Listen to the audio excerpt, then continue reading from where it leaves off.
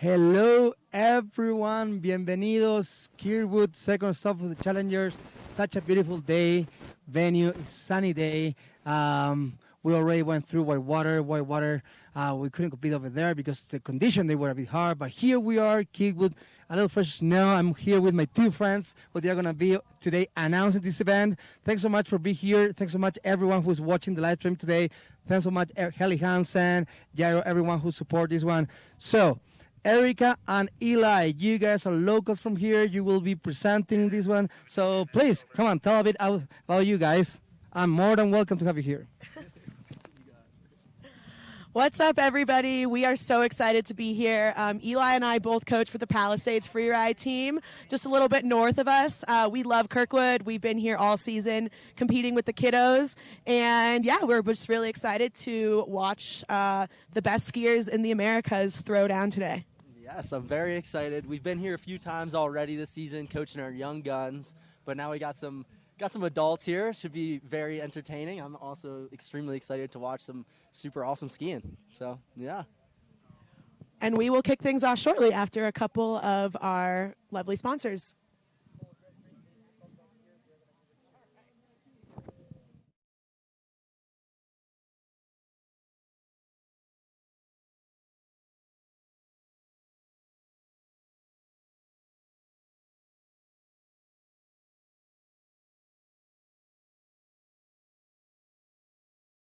Hey, I'm Brian Stenerson, live in Lake Tahoe, California. I'm 36 years old. I've been snowboarding for 26 years, and Kirkwood is my home mountain.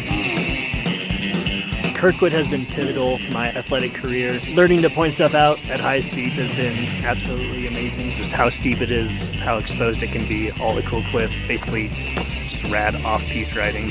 It just has developed me into the athlete that I am today. I have competed on the World Tour for 1 year. It was a combination of learning experiences. The biggest dilemma is always figuring out what line you want to do. It's a balance between how big and how gnarly you want to get and how safe you want to play it. What? What? Yes, it does. Light it up! Oh, he hit the center! Basically what I learned is that there's not much room for conservatism on line choice. To make finals, to do well, you need a top three, and to have a top three, you have to have at least a portion of your line that's gnarly and exposed. There's no conservative line choices, really. You have to go for it.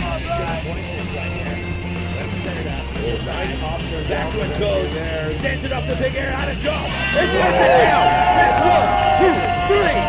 In the top of the pit. I have an invite to Challengers next year, and I'm excited to see where the winner takes me. Develop other skills, some mountaineering objectives, some film objectives, and then of course my own progression in terms of cliff size, more tricks, bigger tricks. I love the adrenaline rush I get from scaring myself a little bit. I love the community around it. I love riding with my friends, and I always like to see progression in myself as a snowboarder and as an athlete. I'm Brian, I'm a freeride snowboarder, and this is where I ride. I'm over here. I'm standing up here in the ball player. Hey, you know, I tell you what, those fans sitting up on top.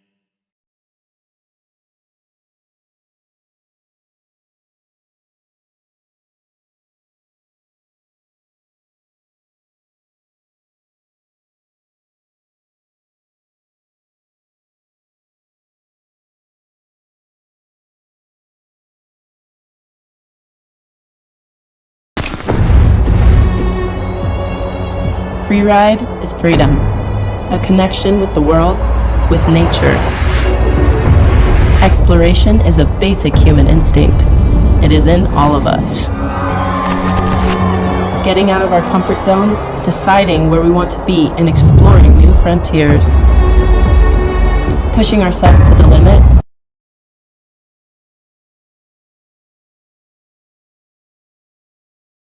Learning is part of the process. Being conscious and responsible for our actions. Freeride is a lifestyle, a deep connection that should never be let go. The IFSA is a wide-ranging freeride family along the Americas, reaching from Alaska to Patagonia.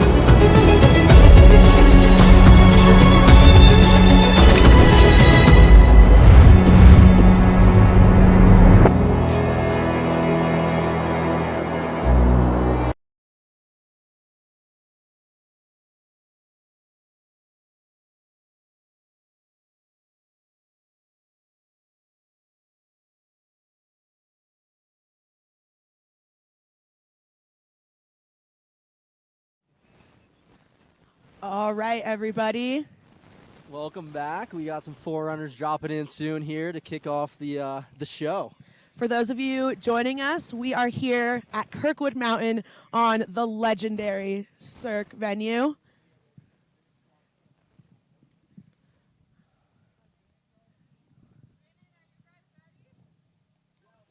We got our Forerunners up top. We got a young gun local Forerunner, Abbott Tibbetts, who is on the Kirkwood Freeride team. And then we got Ross Tester, who is a Freeride World Tour favorite. So yeah, I don't think that guy needs too much of an introduction.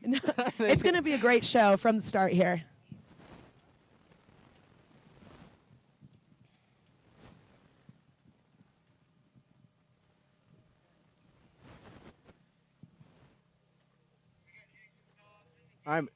I guess we got Jason Dobbs dropping in first. That's our legendary man from Tahoe Freeride. Yeah, shout out to Tahoe Freeride. They host upwards of 10 events in the Tahoe area every year, and I think there's 5 or 6 events here at Kirkwood alone this year. So Kirkwood Mountain 2 is just really one of the centers of freeride in North America.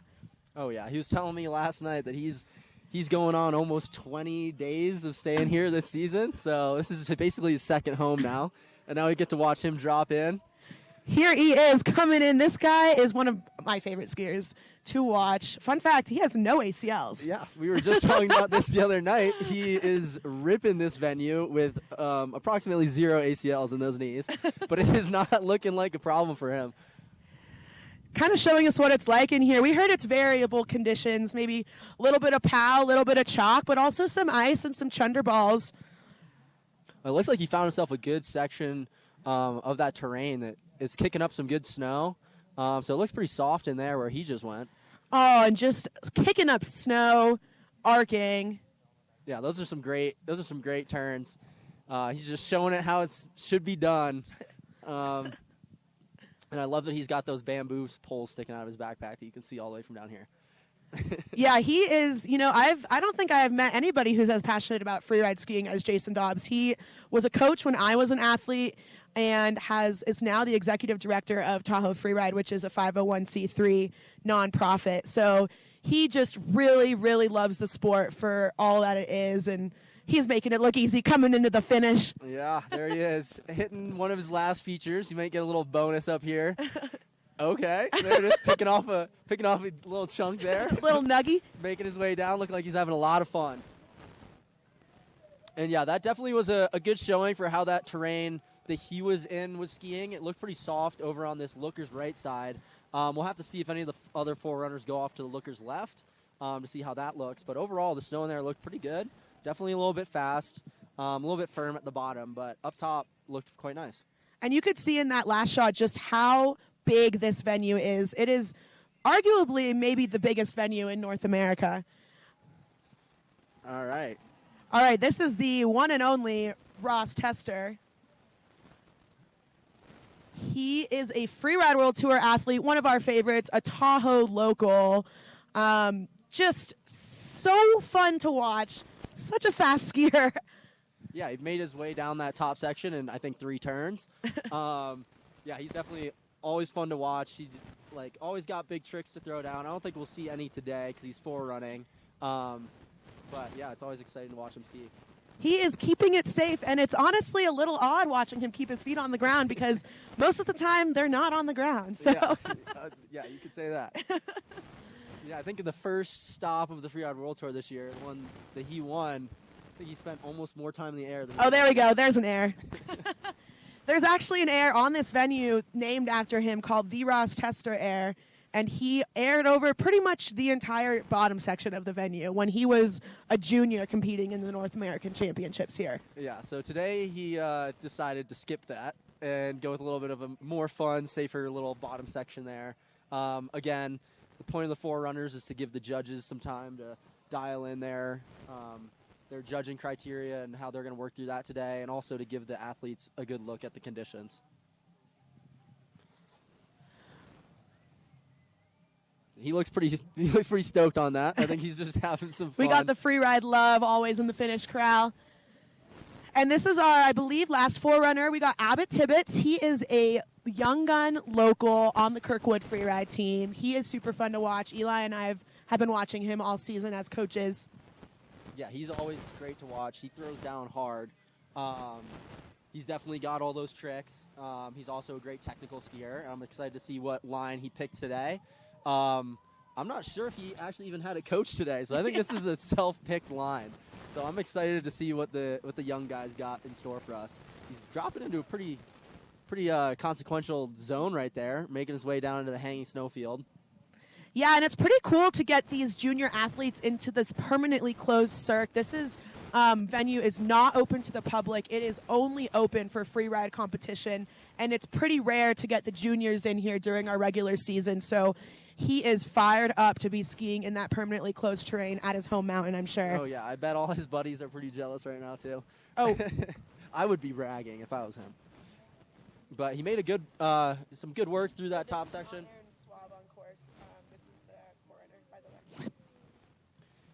Yeah, he's making his way through that section. Good little closeout air there. The snow in there also looks pretty great.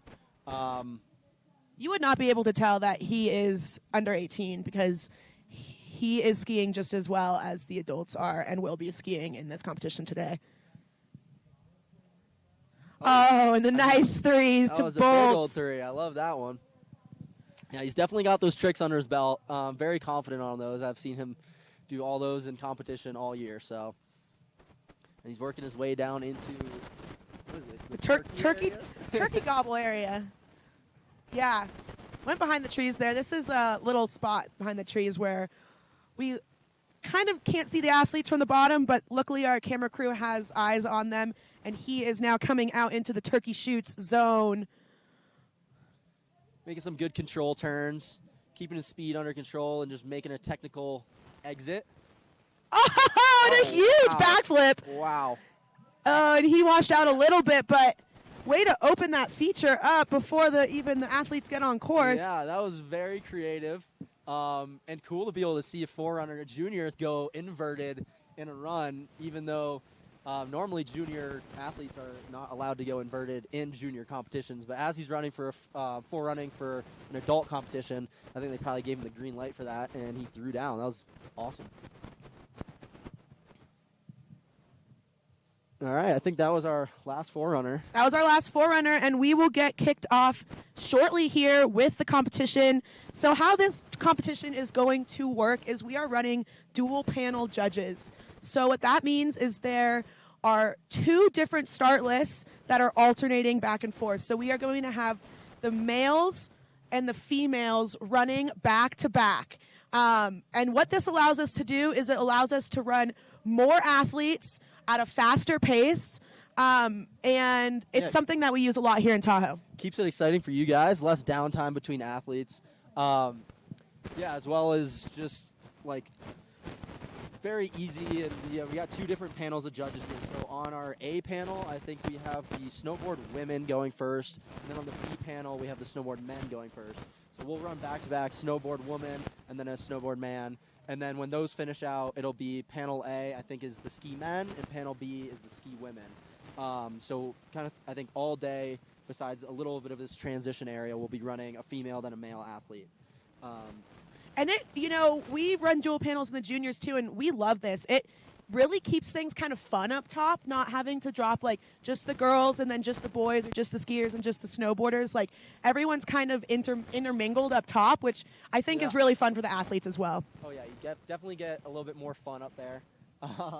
It's always fun up there. One of the things I was confused about when I first came out here and was running the double panel was I thought that there would be guys on separate panels and be getting graded differently. That's not the case. So all the ski men will be on panel A and all be graded and judged by the same set of judges, and then all like the female skiers will be on the same one. So everyone's judged fairly, all by the same criteria. So it all works out, but it's a way just to make it faster.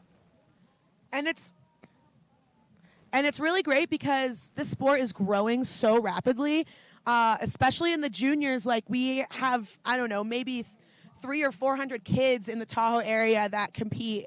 And we want to try and get as many kids into these regional lower level competitions as possible. So the dual panel really allows us to make the sport more accessible, and allow kids to put their toes in the water and try the sport out.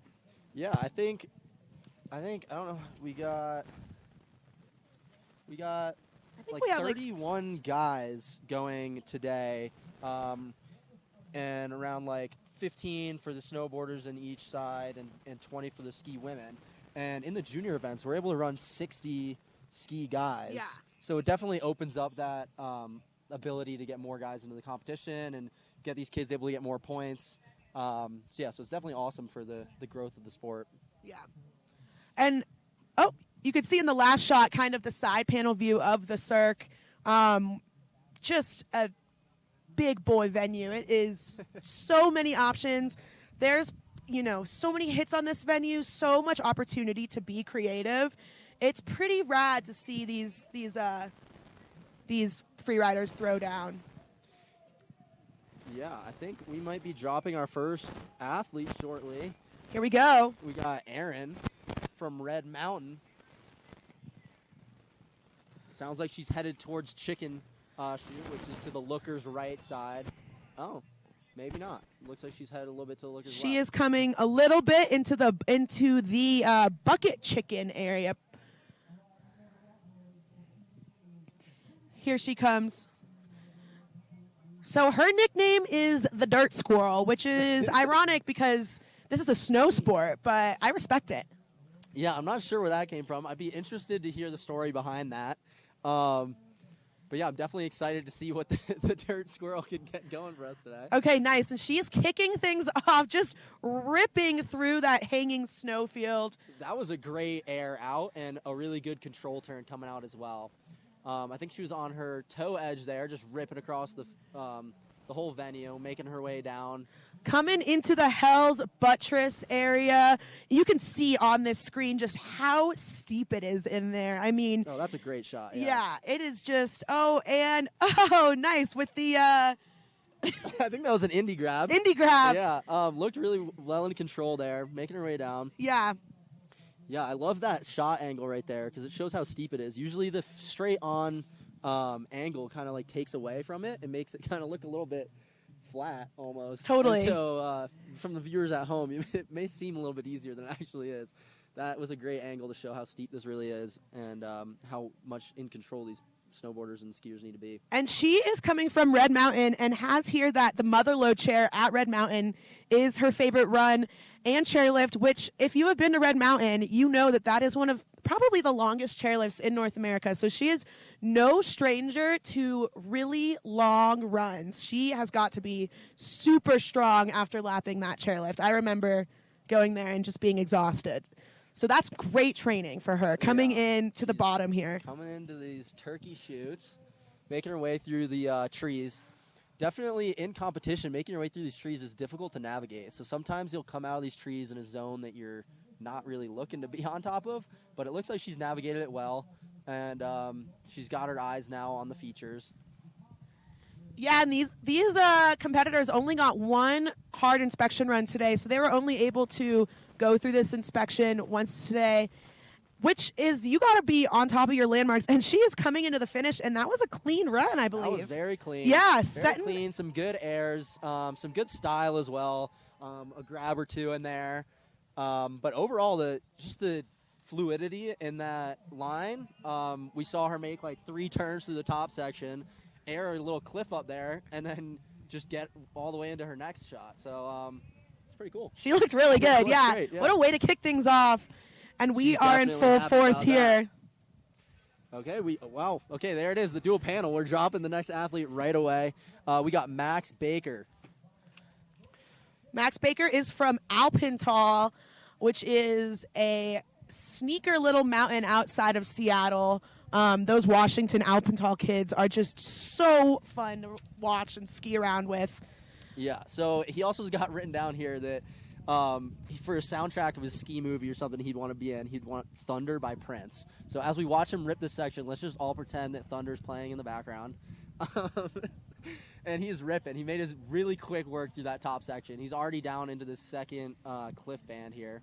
And the snow's looking pretty good in here. Oh, you can see how steep and high consequence that is in there with this angle. Yeah. Wow. And he is on to a closeout air, which means it's a mandatory it's air out of that chute. so He smooth. stopped it. He got That was second awesome. at Kicking Horse, and it's pretty obvious why. Yeah. Yeah, he's making good work through here. The snow was also looking great in there. He kicked up. He probably could have gotten a face shot in there. Probably. It was looking nice. And just reading his bio, I can just tell that he is so stoked and grateful to be here. He said he wasn't even planning on making it this far this season, so he's just happy to be out here ripping the venue. And I don't know, he's looking pretty good to me. That was some fast work through that section. Good control turns, getting into this lower feature here.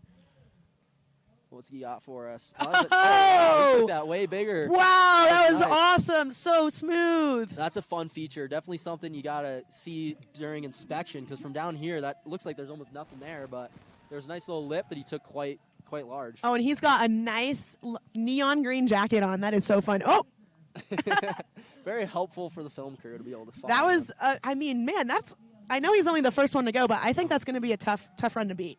Yeah, that was nice. That was a very solid run, but I know we got a lot of talent here, so everything's going to be super competitive.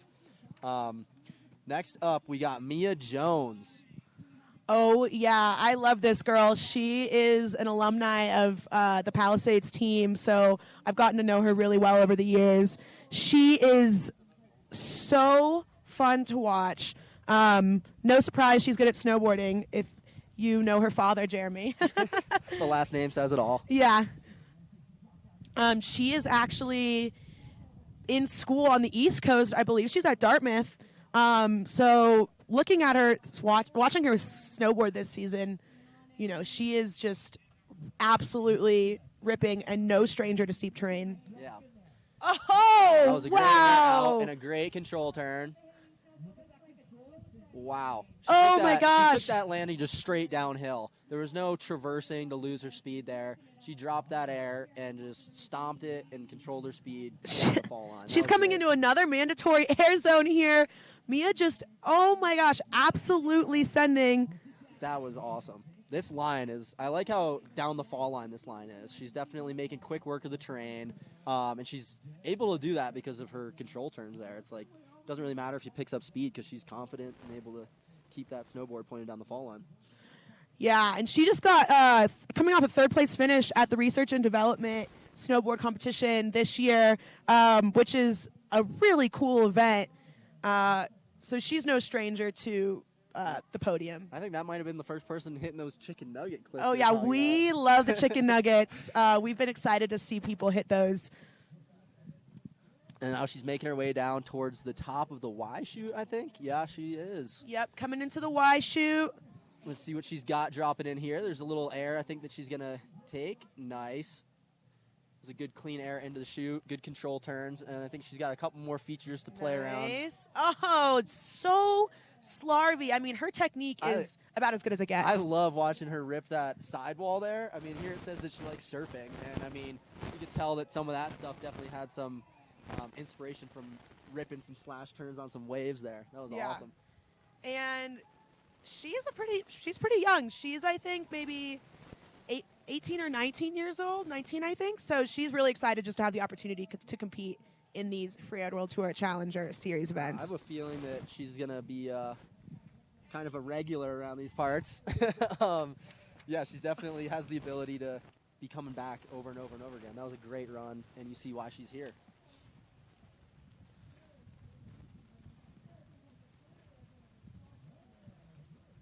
And you can see the Freeride love is in full effect here in the Finnish Corral. Kirkwood is, when it's sunny in Kirkwood, there's just nothing quite like it. The vibes are always immaculate. It's Freeride. We keep the vibes high. We keep the vibes high. Yeah, and the vibe is all time today. Yeah. And we are back at the top. Yeah, we got Aaron dropping in. Aaron Smiley. I love that last name. All right, here he comes. Dropping in. He is from Breckenridge, Colorado. Looks like he's opting in for that air into the hanging snowfield. I love that line. Oh, it's personally. such a sick line. It is so steep and high consequence up there, and these riders are just making it look easy. Yeah, I think once you get into that snowfield, there's Oh, boy. almost no way out of there without an air. Oh, he's getting up close to that cliff, lining up this this next feature. And I this think is I lost him in the shadows there, but this is so impressive. He said he's super happy to have made it to Challengers after 5 knee surgeries in the past 4 years and breaking his neck 7 months ago. So, I mean, that is just so rad that he is here competing and fired up to be here and looking really good. yeah, that's a speedy recovery from a broken neck. Yeah. And he is right back on the board and finding his way into some technical terrain. Yeah, now he's making his way into another closeout section. Snow in there looks great. We've seen a few athletes going here. I think this is definitely the chosen line. Oh, yeah. Throughout the day, you'll kind of notice that a lot of the athletes are picking similar lines. That's because everybody knows what scores well, and also like what looks fun. When it comes down to the end of the day, a lot of these guys just pick something that'll be exciting for them. So Yeah, and I think the key is, like, when you're competing, you want to pick something that's going to challenge you, but something that you're going to have a lot of fun with. oh, there was a 180. The judges can tell when these riders and athletes are having fun. Oh, coming into the chicken nuggets, taking a new line there. Well, split the chicken nuggets down the middle. Yeah. But above that, I think he might have thrown front side 180. It's a little hard to see from down here. But definitely adding to that style category in the judging column. And just ripping and making it look super fast coming into the bottom section here. Coming into the turkey zone. Oh, and he's actually over on our looker's right. Looks like he might opt for this similar air that we just saw. Woo! Nice. I think that might have been a Method grab. We love method grabs. Erica was saying that that's all she wanted to see today. I just wanted to see a bunch of method She just grabs. wanted to see 10, 20 method grabs. Yeah, well, luckily that might still be in the cards. We got one down, We and got there's one down, maybe and we've 30 only- more snowboarders yeah, to we've go. only So been through 4 snowboarders. So if everyone else does their homework, if they do their due diligence and Yeah. know that that's what the judges, actually I don't know, we can't speak to the judges, but that's what the commentators want to see, then we should easily hit that 20 method grab mark. if the judges know what they're looking for, they will judge the method grabs really well.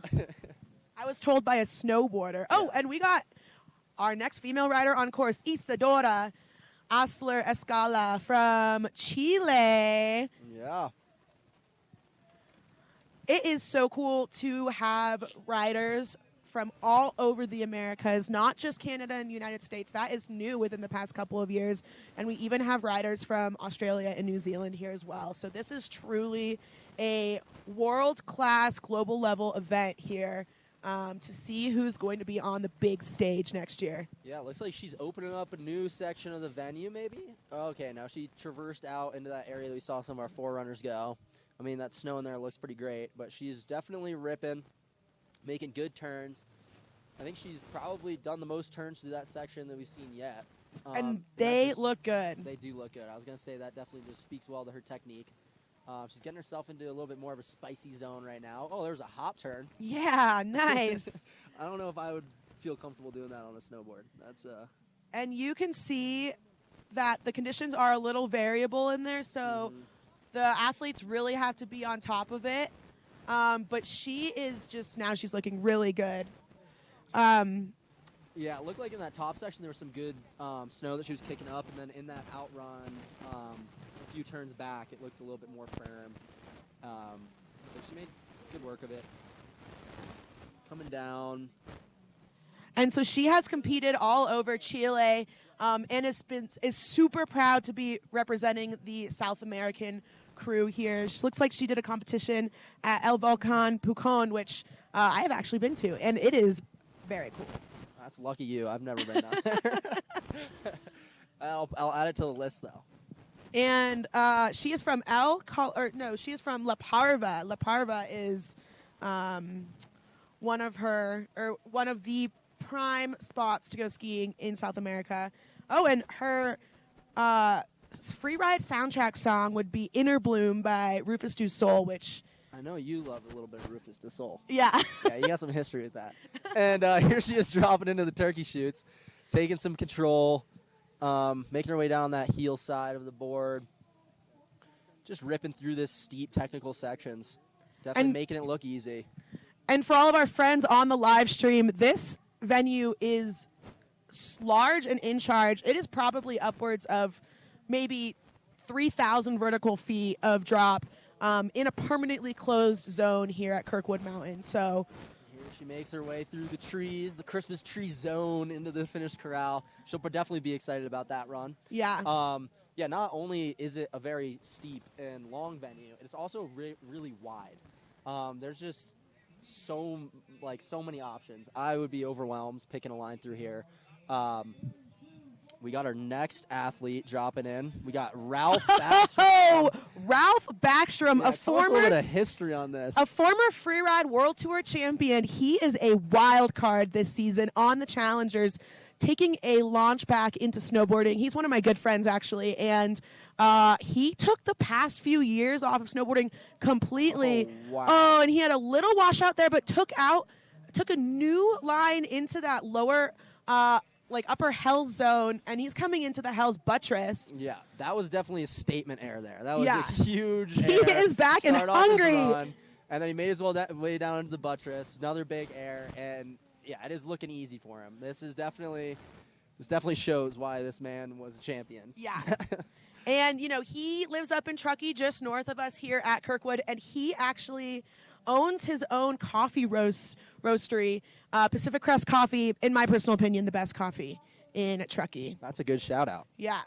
I think maybe you need to be getting paid a little bit of royalties from that shout out. I hope so. But, wow, he is already coming into this finish zone here. That run might have taken a minute. I'm not sure. That was a very fast run with two very large airs. Yeah. From down here, we were unable to see what he did behind the turkey zone, but definitely a fast run. By far the fastest run we've seen all day. And I think this is his first official competition back since taking a hiatus after the Freeride World Tour. So I'm sure he's just happy to have put down a really solid run, super fast, and put it to his feet. Yeah, I mean, I guess you could say maybe it's like riding a bike, Yeah. he One could did say. He did it at the highest level, and he did it well. And you could tell that even after taking a little break, he was able to jump right back in, literally, and sent the first air massive. Yeah. I enjoyed watching that run. And we are back at the start. Hey, shout out to our starter, Randy. He starts all of the freeride competitions here in the Tahoe area. He is up there in the wind, in the snow, in the rain, getting these athletes on the venue, and is a staple part of our freeride community. Oh, yeah. I'm definitely not envious of his job. I've been up there a few times dropping athletes, and I've only had to be up there for a fraction of the time that he is, and I'm getting cold. And so I know he's definitely always dealing with that, and got to give him a big shout out. Yeah. And our next competitor here is Liliana Houston. She is from Vermont. Oh, nice. I'm also from Vermont, which is why Erica's making a big deal. But she's a Mount Snow. Wow. Yeah, and Winter Park it looks like, so maybe she split her time, or, yeah, she is coming off of a win here, or win at the Taos 4-Star this year. She was super proud of herself, as she should be, and she stomped the exact line she planned, so hopefully that just goes the exact same way here for her today. Yeah, the way she said that she was just excited about stomping the line that she wanted, that's a big thing as well. I've had some competitions where I lose a landmark or I miss a feature, and like even if you do well, you still kind of just are a little bit do what you wanted to do. So that's something we tell our athletes a lot is like pick your line and ski your line, ski your plan, because then you can't really be too mad about it, Totally. And so that's definitely something to keep in mind. Always got to be stoked on what you pick. What's crazy is I'm reading here that she loves science and is in her 4th year of a biophysics PhD. Wow. And she loves to dance, mountain bike, and eat food. I think I should be friends with this girl. This girl sounds like she's well-rounded and also extremely smart. I don't know if we've ever had a doctor. I don't know. She might be the first PhD candidate. Yeah. I don't know. We don't have the history to be able to say that for sure. Maybe her But parents she's are watching. Shout out to her parents. Yeah, she's definitely well-educated. Yeah. Okay, coming in, she took a new line just left of that hanging snowfield, kind of in the Butte Chicken. And now she's in the bucket snowfield coming into the Rubini Wing. Yeah. I was looking at that shoot as well. That looked like a super fun shoot. She ripped that like very quickly, very confidently, and now she's making her way down into those closeout air sections. Making her way downtown. Yeah, give us a few lines from that. She's lining up her next feature here. She is in the Rubini wing zone. Oh, nice! That was so smooth, and the landing is so steep, and she just hit the tranny perfectly. Making super quick work of that middle section with a little picking off hit another little in the feature air, there. in the middle there. And her Freeride soundtrack would be Nissan Altima by Doechii, the one and only. I wonder if that's playing in her headphones. That would make sense because Most she likely. is giving off Doechii vibes right now. I don't know what that means, but I'll take your word for it. Baddie vibes. Baddie vibes. She's making her way off to the skiers or snowboarders left over here, picking off a few more features. It looks like she could get a double here. Oh, nice in That the was shoot. cool. She opted for the air into the chute. I like that line. She made it look clean. I don't think she's even had a slight bobble. No, she is. I mean, let's knock on wood, but yeah, this is a really fast and clean run. She's behind this turkey zone. Looks like she's coming out on top of it here into the turkey chutes. Again, coming in with a lot of speed. I think. Oh, nice. This is a popular line choice. Yeah. Snow in there looks great still. Yeah, looks like the snow might be popping off. Oh, and coming into the money booter kicker. Nice. Looks like she didn't catch too much air there, but it was definitely smooth and a good consequential line there. Totally. It was good. Yeah, that was a really solid run. She is coming into the finish corral now. Liliana Houston out of Winter Park in Vermont. Through the Christmas trees and into the finish corral. She's definitely going to be stoked on that one. There she is. All right, and here's another good advertisement of why we run the dual panel, because we are already back up top, about to drop Tavo.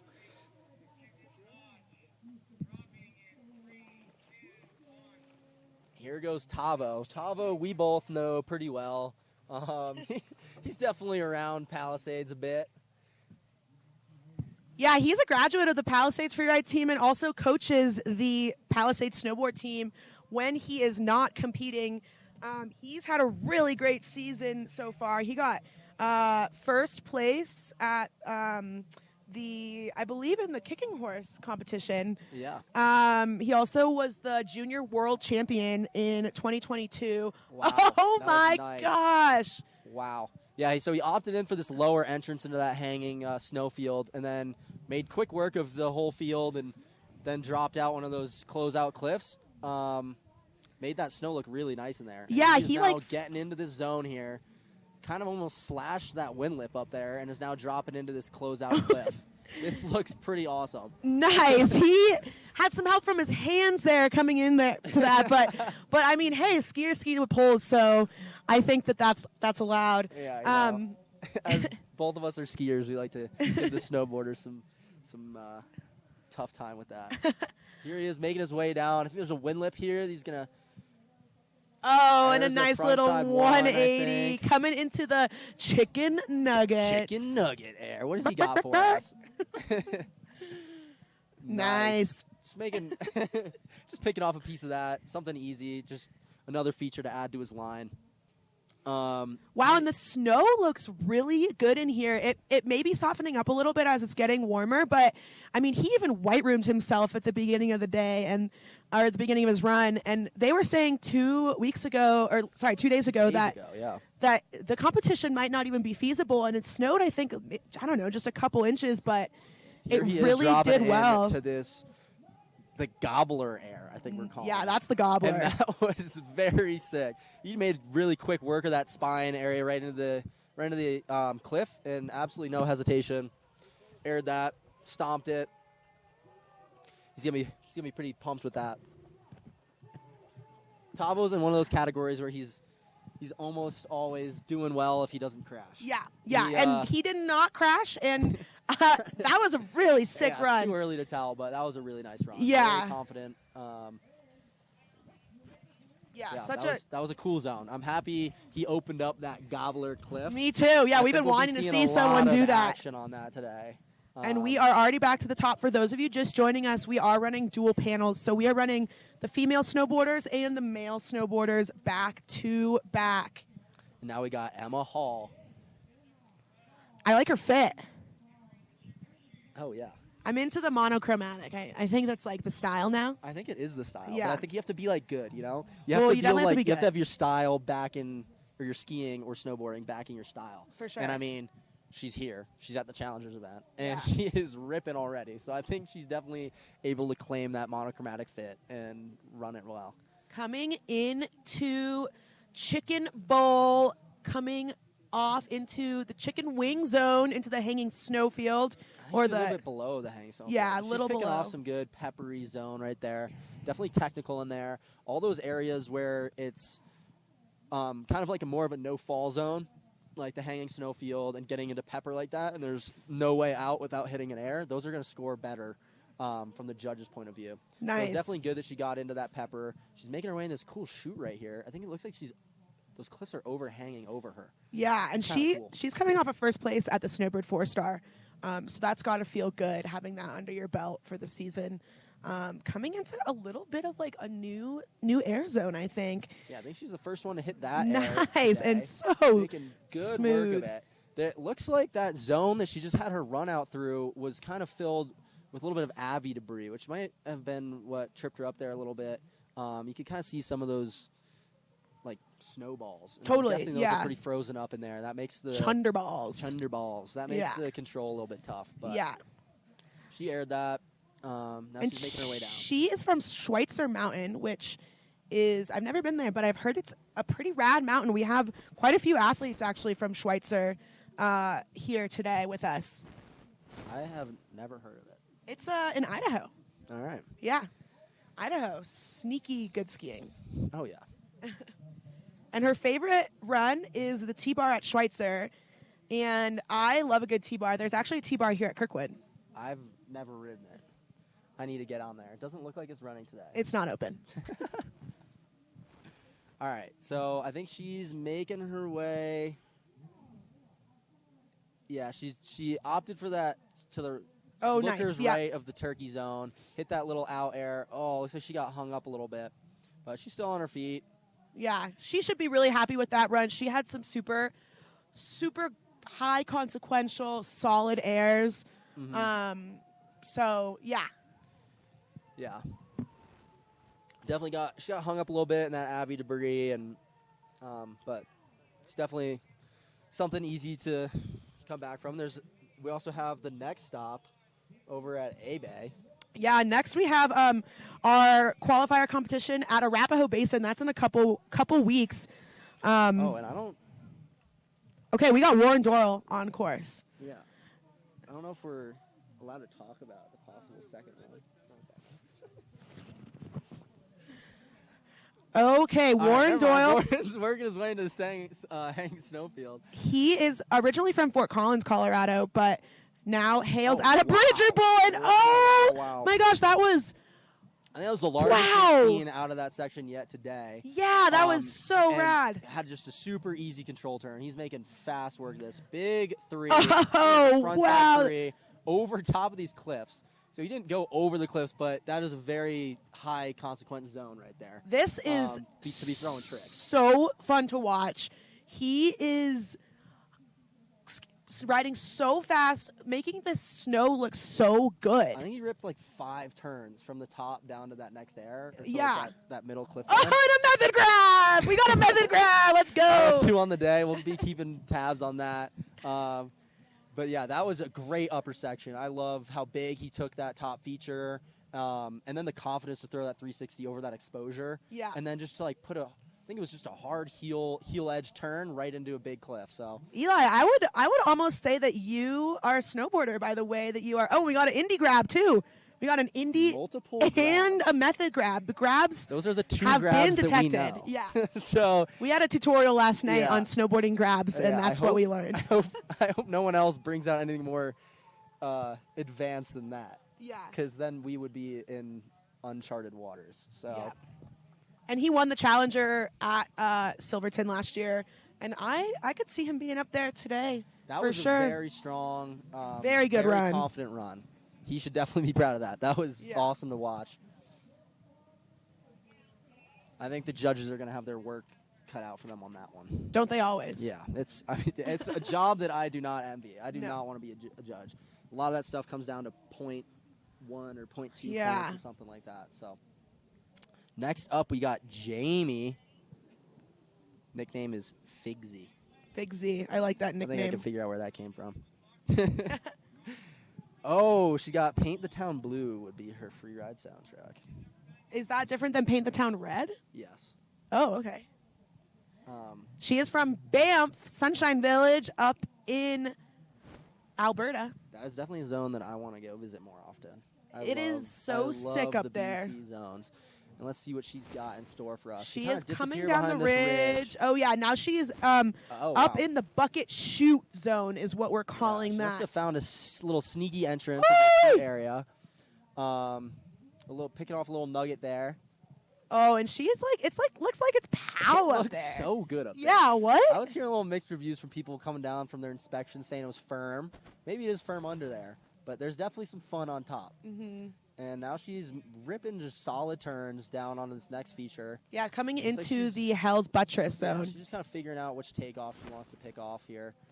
Oh, fun fact about her, she makes pottery. Oh, wow. That is very cool. I need to get me back on the spinning wheel.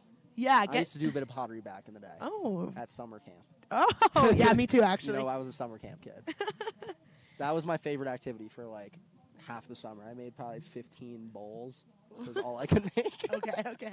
Okay, she is coming into the chicken nuggets zone. Wow, she has been going so fast on this venue. It's incredible.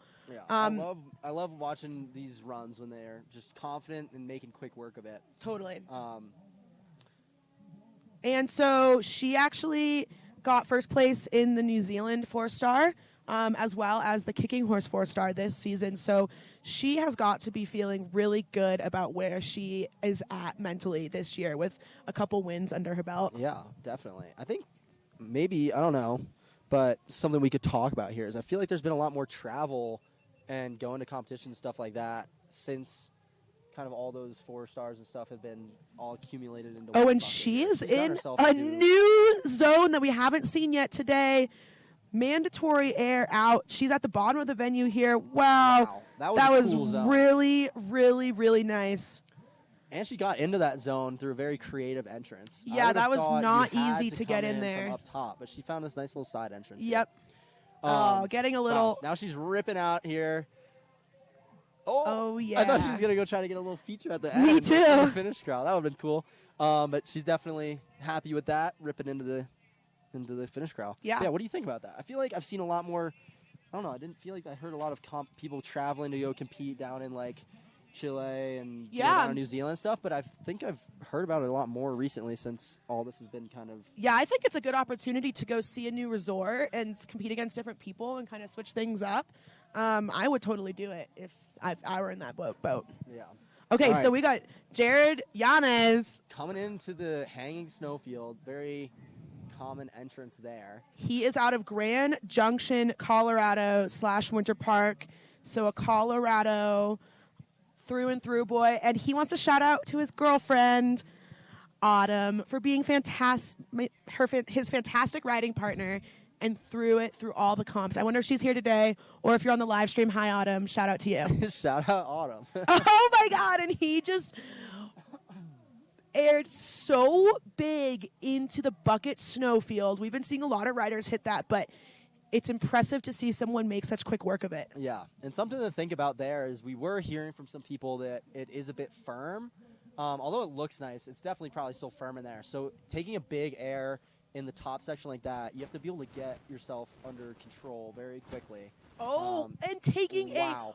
a huge air. No. That was by far the biggest air we've seen all day in the Reuben Wing area, but just couldn't quite hang on to it. Maybe there was a little bit of a punchy landing. Yeah, but so impressive. That was a very cool entrance as well. Yeah. I like the way that he kind of snuck his way out onto the side of that. It picked off a very large portion of that cliff. I don't think is even airable from the top. Yeah. But that was large. That was very large. Making his way into the chicken nuggets. Chicken nuggets. We love the chicken nugs.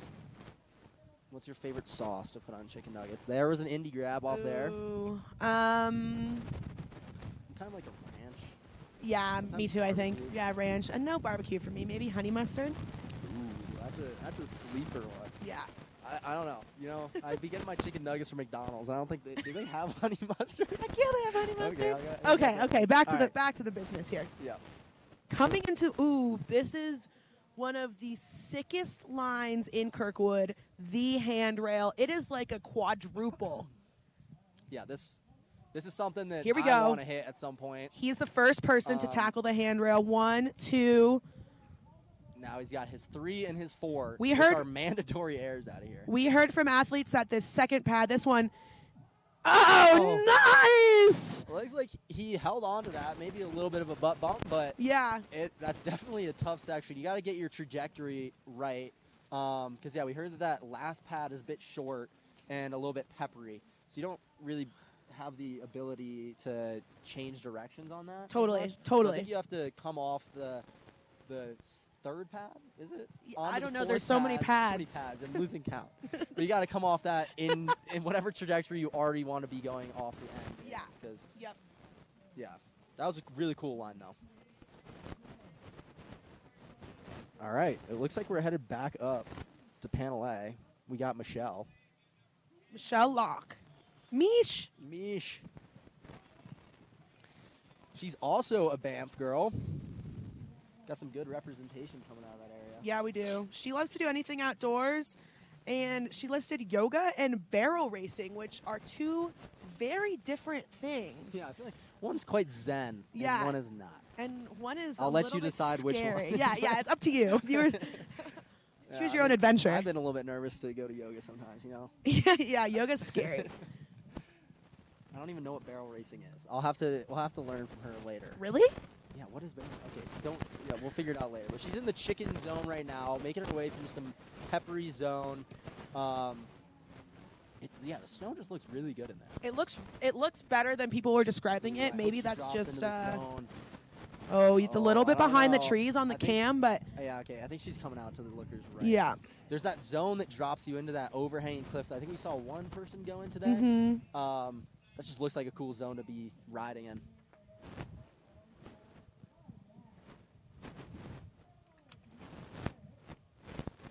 All right, here she is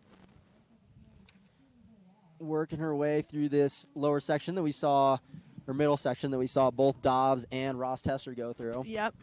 Getting herself under control before getting to that Abbey to Brigade, which I think is pretty mandatory. Yeah, the chunder balls will eat you alive if you are not in control coming into that zone after that really steep high-speed section. And she's ripping her way down here. And she said her favorite place to ski or ride is Alaska with a snowmobile, which sounds pretty accurate. Yeah, if I had the option to do that, I would definitely be doing that Yeah. with a snowmobile. Getting a little bit of a nug here. And now she is behind the trees coming into the lower section of the venue. It These Canadians are used to skiing in trees. looks like she may be heading into the turkey zone. Yeah. Again, it's difficult to navigate through those trees and be coming out on the other side at the exact landmark that you wanted. So sometimes it takes a second when you come out of these trees to find what you're actually looking for. Totally. Looks like she found it. She's making her way down the gobbler area. Oh, she's is taking she it off gonna the gobble? nose or drop it into the chute. Nice. Side hit into the shoe off of the gobbler. And we are already halfway through our women's snowboarders. Again, that just shows how quick this dual panel goes. Totally. That was a solid run. Super solid run from Michelle.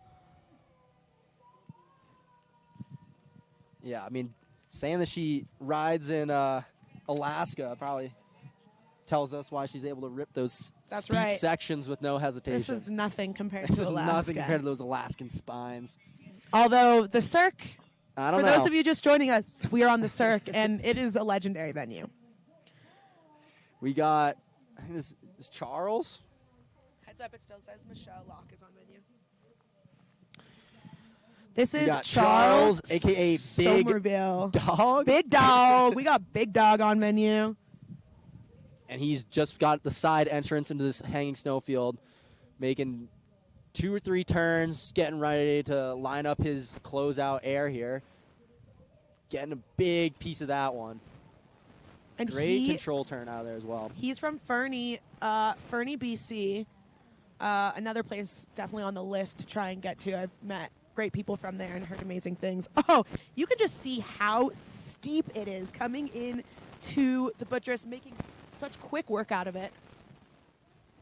Yeah, I love when someone rolls into their feature and hits it with no hesitation. It just shows like how well they prepared for that air, figured out their landmarks, and were confident going into it. Yeah, I would say he's had no hesitation so far coming into the chicken nugs. The honey mustard. Yeah, that guy went for some honey Yeah, that mustard, was I honey think. mustard. Looks like he's making his way over here towards the Y chute. Yep. I think there's definitely some pretty cool airs to be had out of that zone. I'm still hoping we get someone that comes down through like the middle of the Y. Oh, and that was sweet. Wow, that He was took cool. a super fluid air into one of the Y chutes. Oh, and another hit Picking off a little nugget of that pepper. with a great pop. You know, the takeoffs here in Kirkwood it's all volcanic rock, so they can just be really they can grab you Yeah. if you do not pop and prepare for them. Wow, that was an amazing run by Charles. He should be super stoked about that. Again, that was a quick run. Super quick run. We're already on to Natalie. Another Canadian rider, Natalie Alport. She is from Ottawa and grew up skiing at Mont Tremblant. The Canadians have figured out what they're doing in the snowboard section, I guess. No kidding. There's a lot of them here. There's a lot of Canadian It's been back snowboarders. to back to back. But Oh, her favorite place to ski is the main park at Mammoth Mountain. So is she maybe a park skier turned freeride skier? maybe. But If so, then we'll be expecting to see a method grab. and the Mammoth Park is a long way from Mont Tremblant, where she is from. She made a quick work of that upper section. Yeah, that looked really nice. Yeah, so far we've kind of had 2 main lines. It's like you get into that hanging snowfield area, or you go just to the lookers left of that into the chute, and then catch some of that little pepper air out. Totally. Yeah, Coming into the mandatory air here on the Rubini wing. Oh, wow, that was nice. Oh my Stomped gosh, it. that was No so problem. sick. And avoided the avalanche debris. Making her way down. Yeah, Yeah, she the is venue this long, looking. sometimes it's hard after you hit one feature, especially if it's a feature you've been nervous on. Yeah. Like you're thinking about only that. And then say you go and stomp it, you kind of land and you're like, okay, wait, Well, what's now I next? still have to keep going. yeah, yeah. I got to keep going. I got 5 more features. So And with a venue this long, you really have to keep up, you know, your strength through it all. A lot of riders and skiers need to be really strategic with what they plan at the bottom because they know that they're going to be tired after coming down of like almost 3,000 vertical feet. she does not look tired though right now. How many meters is that? I have no idea. Me neither. This is America. Probably 900 meters. Math. Making her way through the trees now, coming out onto the turkey zone air. Oh yeah. I wonder Do if we she'll got to opt take for on the this gobbler? I think that's a really She's good option. You get out looking onto that committed. and commit for. Wow! Oh, nice! Stomped that. Wow, that was Right awesome. into a good control. She kept it really in control there in the Yeah. gobbler. That was sick. I was gonna say I think that's a great option there. It's definitely a high line score through there. And it's one of the steeper landings here at the bottom too. Mm-hmm. With a really like nice run and takeoff, I think we're going to see a lot of people hitting that gobbler today. I'm excited. Me too. I think we'll see some tricks on that as well. All right. We got our next athlete dropping in right now. Turn your attention to the top. We got Shane Blue Sandblom coming out of neighboring Diamond Peak, Nevada. Probably our only rider from Diamond Peak here today, wouldn't you say? I would think so, Yeah. but that is a pretty cool name. Wow, he says this is his first year in Freeride. He came in with no expectations. Big air. And now he's here. He is super looking forward to the new POW venues and new friends. And even if it's not POW up there, he's making it look like it is. I think it's a bit of POW in that top section. Yeah, I think they were I think lying once to you us. get, they were just trying to make it seem more intense than it was. Oh, and he's coming in Is he going to pick off that side the air as well? Rubini Oh, nice. wing. I love that entrance. Oh, and he stopped it. We got to see it Yes, earlier. that was. Oh, no. Okay. He washed I out think a he little stayed bit, up. but. I think he stayed up. Oh, yeah, It looked okay. like he was just trying to I don't know. He avoid just that white tree. roomed himself, so. I think his trajectory was just sending him right at that tree, and he had to make a quick maneuver. Yeah. But here he is dropping in front side Oh, 3. nice. That was sick. Coming into the chicken nuggies. Chicken nuggies. Picking off a piece of it with a little indie grab. I really love that middle air that he picked. Sick. Saw someone hit it earlier. Unfortunately, I think they crashed, and so I'm glad we got to see someone stomp it. Yeah, that's like arguably one of the bigger airs on this Yeah, venue and today he- that people are going to be hitting, I think. And he connected it up with his upper air, was also quite large. Yep. I think it was similar area that Ralph went into earlier. Mm-hmm. Now he's on the handrail, making very quick yes, work of it. I this love is that. proper handrail. Okay. Oh, so what? sick. He opted to take it as a single That was out of the bottom. so and rad. Another front Oh, 3. That wow. was a sick run. Yeah, that handrail, that lower pad is super questionable, so he just said, nope, I'm going to skip it entirely and aired off of the side of it, which is so sick. I don't want to give it 100%, but I'm pretty sure he just did a method grab at the bottom there, too. Right we here love method grabs. in the Christmas tree zone. Should we count it as our third method Yeah, grab? that's Okay. 3 method grabs. 3. But I loved that lower air. Very creative. I think when you get in there, everyone's just expecting you to hit it proper and go for the 4. He said, I want it to be bigger, and just took it from the second pad into a great transition that he found. Totally. And we are back at the top. Megan Gard, local California girl. She is from Mammoth Mountain, so just a few hours south of us. I love her already because her favorite Freeride soundtrack is anything Taylor Swift. Oh, no. So she's a Swiftie, as am I. She loves surfing, petting dogs, and dinner with the girls. I didn't know you could put petting dogs down. This is That would definitely she is be a one of mine girl's as well. girl, but she is kind of a baddie. Look at her. She's I'll coming let you in. speak on that. She made such quick work of that bucket snowfield coming into the. I think I love Rubini watching wing. snowboarders rip those big turns. Me too. It The- just the looks kinda so fun. Surfing turns. And she was ripping those down into this mandatory air out. Oh yeah. Looks Look like at she this. got herself pretty far up high on that wall. That air out might be bigger from up there. Yeah. She's getting her lining up right. Nice. Stomped. Stomped it. Absolutely stomped it.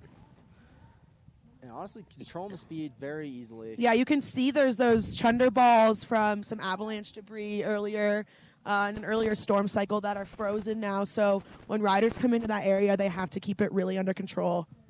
Yeah, I think earlier today they were trying to get some people in there and chop it up a bit, but that's not going to solve all those problems. But Yeah. here she is dropping it in. There's a nice wind lip here that's built Woo, up.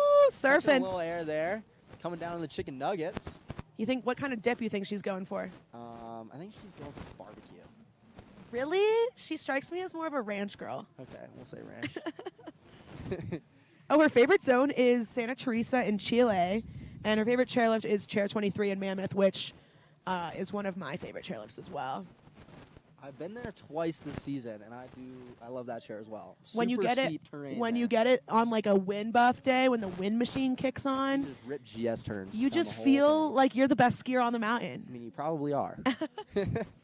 Here she is ripping down through the trees into the turkey zone.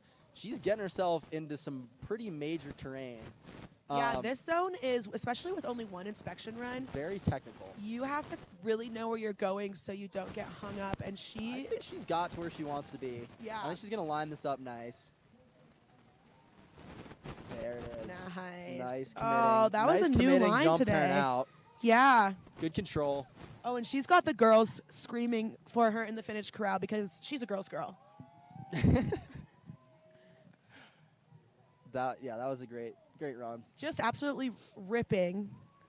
I think Taylor Swift would have loved that run. What do you think? I don't know. I'm going to say yes. All right.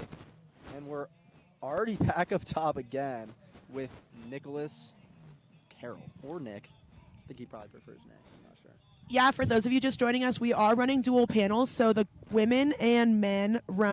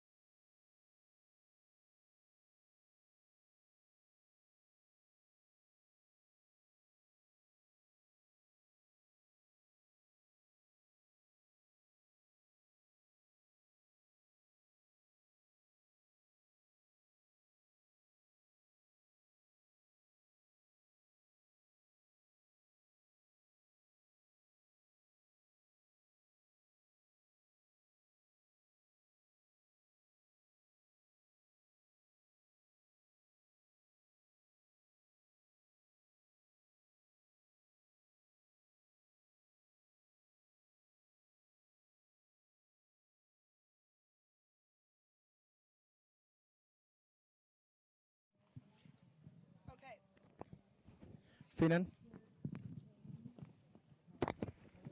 Yeah, please. We were calling you like so hard. All right, we're ready. We're not. Keep. Oh. Finan?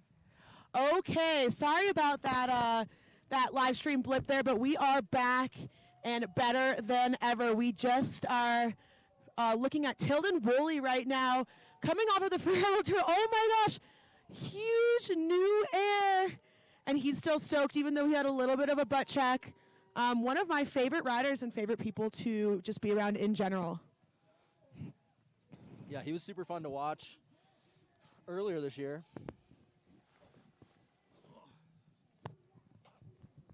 Is that mine?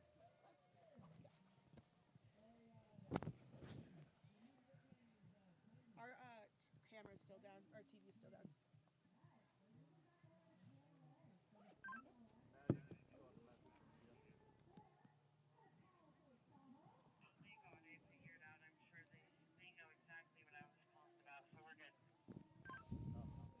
All right. Well, while we were taking that unaccounted for break, Yeah. I think we had 3 athletes go. We did. We had we just finished with Tilden, and we are back to the top with Ellery Manning. She is out of Palisades, Tahoe, also a young gun, friends with Mia Jones. She's from Truckee.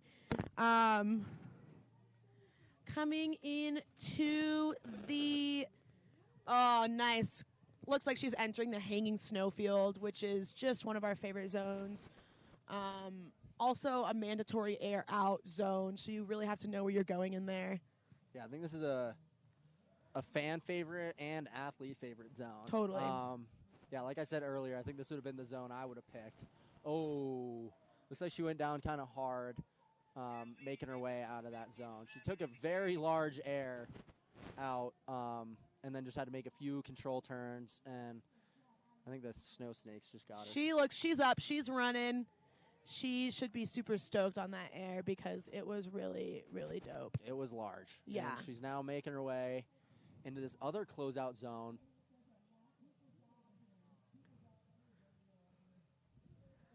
Yeah, coming into the Rubini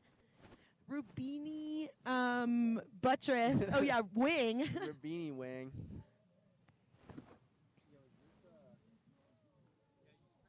It says there's no signal. Power button. All right, now she is making her way through the middle of the venue.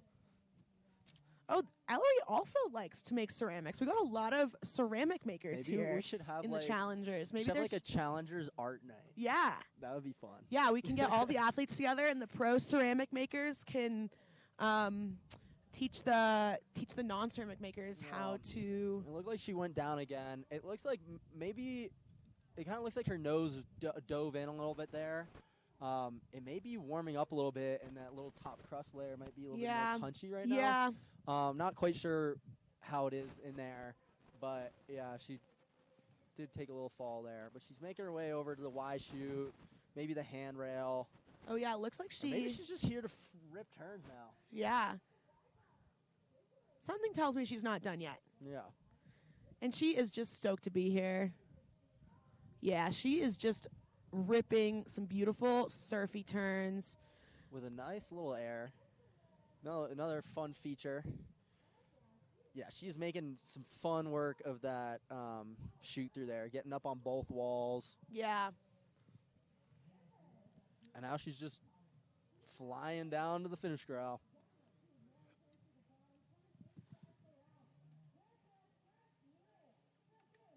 Through the Christmas tree farm.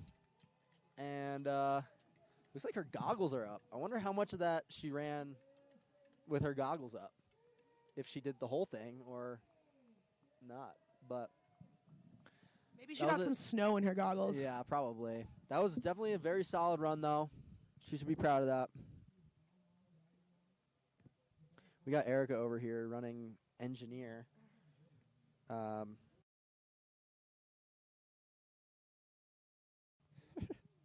Okay, we're back. And Erica's engineering degree clearly paid off. What degree did you? You political?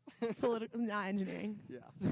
Okay, you can see here just how big this circ venue I love is. that shot. It is so rad to see this venue panned out, see where the athletes are skiing and competing today. And up next, we have Dade Bunnell from Snowbird. He's Bird Boy. A ton of really talented riders and skiers coming out of there. Just got awesome terrain. I personally am more of an Alta guy, but seeing as he's a snowboarder, he's definitely a bird. He's got no choice. He's got no choice. He got no choice.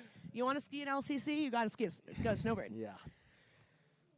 He's making some quick turns up at the top, catching a nice little side air there. And I love this answer when asking, what connection he has to Freeride and how it's impacted his life. He said, Freeride is a way for me to express myself in my own way with a focus on having fun, but also showing people who I am and what I can do in these rugged mountains and amazing venues. And I feel like that just encapsulates it all.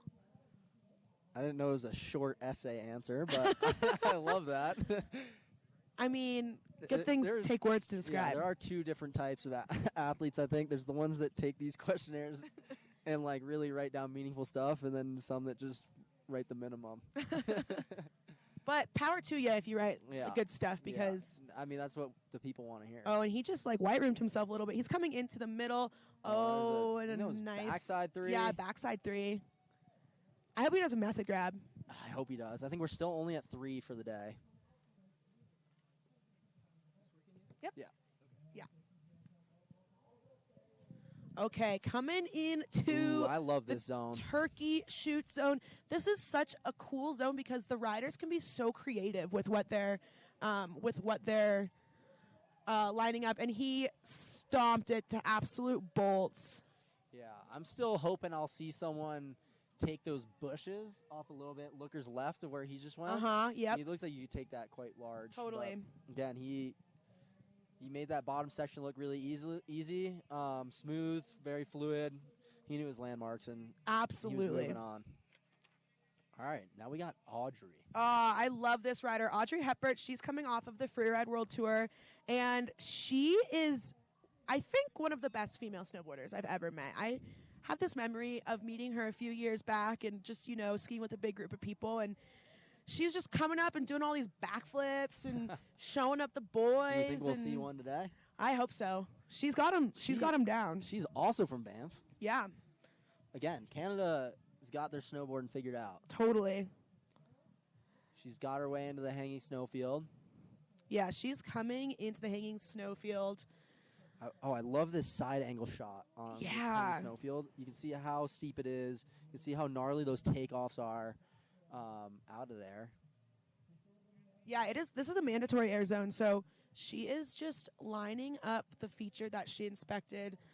Oh, such a smooth stomp. Oh, a little bit of a washout, but right back on her feet. Coming out of there though, she was cooking. It is tough to deal with that type of speed. It does seem a little bit firm up there. Yeah. And there's some chunder, a little bit of avalanche debris, but she's back. She is in the Hell's Buttress zone. Big now. air out. Stomped that one. Yeah, that looks that really looks really nice. good. I think she did a great job. And a lot of these athletes did a great job of inspecting to kind of narrow down, I guess, the options. We were told that a lot of that middle air cliff section is just too flat. So it does look like there's a lot of options, but not a lot of them go. So I think they all did a pretty good job of inspecting here and finding those steep landings and then finding the takeoffs based off of that. I would totally agree. Oh, and her Freeride soundtrack would be the song Kids by MGMT, which is Oh, there was a backside 3. classic Freeride song. That is a classic Freeride song. I think whenever I hear that song, I just want to put my skis on. Totally. I just think Freeride. But like 2012 Freeride, you know, back, like the good old days. Yeah, back in the good old days.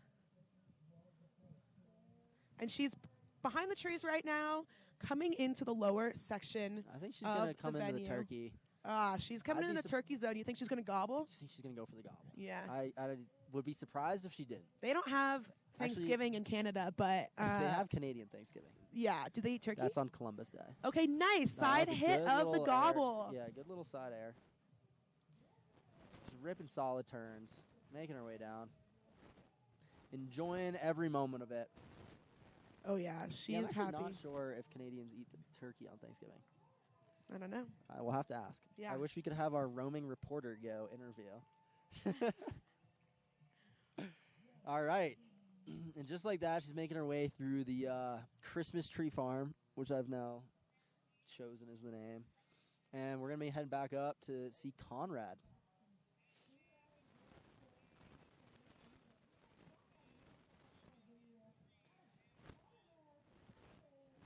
Okay, here we go. Conrad Niven on course. He's giving some high fives to his buddies up there. Hey, he's hyped. Yeah. His home mountain is Buttermilk, Colorado, but is also claiming Auckland, New Zealand. Maybe he's a Kiwi guy, and he comes here in the winter and rides over at Buttermilk. Buttermilk is an interesting choice. Maybe he prefers park. Maybe. We'll have to ask our roaming reporter to go ask. Yeah.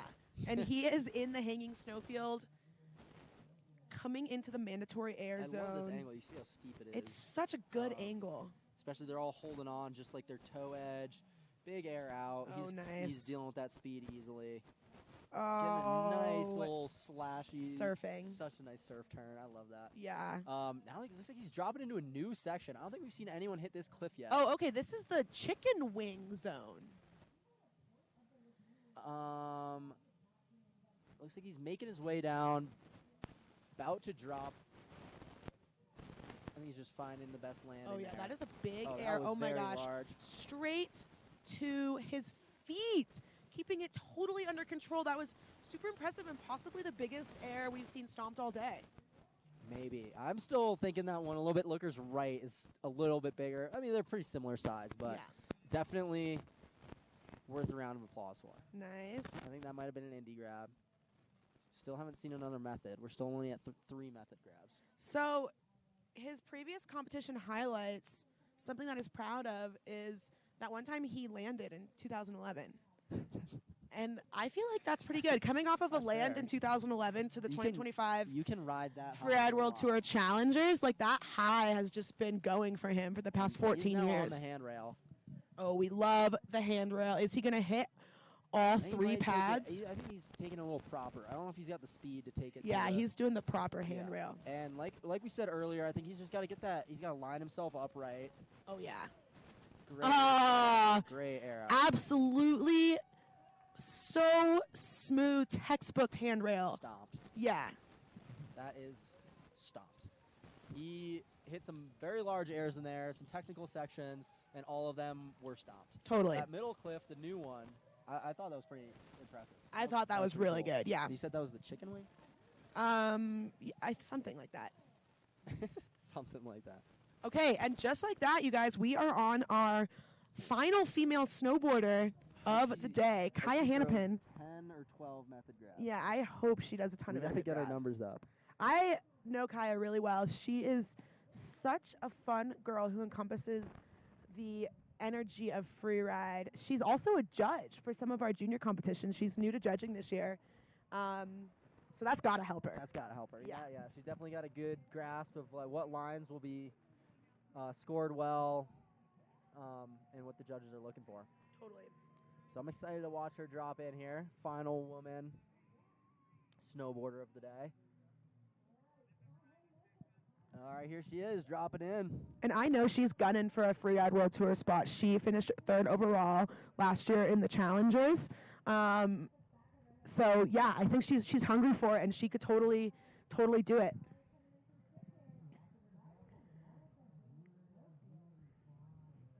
And she is coming into the steep chicken bowl zone just below the hanging snowfield at the top here.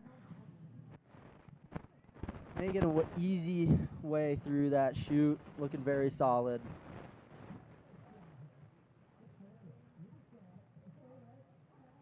You can see some slough coming down too. Yeah, and it's looking like she's almost setting up a new air that we haven't seen yet. This is that zone that I've been dying to see someone get in for a little while here. After she drops this, there's that hanging cliff over to the left that looks like it'd be a fun zone to rip around in. There she is. Yeah, and she did that really Underneath nicely. That cliff. That is so cool. Yeah, oh, and coming into the little bonus cliff here, that was a really creative line. Linked a bunch of Oh, features. and getting the 3rd, that was like almost like a triple. She just barely made any turns between those 3 features. Yeah, that's a very creative line, and I'm happy that she got into there. We've been waiting all day for it, and last woman snowboarder throws it down. Picking off a lot of features here. Nice. I think she's got like 4 or 5 Climbing up features that under line her spot belt. right now, Yeah. Looks like she might be making her way down this middle chute. Definitely a few more features in there that she can add up. Mm-hmm. And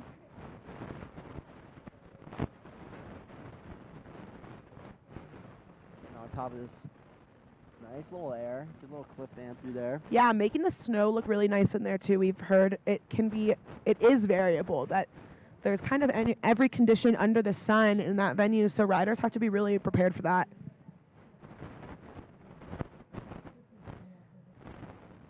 Looks like she might be coming into the turkey zone. Yeah, she's behind the trees right now. Oh, wow, okay. She came down. She opted for the chute. Oh, nice. Yes. The rider's right. She's just having her fun way down. Yeah, she is enjoying it. Should be super stoked on that run. I mean, it was clean, and she just linked up feature after feature. A lot of features and opened new zones. Totally. So I think there's more riders to come through that zone for the rest of the day. That was a pretty cool zone. Yeah, agreed. I can't wait to see what everybody else has in store. All right, so that was our last female rider. We are now on to a male rider. We got Brian dropping in. Brian is a local guy, Kirkwood rider.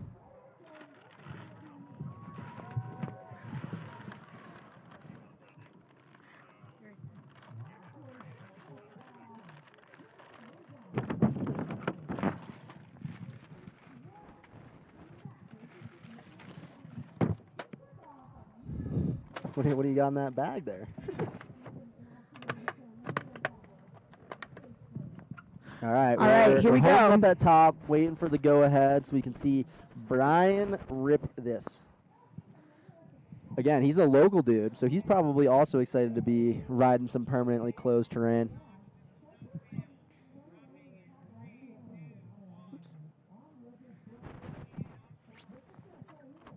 And here he is, dropping in with a bit of bit of speed here, getting himself on top of a pretty good zone. Yeah, he is coming. Oh, looking Looks like he's like he going to might take a little bit of a air. spicy entrance into the hanging snowfield. Um, Took the chute into the hanging snowfield, which is still a really gnarly entrance and making it look really fluid. I think fluidity is key in this kind of popular line here. Oh, is that a big 360? three. I think that was a big three. Oh, man. No, couldn't hold on to that one, but that was sick. I think that's the first trick that we've seen out of the Yeah. hanging snowfield today. For sure. That was big as well. Looks like he might be lining up this air that that is a Oh. cool entrance. I didn't even Very know you cool. could connect those two. Wow. And just doubled that. We haven't seen anyone do that today. He is riding a super creative line. Very creative, yeah. I didn't even know you could. It kind of looks like from down here there's a ridge that I thought you might not be able to link those two features. Totally. But he found a way. Now he's working his way down the spine. Another large air. Almost maxed that out. That was really cool. Another creative air. This dude's just a creative rider. He is a creative man. Now he's making his way, looks like, into the turkey trees. Oh, is he going to gobble? I hope he gobbles. I think he's going to, he's Oh, gonna yeah, send he this is pretty big. coming into He's the been- gobbler really fast. Yeah. Oh, yeah. Nice, with an indie grab. He's got a lot of style in this run. Yeah, I think this might be one of the more stylish runs we've had today. Just so much expression and just a really good way to show off his creativity as a rider. Yeah, very creative, very stylish. I mean, personally, I'm a little sad that he fell at the top. That was Me a too. crazy Yeah. run. Yeah. But he should definitely be proud of it.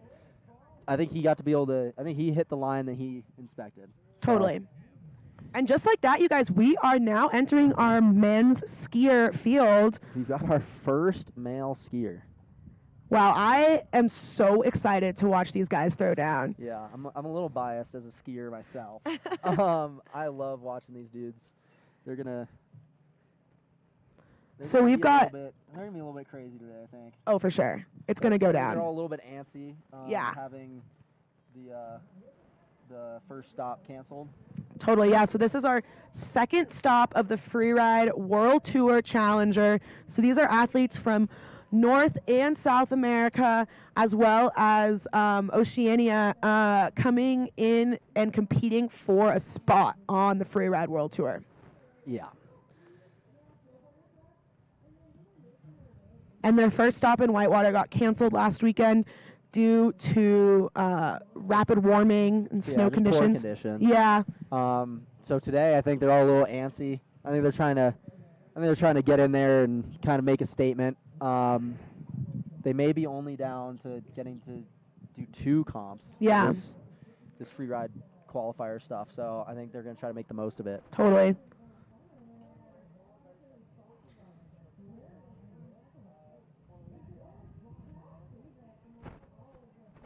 Yeah, so we got our ski men coming in, and then we've got 3 more snowboard men, and then we'll be into the female skiers. That's right.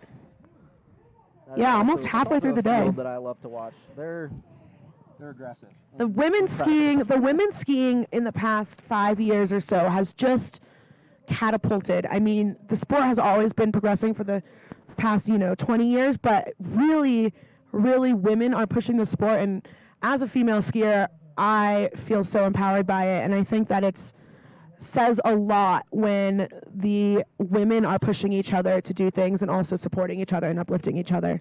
Yeah, that's kind of just the free ride. Are we doing good? Are you listening? That's just kind of the free ride culture, though, in general. That's kind of how it's always been. We've been talking with our my younger boy athletes about how when they were younger, they were looking up at those older guys and always trying to do what they're doing, hit the lines they're hitting, throw the tricks they're throwing, all this stuff. So the guys that just graduated grew up watching Ross, and then the guys that just graduated were. You bet. Okay, so we are on a little bit of a rider break while we transition into the ski men, and we're going to interview Conrad, who just came down, had a freaking sick run. How are you feeling about it? Thanks. It was great. It was really nice to know that I can still snowboard because on the World Tour I feel like I didn't land anything ever. So it's nice to come back to U.S. soil and put one down in front of an awesome crowd. Kirkwood is killing it with the stands and everything. Yeah, it's amazing. So And just great weather right now as well. We've been wondering how those conditions are. Have they been changing? What's going on in there? I would definitely say changing. It's pretty warm and toasty. It's tropical, I would say, at the start gate. Your Hawaiian T-shirt would be a pretty nice piece of outerwear right now. Hanging snowfield is getting better. It looked, women's snowboard, got the rough end of the stick on that one. I think it's actually going to be pretty good for the rest of the field.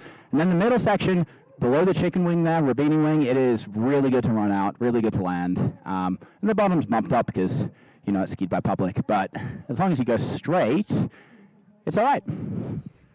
And is this your first time skiing or riding the Cirque in Kirkwood, or have you been here before? I've been here, I'll say 5 times, something like that, quite a few times. Yeah, this is just on the rotation of 4 stars or Challenger final situation. And yeah, the King and Crystal, the Silverton event, they're the best venues in all of North America for sure. So yeah, fun times being here. Right on. Well, thank you so much, and congratulations on a sick run today, putting it to your feet. Sweet. Yeah. Thanks so much, guys. Yeah. Cool. Thanks for coming out. All right. Thanks for joining us. Our first guest. Our first We're gonna interview. get another one. We Maybe need to should get more start, interviews. as people come down, maybe Yeah. start. Yeah, maybe. Shane had a sick run too. I mean, yeah. Or maybe a sure. girl. Awesome. Gotta get that female representation in here. Yeah. That's so funny that he said he's happy to see that he can still ride. I think that's definitely a big thing. Is on the world tour, you put a lot of pressure on yourself. Get a little bit nervous, can make some mistakes you wouldn't typically make. So kind of come back here to a place he's familiar with. Like he said, he's been here a lot of times. I think this was probably easy for him mental-wise. Yeah, yeah. And also, too, you know, just like, yeah, when you're out here and it's springtime, kind of end of the season, like, I feel like there's just something in the air, you know, the vibe just changes and everybody just wants to have a good closeout to their year and have fun and end on a high note. Yeah. Yeah, again, he was saying, like, the good culture down here at the bottom, a lot of fun. Yeah, looking over there right now, it just looks like a beach day, honestly. Everyone's working on their goggle tan. Yeah. Got some probably like charcuterie boards over there. Oh, man, I would love a charcuterie board right now. Production, if you're hearing this, maybe bring over a charcuterie board.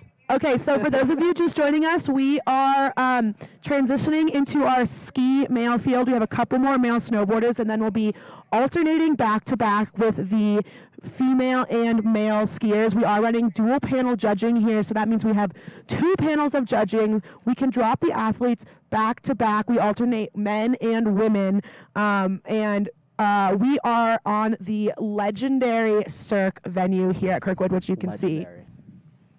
Yeah. I think right there we were just kind of taking maybe a judge's break.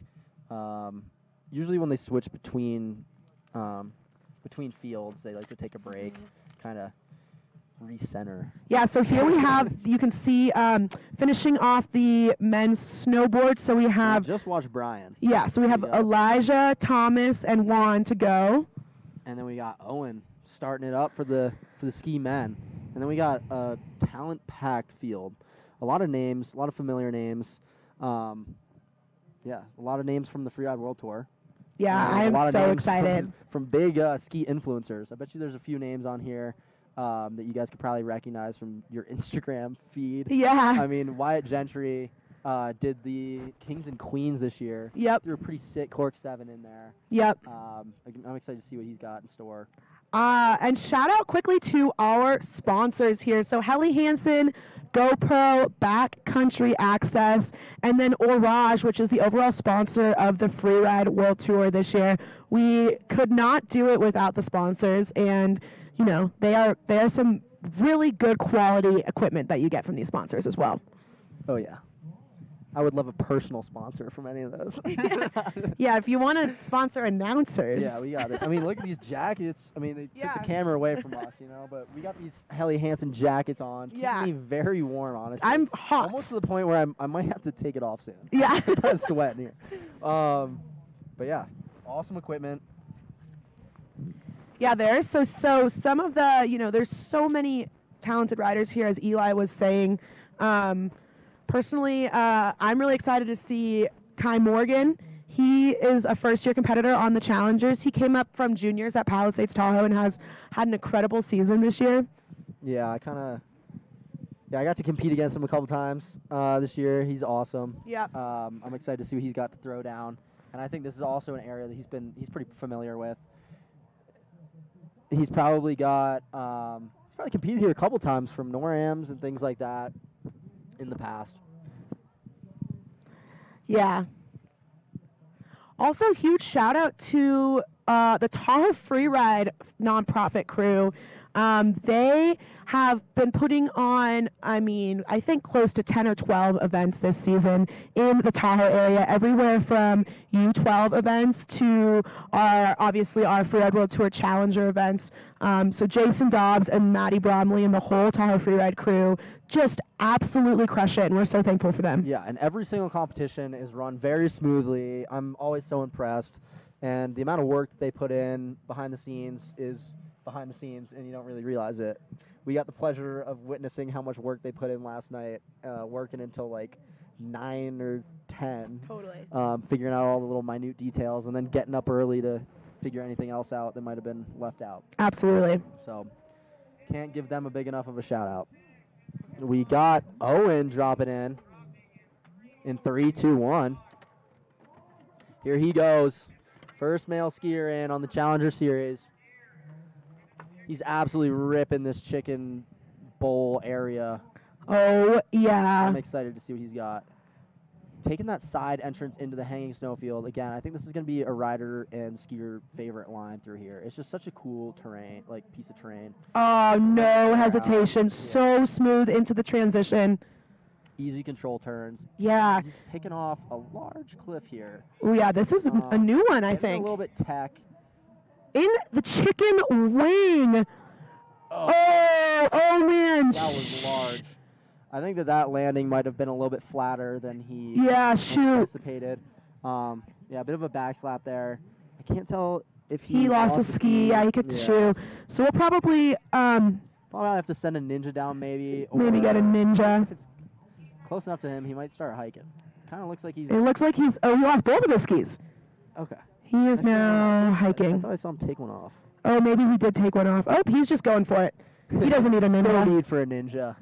Keeping those ninjas well rested at the top. Unfortunately, this is part of the game in freeride skiing. Sometimes you kick a shoe, and you got to retrieve it. It's good cardio. That's right, cross training. Yeah, this is something you don't have to worry about when the snowboarders run. I don't think they can lose their board. Yeah. I think they could. Yeah. It would be a much more difficult challenge, I think, than losing a ski. Totally. And it looks like he might just be chilling here. I think they're going to send a ninja down, but you can see a pano of the one and only circ where we are dropping athletes into today. It's pretty incredible. And, I don't think he's that bummed about falling, because he wrote here that for any competition highlights that any comp is a good comp. And that is the attitude you want to have. Yeah. That's the attitude that I wish some of my athletes had, Some of these young guns get Shout out to the teenage boys. Some of these young guns get a little bit too caught up in the results, You got to enjoy it. Yeah. We're just out here enjoying it. We're not even skiing. Yeah, both of us are. We hurt ourselves. Yeah. All right, he's got all of his equipment now. He's back on his feet. Just ripping nice GS turns. One of the things that they tell you in these athlete meetings is if you fall, lose equipment, you should probably just make your way down safely to the bottom. Don't want to have another crash. Don't want to bomb out landings for other athletes. Just be kind of respectful with that.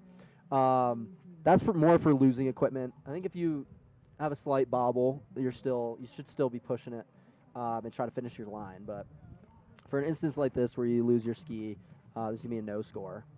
So just make it down safely and get to watch your other fellow athletes throw down and enjoy the weather.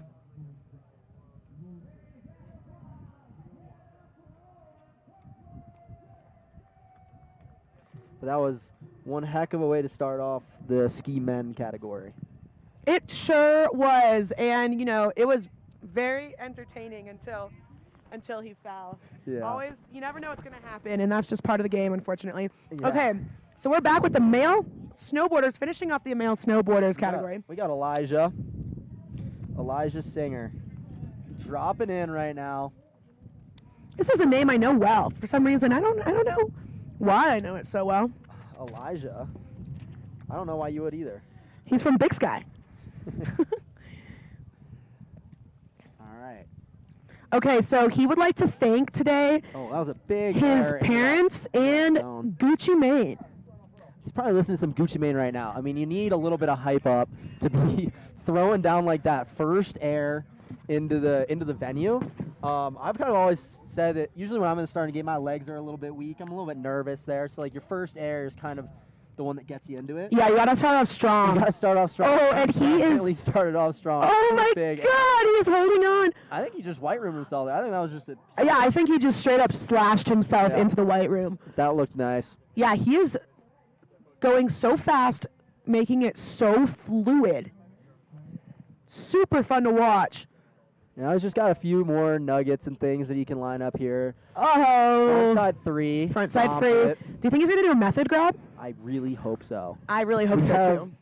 We have 17 method grabs to be done with 2 riders left after Shoot. Elijah. Things So- are, well, maybe can a skier do a method grab? I don't think so. Maybe right here. Right here. Come on. Give us method. Oh, a backflip. Oh, okay, that was way, Oh my God, that gosh. was so sick. That was the biggest we've seen that taken to date. Okay, if there's anything I love more than a method grab, it's a backflip. Like huge backflip. Backflips are just such a fun thing to watch, you know? Especially on the snowboard. I love A big laid out snowboard backflip. That was sick. Yeah. And he took that to the max and made the landing look very easy. Okay, and we are back with the dual panel, the We got beauty of the Canyon. dual panel. From Aspen. I'm told you have an extra start list, or I don't have a start list or a venue map. Do you have more than one of each? Yeah. All right, so I he's also have an making extra quick venue work map if through you want. that chicken shoot air, coming down into this part of this venue that we saw actually Dobbs go through. Dobbs, what did you think of that part of that venue? We are in, big a three. huge 360. Oh, Oh, lost out a bit. shoot.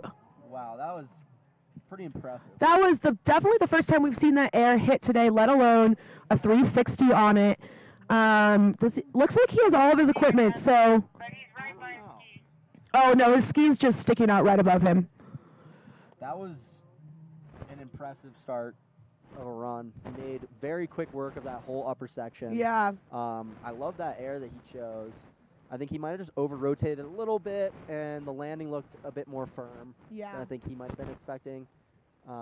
So we have Tahoe Freeride Executive Director here with us, Jason Dobbs. He is He also the was a man Forerunner. behind the madness, but he's also a Forerunner. So maybe we can get a little insight on how the venue was skiing today, Jason. Yeah, you know, the venue, it was moving a lot of snow in the steeps up top after I entered. It was firm and brittle. I had to kind of let the slough pass me by so I could get a better look at my exit.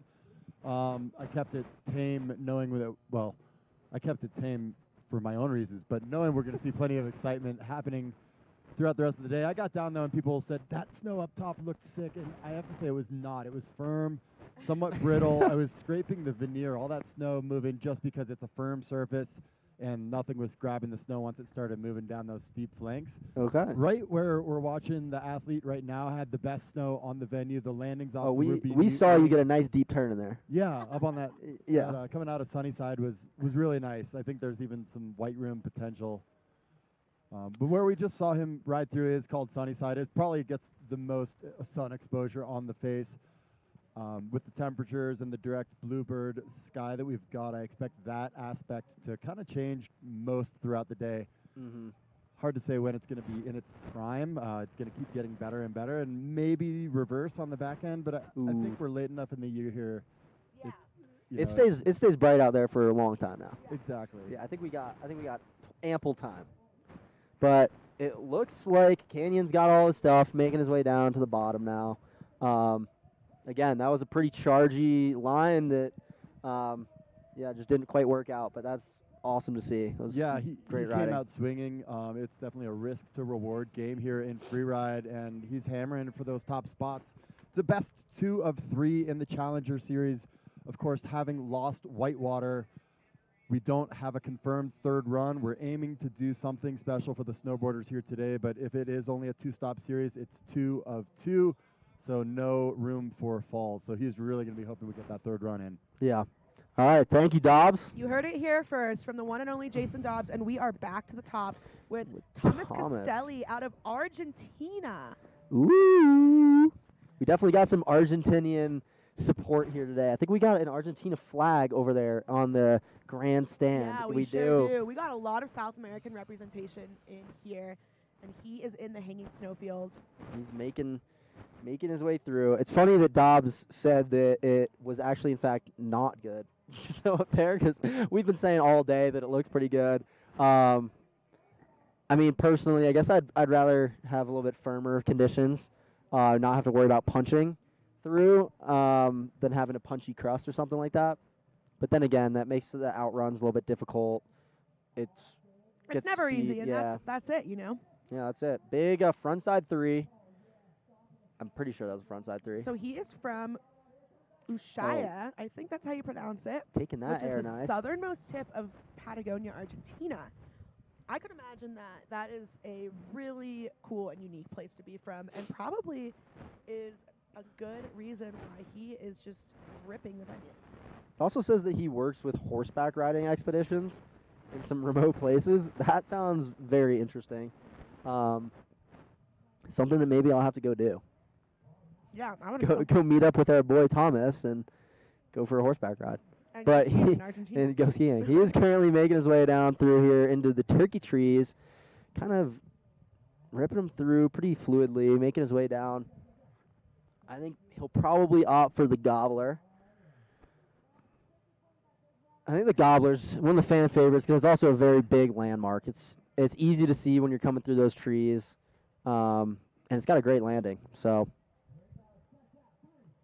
oh, here he is, launching off the side of that, getting some great air, and now just ripping his way down into the finish corral through the Christmas tree ripping zone. It's cool. I love this shot, like the above where you see all the trees. And totally. Just cruising through there. Yeah, the shout out to our camera people. They are doing a really good job at encapsulating just how big and bad this venue is. And getting all the angles, because there are a lot of sections of this venue where you can't see. Yeah. There are a few shoots in here that the angle is just not right from watching it down here, but the camera guys are up there doing everything. All right, now we got Jack dropping in from Lake Louise. Let's see what he's got. Took the upper entrance into the hanging snowfield, making one turn through the whole thing. Oh, big committing air out. Go! That was so smooth, and you can just see he is skiing so fast and in control. Oh, no way. No way. Oh, my God. Boosted. Undoubtedly the largest air we've seen all day, just gapping over this buttress area. That whole buttress shoot with closeout air that we've been seeing people hit all day, he just gapped the whole thing. Yep. On a big now we got a nice floaty 360. Wow, yeah, he is turning it on, solid and run. he is hungry and ready. He is in the Challengers to get a one-way ticket to the Freeride World Tour. I'm guessing we're going to see a flip here. I think that's so my too. bet. I think he's going to take it huge. Okay. Oh, he a little opted bit for of straight air. Opted for straight air, but he's pumped up about that. That was a very solid run. Yeah. Good style. He got some good style on that 3 in there, but those airs were just had the amplitude. I can confidently say he's sitting in first place for the Ski Boys so far. You can't say that. Yeah. Yep, we had 2 no scores. We did have 2 people who fell. But regardless, that is a first place worthy run. I mean, maybe.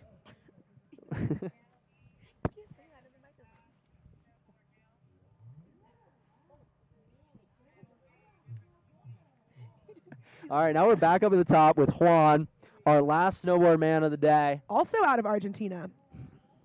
He is from Chalpeco, Los Andes. All right, let's see what he's got in store for us. I'm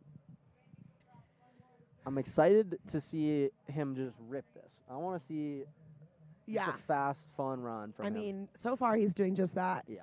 And I think he's going in for that side entrance into the hanging snowfield. If I was a betting man, I would have bet that he was going in there. Well, your bet was correct because here he is into the mandatory hanging snowfield. Good air out. Nice, super solid air, getting it under control, coming You into see, that you can see steep the section. slough running out too. That's something you got to keep in mind when you get into those sections. Is if you're riding above your air and you're making too many turns or something like that, your slough might get to that air before you do, and you got to be able to see your takeoff. Absolutely. Here he is. Ooh, good 360. backside 3 above that exposure. I'm really hoping for the method grab. I know. I mean, he needs to throw 27 method grabs for us to hit our hit our quota for the day. But he is making good work of this. Yeah, he is. And if we do see the snowboarders run again, we can maybe see some more method grabs. Yeah. Well, we can bring the tally over. Yeah. We might actually. We could go maybe get Conrad and tell him to like round up all the snowboarders and like do more method grabs. Yeah. Oh, and he's coming into our personal favorite hits, the chicken nuggets. Chicken nuggies. What kind of dip? I was going ketchup. Yeah, ketchup. Something, yeah. That Oh, was a ketchup. Indy. Ooh, an indie grab. Nice. Indy grab. We love indie grabs. Yeah. And he's now making his way, picking up a few more little features here, just building up that line score. Getting his way out on top of this turkey zone, getting his way through those trees. Do you think he has been training this winter in the Americas? Or do you think he did double winter, Argentinian winter? I and think he then- probably did that. Yeah. I think if I were to be competing in the Challenger Series, I would want as much time on snow as possible. Yeah.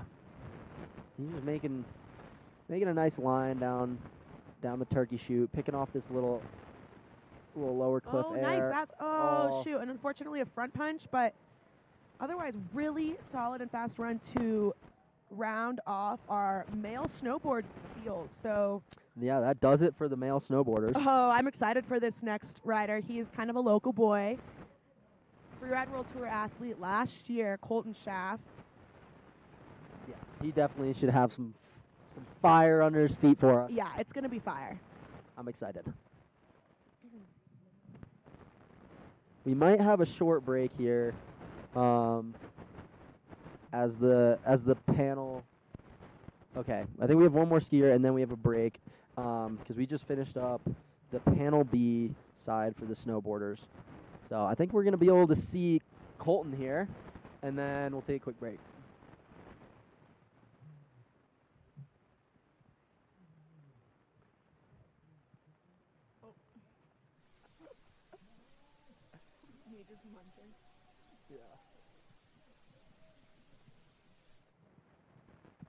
So, for those of you just joining us, we are here Here it goes. I think this is in the fourth time of the day Kirkwood. on the legendary Cirque. We got Colton Schaff in the gate. We are 3 people into our or 4 people. This is our fourth skier, and we are about to kick off the ski women. Yeah, I'm excited to watch Colton throw down some craziness right before the break. Yeah, he's just from north of here, maybe an hour north, Mount Rose, which is an extremely underrated mountain. He's and dropping he is off. in, coming in fast, ripping his way across the ridge. Looks like he's going to be going for a lower air. Okay, it's going to be large. I can tell. Yeah, This is going to he's- be a large entrance. Oh! Backflip. Huge backflip off of the ridge to absolute bolts. And he landed quite close to that lower rock band, which means he definitely had to get his landmarks figured out. And the way he got it under control was and so that- impressive. Oh, and the gap air. Oh Shoot. my gosh. He took that gap air enormous. Looks like he got compressed a bit and kind of flung out he's of it. okay. Yeah, he's Wow. all good.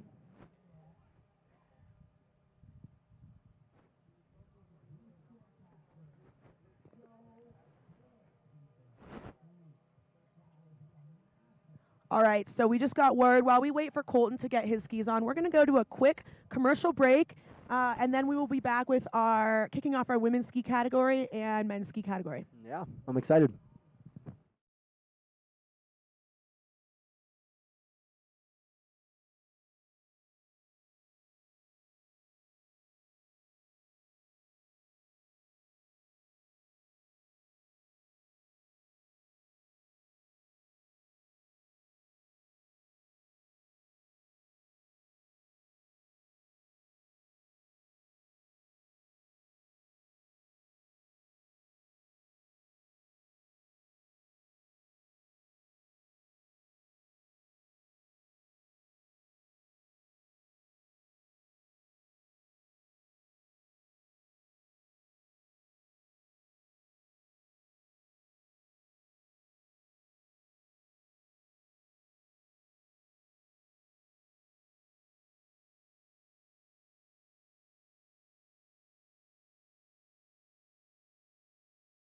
Action that should never be let go. The IFSA is a wide-ranging freeride family along the Americas, reaching from Alaska to Patagonia.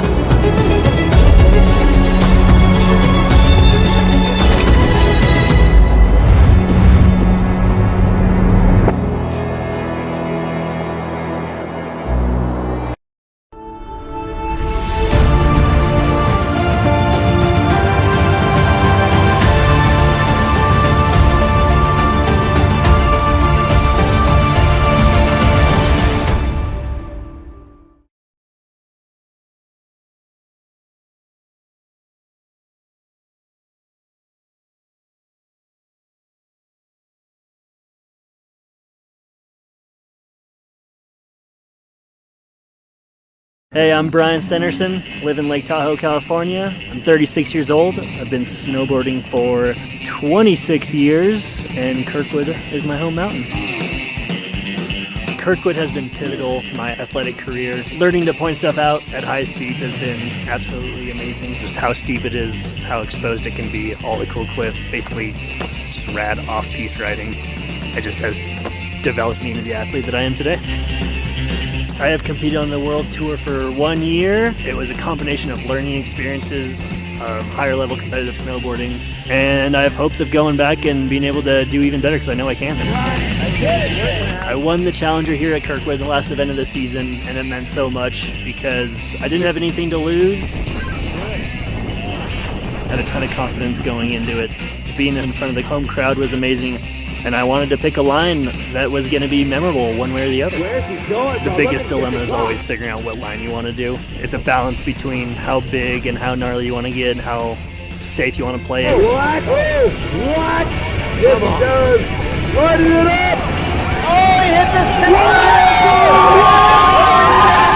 center. Basically what I learned is that there's not much room for conservatism on line choice. To make finals, to do well, you need a top three, and to have a top three, you have to have at least a portion of your line that's gnarly and exposed. There's no conservative line choices, really. You have to go for it.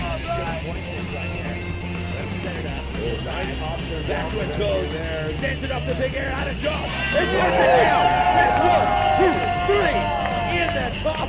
I have an invite to Challengers next year, and I'm excited to see where the winter takes me. Develop other skills, some mountaineering objectives, some film objectives, and then of course my own progression in terms of cliff size, more tricks, bigger tricks. I love the adrenaline rush I get from scaring myself a little bit. I love the community around it. I love riding with my friends, and I always like to see progression in myself as a snowboarder and as an athlete. I'm Brian, I'm a freeride snowboarder, and this is where I ride.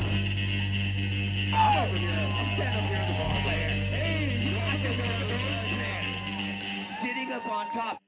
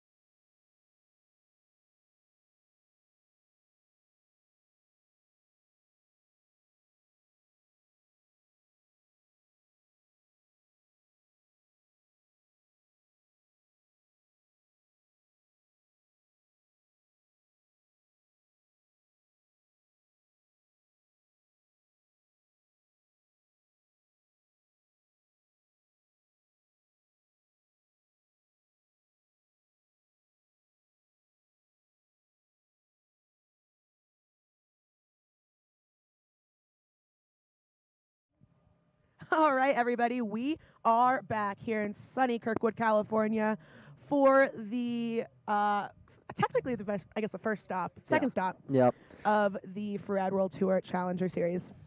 Yeah, it is beautiful today, and where the comp is running fluidly here. We are about to start the ski women, I think.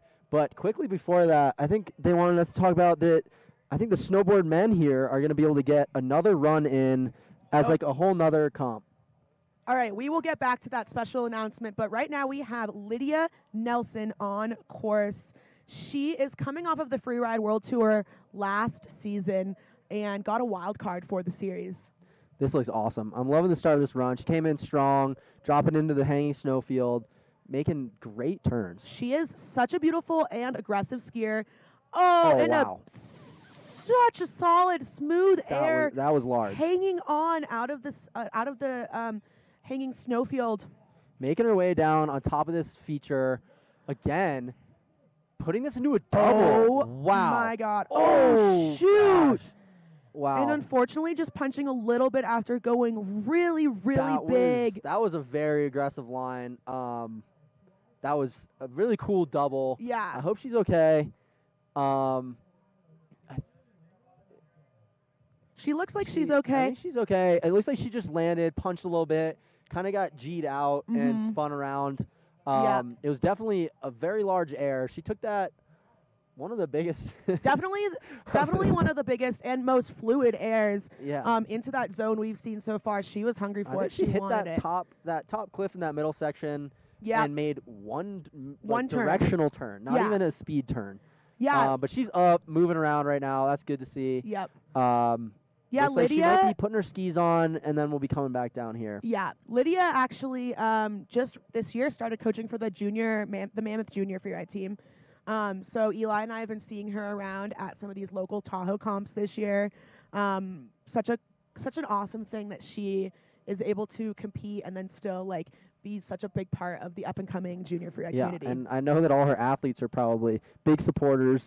Oh yeah, probably fans at this point. I couldn't imagine having Lydia Nelson as a coach. I mean, how imagine cool having would your that be? coach be on the Challengers. Yeah. I'd be loving it. Former FWT athlete. Yeah. Yeah. Overall, she's just a super nice girl, and she has got her skis back on. She's got her skis back on. She's making her way down here. Yeah. Well, I guess this would be a good time to finish the announcement we kind of started. That's true. Is that, they gave the go-ahead that the snowboard men at the end of the ski women will start dropping kind of switch, back and forth with the ski men again in Panel B. And then when the ski men finish, we'll have the snowboard women again to allow the snowboard women and snowboard men to get another comp result under their belt to kind of make up for the missed first stop. Yeah, so that's super exciting that we are able to get that done here at Kirkwood. And obviously nothing is set in stone yet, but we have heard that they will be trying to do the same thing for skiers in a basin in a couple weeks. Yeah, I think Jason was talking about it earlier, is that it's a 2 out of 3 for the challengers. So missing a stop makes it really difficult because then it's just a 2 for 2. And for some of these skiers and snowboarders that crash, that's a bummer for them. But maybe being able to get a third one in there will help them out. And now they've been on the venue before, they'll be able to maybe even throw down a little bit more aggressively. Should be exciting to watch. Totally. So back to the top, we are getting ready to drop our next ski male, Eric Lee O'Brien, who is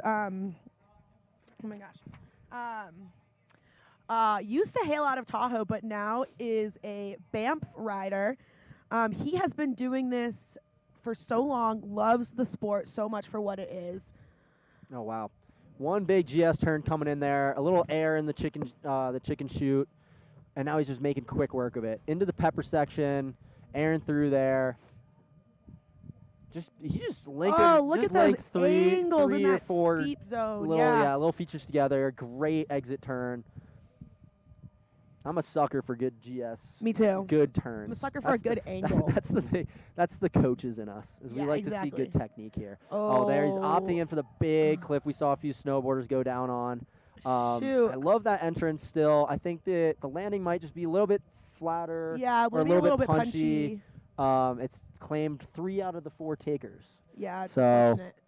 But he kept all his equipment, so I mean he should keep keep skiing hard because this is something you can get points on this. So it's definitely worth it to keep skiing, finish out your line. And it looks like he's making his way in. Maybe he's opting out, taking the chute a little bit to the right, behind the turkey chutes. But he's coming down.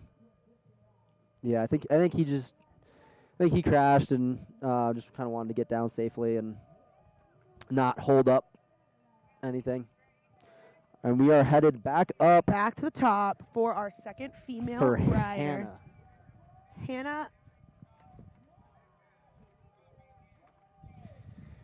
She's dropping in right now. I'm excited to watch this. A Canadian rider. She is, originally from Edmonton, Canada, Alberta, but now hails from Snow Basin in Utah. She is making her way in through the top section into the hanging chute. snowfield.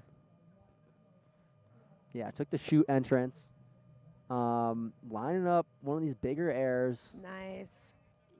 Great, Oh, so great landing. smooth. We heard earlier that the snow is not that good in there, but honestly, these riders are making it look so It looks good. so Like, good. I can't imagine Yeah, it not she's- being good. She's getting great turns in here. She's now dropping into this closeout chute that we saw a few Yep. takers on earlier in the snowboard category. She's taking a little bit more. She's taking a little bit more of a creative angle. I like that a lot. That was beautifully awesome. done. She set it up so nicely and committed.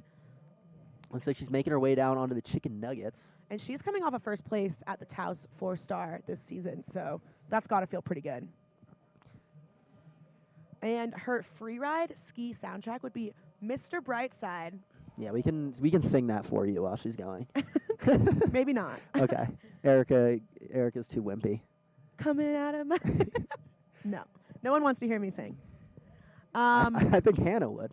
Here she is dropping in the right side of the Y chute, taking a little entrance air into there, making great turns. She's gonna be able to pick off a few more features here, I think. Beautifully done. She is just linking up all of the features, stacking up her line score. Nice little bonus shifty at the feature down bottom. there. Yeah, she's looking great. Ripping. This was a Super very fast and solid fluid, run. Yeah. Killer run by Hannah Yeah, that's as we get into the ski women. yeah. Now we're going back up. All right, we got Kai Morgan. Yeah, my I'm excited to absolute see what he's favorite got to throw riders. down. Yeah. Oh, he's already dropping in here. He's a dude that skis pretty ferociously. Yes, He's he is. always pedal to metal, and I'm expecting to see something pretty dope out of this. Here he comes into the hanging snowfield chute. He's gonna make quick work of that. 2 or 3 Oh, turns. Okay. Okay, Redirect. Nice air. nice. Able to link. Oh. Oh no! It looks like that was just too punchy. A Looked little like he bit of a punched punch almost front. all the way up to his knee. Yeah. I'm glad he's standing up. Yeah, so it looks like he just kind of landed off that feature. I don't think anyone's hit that yet. I don't think anyone has either. And I think the landing was just a little bit too punchy. There's that crust that they talked about a little yeah, bit earlier. So I think maybe he just kind of got hung up in there. But that was a pretty Shoot. creative line. I like that he tried to make a double out of it. Yeah. Stuff that the judges like to see. Shoot. To get into a techie section like that, take a big air out, and be able to be in control and hit another feature right after is what gives them the confidence to give you the big points. So it didn't end up working out for Kai. I think conditions-wise, it looked like from here, it looked like he was in great control coming into that next section. But And you can I just think the snow just caught up to him. you can just see how humble Kai is. I've known him for a while. He used to coach, not him directly, but he was on our team. He won quite a few competitions this season. Had a really successful season. Yeah, I had the pleasure and also the sadness of competing against him because he was he was winning everything. Yeah. He did a great job around here. Yeah, he had a sick run at Palisades, and then Look at he that. also threw down a good run here, which was one that I competed against him with. Yeah, he took first place in both those. Yeah. And then he went over, and I think he did pretty well in the 4 stars, and Yeah, now he's now he's here. So we're gonna just cue over a quick video to Brandon Mesler, who is explaining the updated format for our competition today, adding in the snowboarders.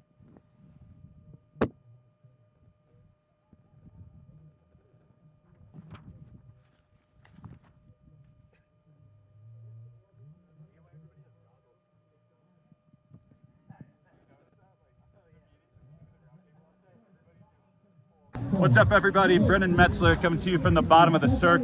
We just finished both of our snowboard categories. I got something special to announce to you right now. Because we did lose our event in Whitewater, we're a little bit back on our heels in getting the Series 3 results. So what we're gonna do here, and this is pretty special, and there's a lot of hustle going in, is we're gonna keep running the ski comp, and then as conditions allow, which right now looks good, we're gonna bring the snowboarders back around, and you're gonna get even more snowboard action. Snowboarders are going for another run, a separate competition, and you get to see it here live. Thank you, IFSA. Thank you, Tahoe Freeride. Let's go. All right. Well, there it is. Okay, we are I think back. He described it probably a little bit better than we did. Yeah. But now you got a good hold on kind of what's going on. And we are now back up at the top, waiting for the third woman athlete. Oh, no. We got Manuela. Manuela Rocallo. She is from Bariloche. Ooh. I wonder if she knows Pipe. I think she probably knows Pipe and Nina. Shout out to our co-coaches at Palisades. Yeah. Our Argentinian besties. Yeah. I miss Pipe. Pipe, if you're watching this right now, we miss you. Yeah. And that's more of our fault, because we're injured and we're not coming around the mountain anymore. Yeah. But Yeah. anyway. But again, this is, a competition not just of the United States and Canada, but North and South America, as well as Australia and New Zealand. So really getting really a world-class show here, getting everybody together to compete for a coveted spot on the Freeride World Tour. Yeah. It just makes everything a little bit more competitive, You got a larger group that they're picking out of, more people in the same amount of spots. So And we got Manuela on course. looks like she's skiing so fluidly and fast into that chute. Technical little entrance there that we've seen a lot of riders do into the hanging snowfield. she's making quick work of it too. I think she put one turn in there, taking it massive. Oh, looks like she's just shoot! unable to hold on. Yeah. Okay. She stopped her downhill motion. Looks like we have a patrolman right there to go help her with that ski, which is good. Yeah, shout out to our Kirkwood patrollers here. They kill are it every so time, well yeah. equipped for these competitions, making sure that our athletes are safe and attended to as soon as even before if they need attention. If they, took a bad fall, the patrollers are there making sure they're all good. Yeah. I mean, I think Manuela's okay. Yeah, she's up she and looks going, okay. but there's a patrolman already there. Yeah. So making sure everyone's safe. Get help to them quickly if they need it. But yeah, she took honestly, that top section. the whole Kirkwood Mountain Operations team is Yeah. incredible. Oh, We great. got the I mean- athletes loaded on the lift at 7:30 this morning. That's early. They are skiing in permanently closed Yeah. territory. Yep. I mean, yeah, they do a great job, and they've done their fair share of competitions this season, and they still have the junior championships coming up on the 6th, I think. Yeah, catch us all back here in just 2 weeks from now for the North American Junior Freeride Championships, where the junior level kids will throw it down. Yeah. But yeah, Manuela, she threw down a great run here. She went enormous out of the hanging snowfield. Yeah. I think snow conditions, it's a little bit firmer. It's definitely tough. It's one of those where it's like some landings are going to be firm and you need to be bolts. You need to be like landing middle of your ski, and then some are going to be a little bit more punchy and you're going to want your weight a little bit back. For sure. But it's hard to tell when you're in the air, and I think that maybe she just landed a little bit back seat there on a firm landing, and that just put her in the back seat, and she ended up washing out. Yeah, we're definitely dealing with variable conditions, changing conditions from when the athletes got on the venue this morning to now when the sun has come out, middle of the day. It's definitely just rapidly evolving. Oh, yeah. And that is, that's part of the sport as well. So that's what these athletes are have to be equipped with and will have to be equipped with when they qualify for the Freeride World Tour. Yeah, something that we work on with our junior athletes a lot is doing line A and line B. That's usually more for if it's good versus bad conditions. It's a little bit harder to deal with that when it's like changing throughout the day. Maybe you can make that kind of call as you see people crashing or something like that. But it just like allows you to be able to do a little bit more of an aggressive line if you're really feeling the snow conditions, or kind of take your foot off the pedal a little bit more if it's a little bit dangerous, and kind of claiming some athletes, Absolutely.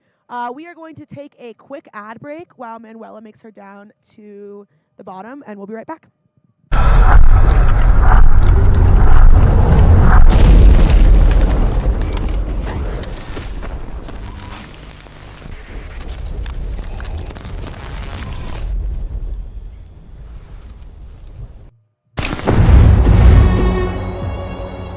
Freeride is freedom, a connection with the world, with nature. Exploration is a basic human instinct. It is in all of us. Getting out of our comfort zone, deciding where we want to be, and exploring new frontiers. Pushing ourselves to the limit, taking the risks we choose to take, fighting against our fears and the unknown. Learning is part of the process, being conscious and responsible for our actions. Freeride is a lifestyle, a deep connection that should never be let go. The IFSA is a wide-ranging freeride family along the Americas, reaching from Alaska to Patagonia.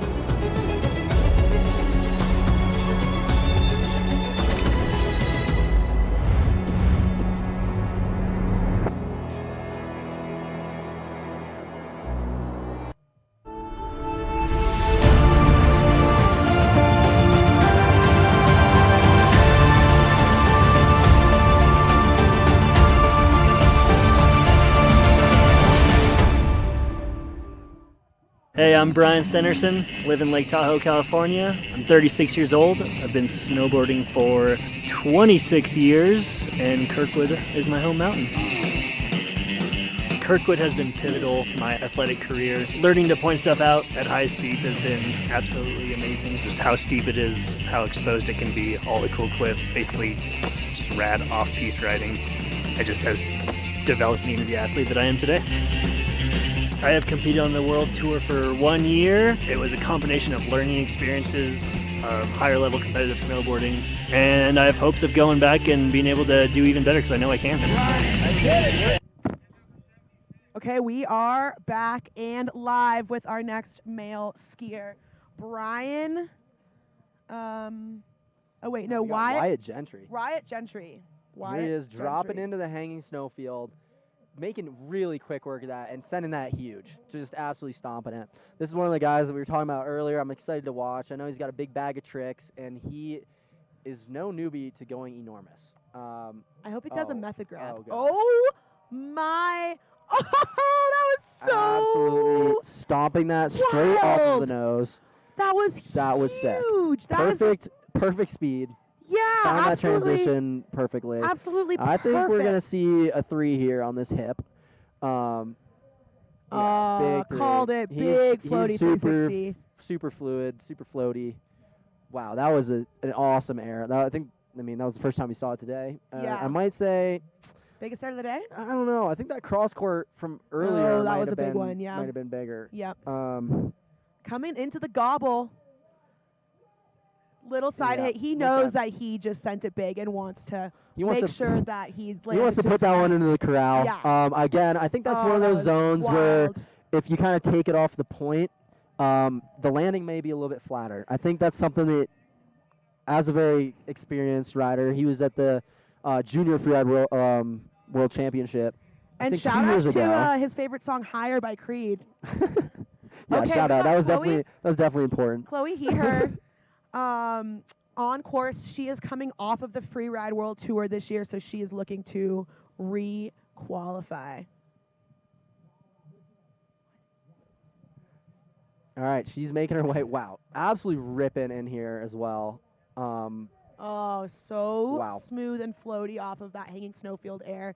You can That was- see it's fast in there, but she got it under control, no problem. She put a beautiful GS turn right in the middle of that hanging snowfield. Yeah, Just wow. One massive arcing turn. Looks like she's lining up this closeout shoot.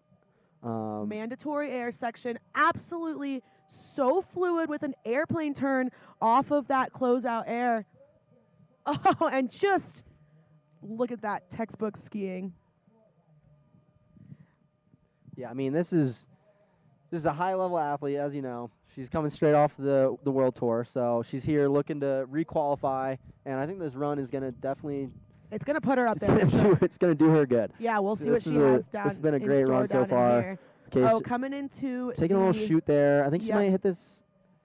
Maybe she'll hit this air off over here. And she's just taking this in. She's just hitting the bumps and enjoying the ride. Yeah, that was definitely a great run. Super fluid, really So fast. fluid, yes. Again, I think that was a minute, definitely sub a minute and a half. Definitely, So yeah. when these athletes are putting their runs down to their feet, stuff moves quickly. Totally. So now we're to Blake, a Whistler guy. Whistler. Those Whistler dudes know how to ski. They I sure always do. love watching those guys. Yep. I mean, I don't think you can ask for much more than having two ex-Whistler athletes be at like the top of the World Tour right now. Totally. Yeah. Crazy. Having Wei 10 Yep. just won the Verbier. That's pretty Yeah, dope. pretty So, rad. Shout out Whistler. Yeah. Good alumni. And here we got another one.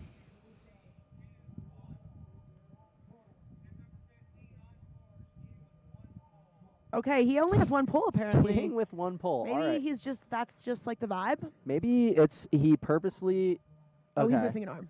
So he's dropping in here, Wow.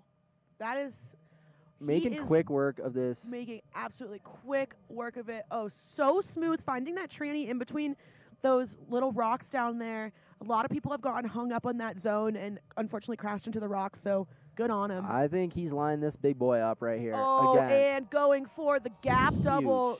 Stomped it. Again, I think that cross quarter is Wow. bigger than the down the fall line. Just Yep. enormous. Enormous. And you have to find the right tranny into that thing. That's a super fun air. Yep. I'm excited to watch a few more guys hit that. Coming into Wow. a small chicken nugget. Yeah, I mean, he went off and took a little bit more of an adventurous chicken nugget. Maybe that I was think just the sauce. maybe the sauce. Yeah. What's an adventure sauce? Adventure sauce. Yeah, I I don't don't know. I don't Okay, know. Maybe coming like into the maybe there's a handrail. sweet and sour sauce. Sweet and sour. That's with another chicken good nuggets, one. I don't think so. I'd do it. Okay, making his way. Good hop turns. Nice. This second pad that he's about to come on Okay. is the tricky one, but Oh, just wow. absolutely making super quick work of it. No problem. Did not get hung up at all. That was a textbook execution of the handrail Yeah. and a pretty textbook circ run. That was a if great you ask run. me. Yeah. He skied that probably as fluidly as he can. Yep. The handrail. That whole run was great. I love that middle feature.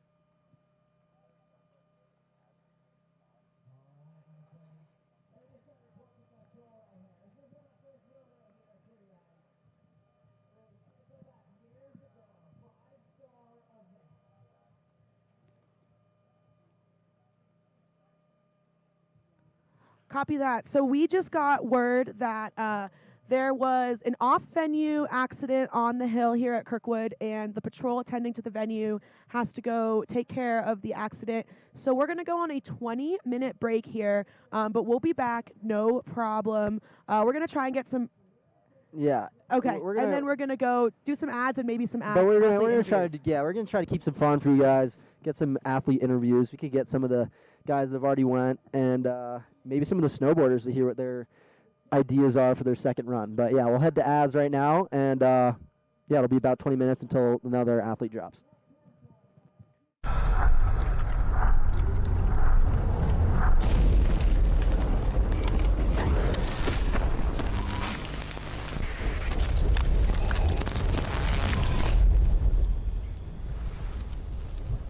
Hey, I'm Brian Stenerson, live in Lake Tahoe, California. I'm 36 years old. I've been snowboarding for 26 years, and Kirkwood is my home mountain.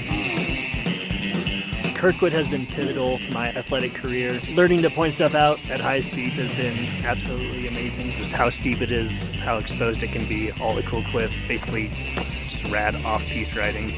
It just has developed me into the athlete that I am today. I have competed on the World Tour for 1 year. It was a combination of learning experiences, of higher level competitive snowboarding, and I have hopes of going back and being able to do even better because I know I can. I won the Challenger here at Kirkwood, the last event of the season, and it meant so much because I didn't have anything to lose. I had a ton of confidence going into it. Being in front of the home crowd was amazing. And I wanted to pick a line that was going to be memorable one way or the other. The biggest dilemma is always figuring out what line you want to do. It's a balance between how big and how gnarly you want to get and how safe you want to play it. What? What? Yes, he does. Lighting it up. Oh, he hit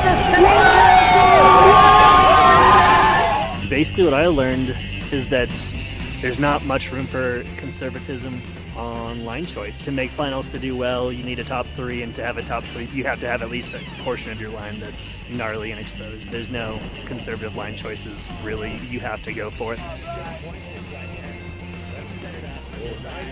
That's what goes there. Dancing up the big air out of jump.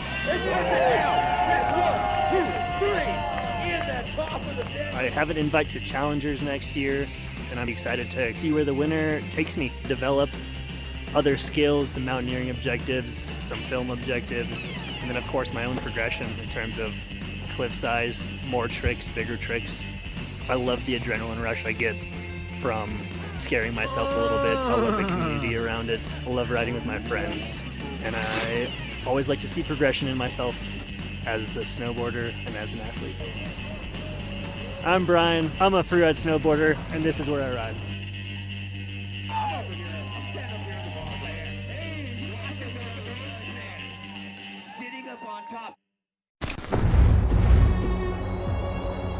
Freeride is freedom, a connection with the world, with nature.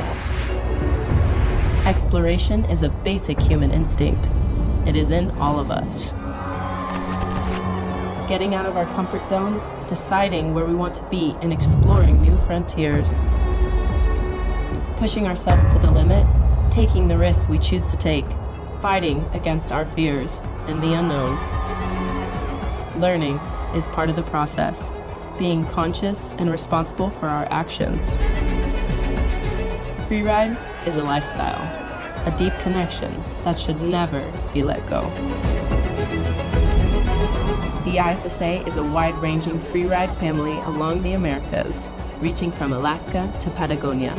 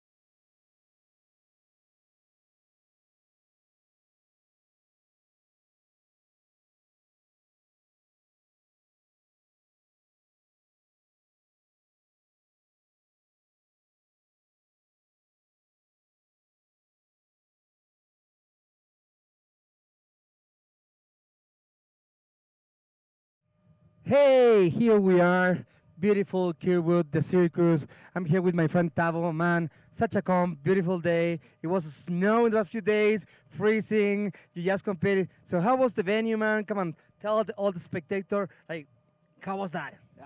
So the venue was riding a lot faster than expected, but it was still smooth. The upper section is pretty icy. The middle snow's pretty good, and then the bottom you get back into that icy snow. So variables condition. Yeah, very variable. Nice, man. So how many times have you been competing in this venue? Oh, It's your hometown. Or kinda, yeah. I've competed on this venue a lot, actually, from the juniors to into the adults. So it's one of my favorites, though. Nice, great. So I heard the juniors free championships are coming to Kirkwood in the next few days. So what do you can tell about that? I know you're also coach. So how's the feeling here in the zone? Yeah, it should be sick. We're gonna get a lot of snow, and yeah, they should have a sick comp. Hopefully, they can start where we start, maybe even higher. Oh, yeah, we have pretty good unit team. So that's the junior freeride. You think we're gonna compete just here in the circus or in another place in Kirkwood? Or you can tell to people maybe from Reno and from Tahoe they want to come over here. How you think it's gonna roll as a local? You know. I think it's gonna be good. They might do a qualifiers over here on Thunder Saddle. Okay. Or off of Vista back here. But yeah, this is usually just do it here.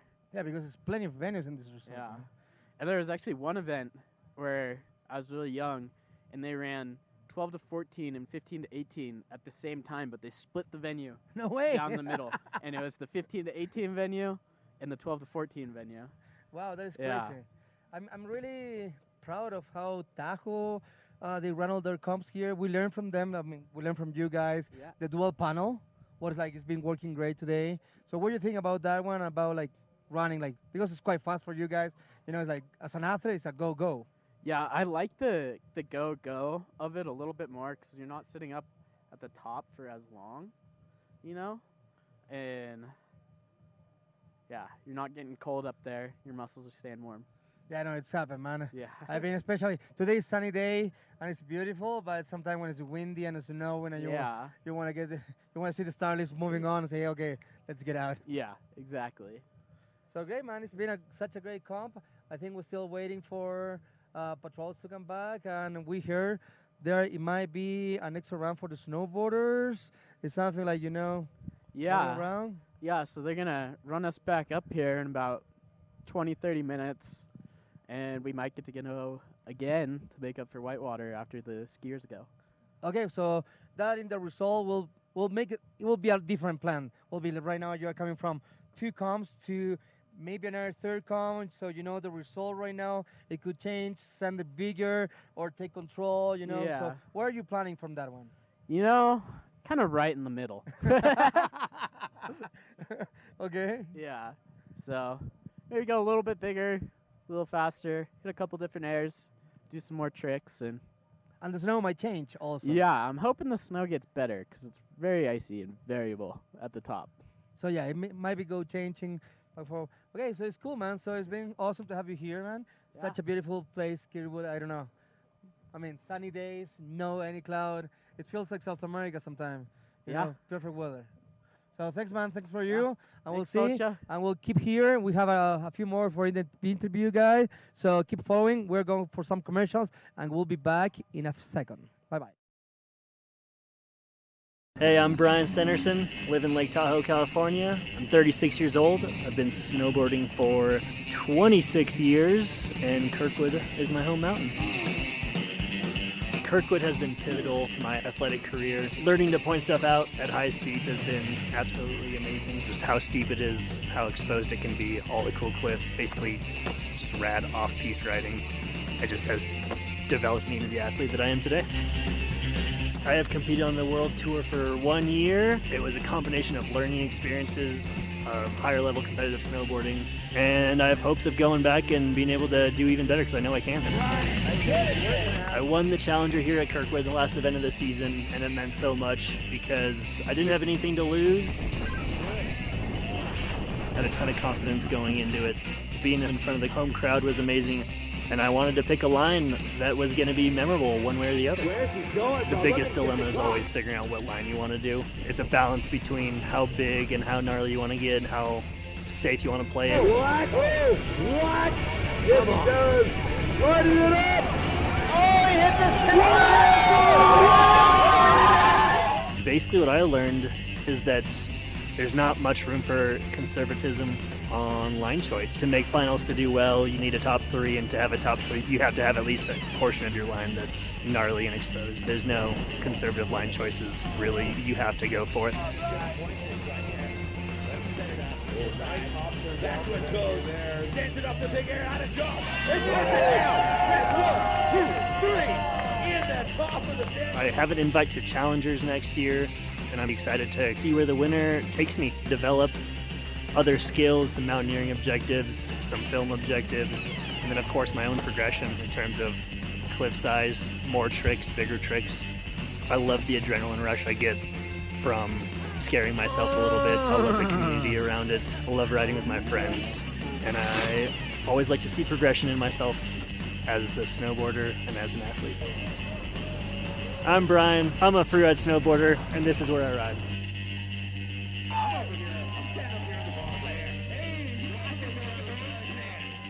Sitting up on top.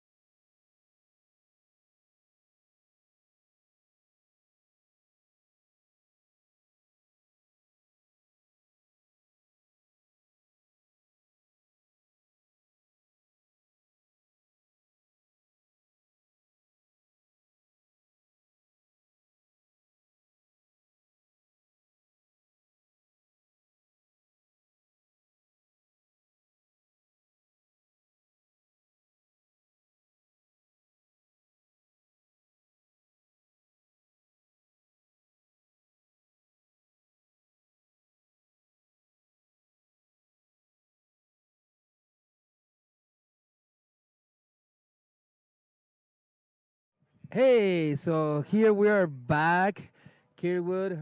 You know, we have sometimes for interviews. Right now we are on hold, and I'm with my really good friend from South America, Argentina, Juan Tadeo Leslie. Fue uno de los últimos competidores de snowboard hombres. Ya tuvo una muy linda run. So here, Tade, we're live for all the crew. Yeah. So this was your microphone, man. So we'll go in English for everyone. Yeah, and then, y podemos hablar en español para también mandar saludos a casa. Okay. I will need to think a little bit in English, but I will go. Or maybe Japanese. Or Japanese. Sumimasen. So Tade, you were the last one dropping in. Uh-huh. So everyone went down. How was that one at the top? How the snow it is? How you like it? You've been competing this venue, so you know it. So tell us more like. Yeah. So this venue, first of all, is a really good one and nice. I like it. It's always you always got a lot of options that you can do. You know, a lot of rocks. And I would say this year is the year that I have seen that it's bigger and with more options. You know, con más cosas para hacer. Wow. With more options to hit because it's less snow, so everything is looking way bigger. Like all the rocks. All the takeoffs has like little boulders that you need to pop, you know, before you do the takeoff. So it's a little bit more complicated, but it's nice because you got more options. Yeah. Yeah, no, it's looking way Snow bigger. is not the best one, but it's softening a little bit. It's steep, you know. It's all regular. So yeah, snow is good. It's not the best one, but it's good. I know it's Tommy Castelli. Tommy, no se nos escape.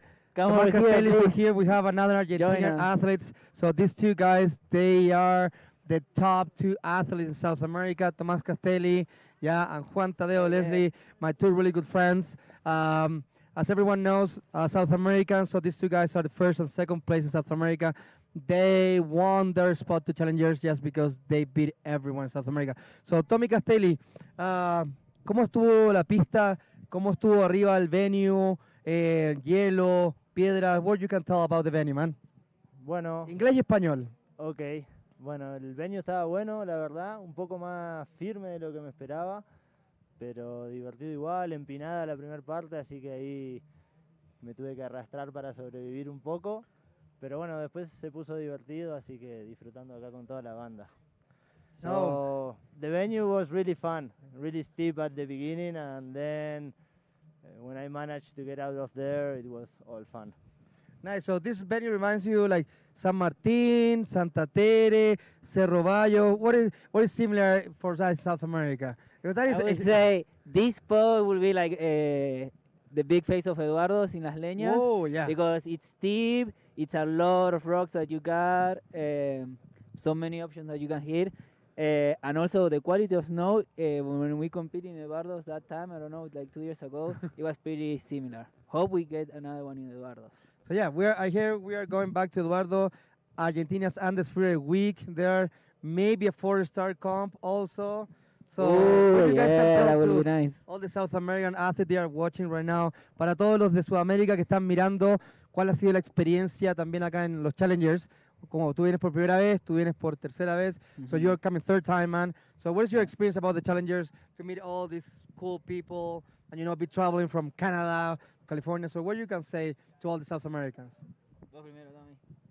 Y para mí que es una experiencia que si pueden tener e intentar buscarlo es algo muy divertido, y es eso, estar acá con todos estos bestias, los que vienen del World Tour, los que están subiendo, nada, hay un nivel increíble, y ya estar acá es un regalo, me parece, así que nada, si bien se trabajó para estar acá, es un regalo. Thanks, man. ¿Cuál era la pregunta, perdón? So you've been already 3 years here in the Challengers. Yeah. So how was the first experience for first year, and now 3 years? Now you know everyone. So I remember the first time we came, saludo para el Mati Vietti. We came with Mati and Iñaki Odriozola. Yeah. And I remember we entered to the athlete meeting like 5-6 years ago, and we see everybody, and we thought that everybody was like really pro, and we were like, whoa, what are we doing here, We were like really worried and scary. But then as soon as we start to come a little bit more and we start to ski on the venue, we realized that it wasn't so hard how we were thinking about it, in the first couple of years.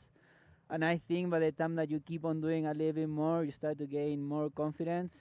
And after all, it's not a big thing, I would say it's just snowboarding. It's solo snowboarding.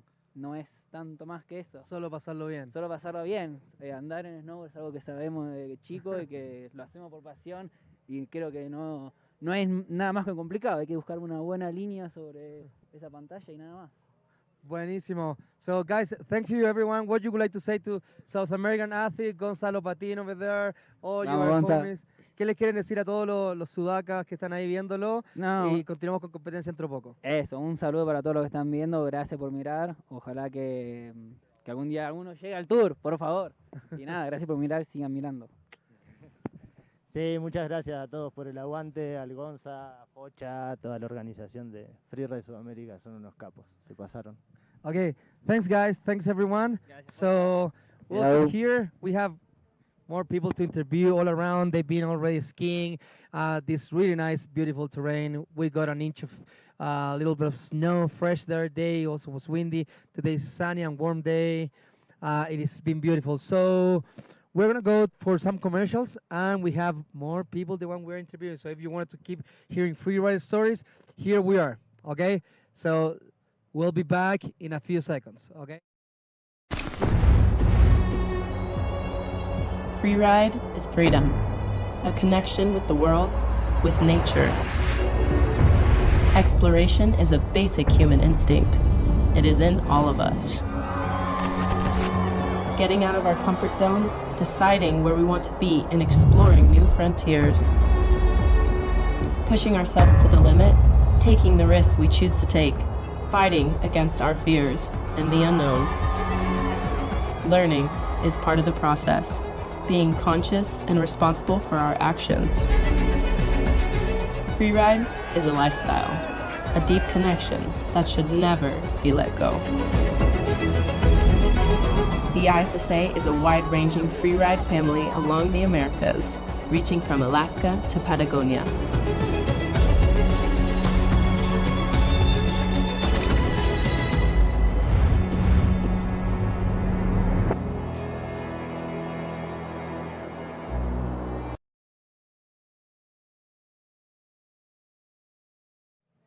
Okay, talking about more free ride stories. Here we are with my really good friend Ariane, all the way from the other coast. You know, we've been meeting, we've been talking sometime like midnight. And, oh, where are you? Oh, I'm in Europe. Oh, where are you? Oh, I'm Americas. Okay, so we've been friends, you know, all around the world. Ariane right now, she's gonna tell about her story, what she does right now for the FSA. Because I think between you and I, we are really committed what we do. We are new on this team, so we've been giving the best. So, Ariane, please tell all our crowd what is your IFSA position right now? Let's say job, your duty, what you do, how much you care about this one, and also, can you tell us about what happened over there in Quebec and in that zone, so people knows? For sure. So my role right now is Director of Sport for the IFSA, but I have been invested in the organization, just like Focha, for many years now, running the Eastern Canada series. So we have a little series here of 2-star events just to get our community out free riding and hopefully get them out here. We have actually some of our first athletes coming from the Eastern Series that are. It's awesome, no? Yeah, totally. You feel so proud? You know. Yeah. No, you see your flags over there. You're like, yeah, we are making it.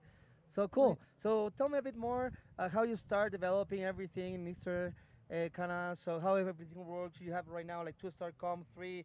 You have like a ranking. How that get connected through the FSA? Yeah, totally. So we started with 2-star events, and these like 1 and 2 stars, like they're a good way to start making points if you want to make it to events like this. So it's a qualification system. So we started with these small events, and then this year we had our first 3-star adult event. So that gives more opportunity for the athletes here. So we have 1 in Eastern Canada and 1 in Eastern States. So now athletes from the East are able to make enough points really out East to what could you keep tell? going Because up. the East athletes, they are really strong. I mean, they ski over ice, so they are really strong athletes. So sometimes people is scared of free riding because they think, oh, these crazy people, they are driving rocks. But you've been competing. So what can you tell to all that audience to, it's not that hard, you know, just ski your line. Exactly. If you're a good skier, you know, you have good technique, and I think that's what we have out East. The ice coast, right? Like we're used to ski difficult conditions. So when you get here, usually conditions are much more enjoyable than what we get back home. And then so we get very technical, and then that allows us to just transfer these skills onto new terrain. Yeah, like a bit of this one, like it's a bit of ice in some spot. So also, Ariane, from your IFSA position right now, we know these athletes, they are doing the qualify. So what happened to the athlete they win this challenger? What happened? Are they going to the tour? Right now we know it's a World Cup, is FIS involved. So what happened after this athlete? So yeah, so the athletes here, so the Challenger Series, right? It's 3 events, 2 best result out of 3 events. And the best athletes of each categories are invited to the World Tour. And then from there, like you mentioned, the World Championships. So it's true next year, the Freeride World Tour is hosting, and FIS is hosting the first World Championships.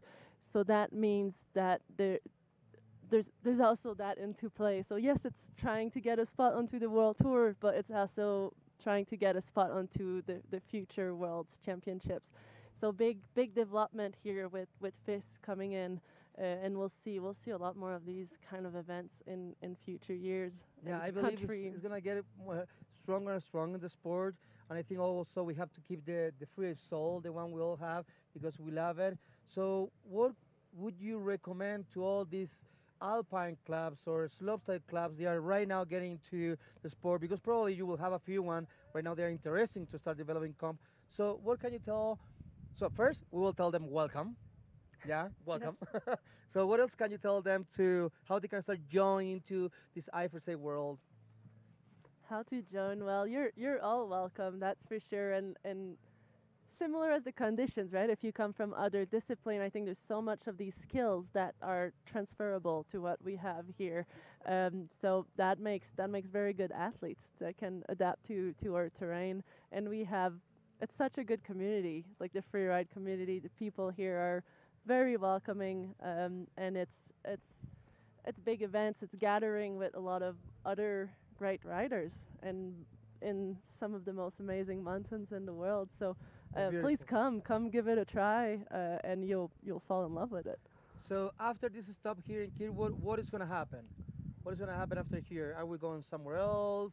I thought they have a week.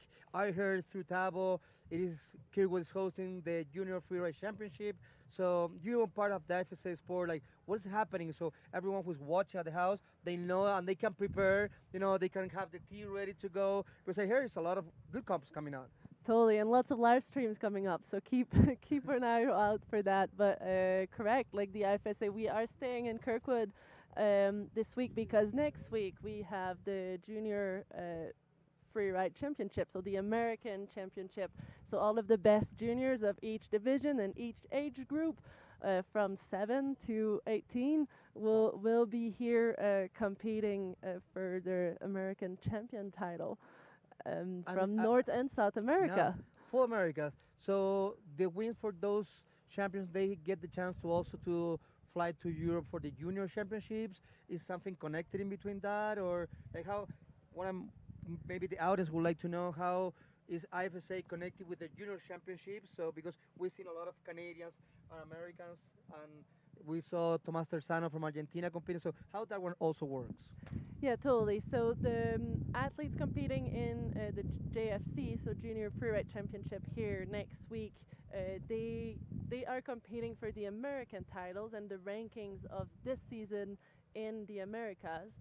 But from that ranking and country representations, and there's a few other factors, but from the scores that they are making this year, that will also count towards Junior Worlds Championship that happens in Europe the following January. I believe next year it's again in Kappel, Austria.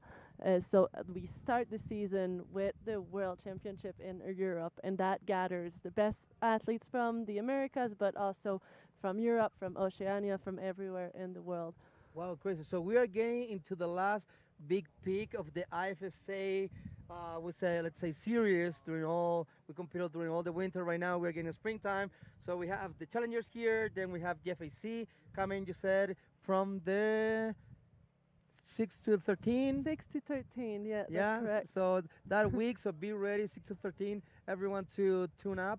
And also, what is coming after this of the Challenger? So when is going to be the final for this adult? Yeah, after that we go for a final event of the Challenger, which is in 8 Basin, Colorado. So all of the athletes that are here, 80 of them, we are moving towards Colorado to finish on a new face, on a new event. I think for a lot of these athletes, it will be their first time at this on this face. So we're very excited to discover it with them. Wow.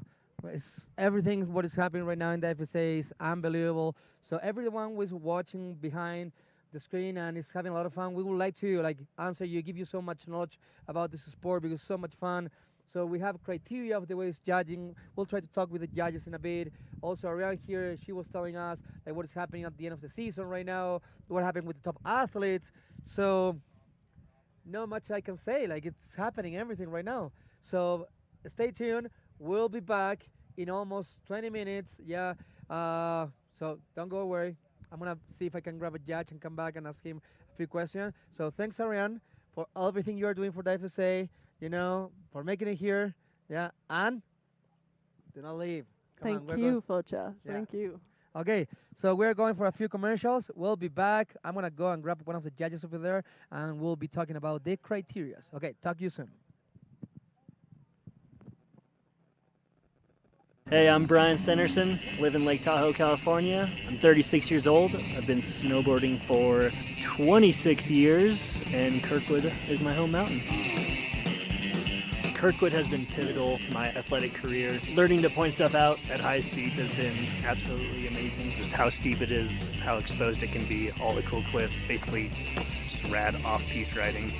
It just has developed me into the athlete that I am today. I have competed on the world tour for 1 year. It was a combination of learning experiences, higher level competitive snowboarding, and I have hopes of going back and being able to do even better because I know I can.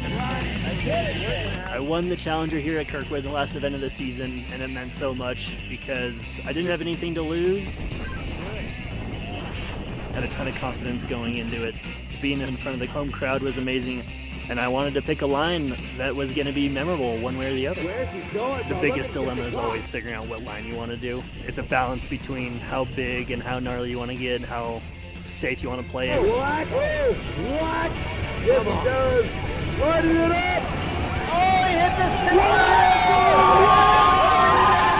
center. Basically what I learned is that there's not much room for conservatism on line choice. To make finals, to do well, you need a top three, and to have a top three, you have to have at least a portion of your line that's gnarly and exposed. There's no conservative line choices, really. You have to go for it.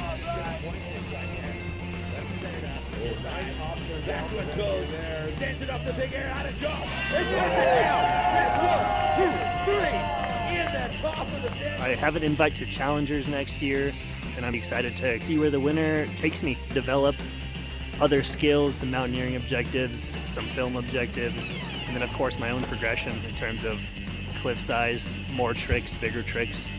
I love the adrenaline rush I get from scaring myself a little bit. I love the community around it. I love riding with my friends, and I always like to see progression in myself as a snowboarder and as an athlete. I'm Brian, I'm a freeride snowboarder, and this is where I ride.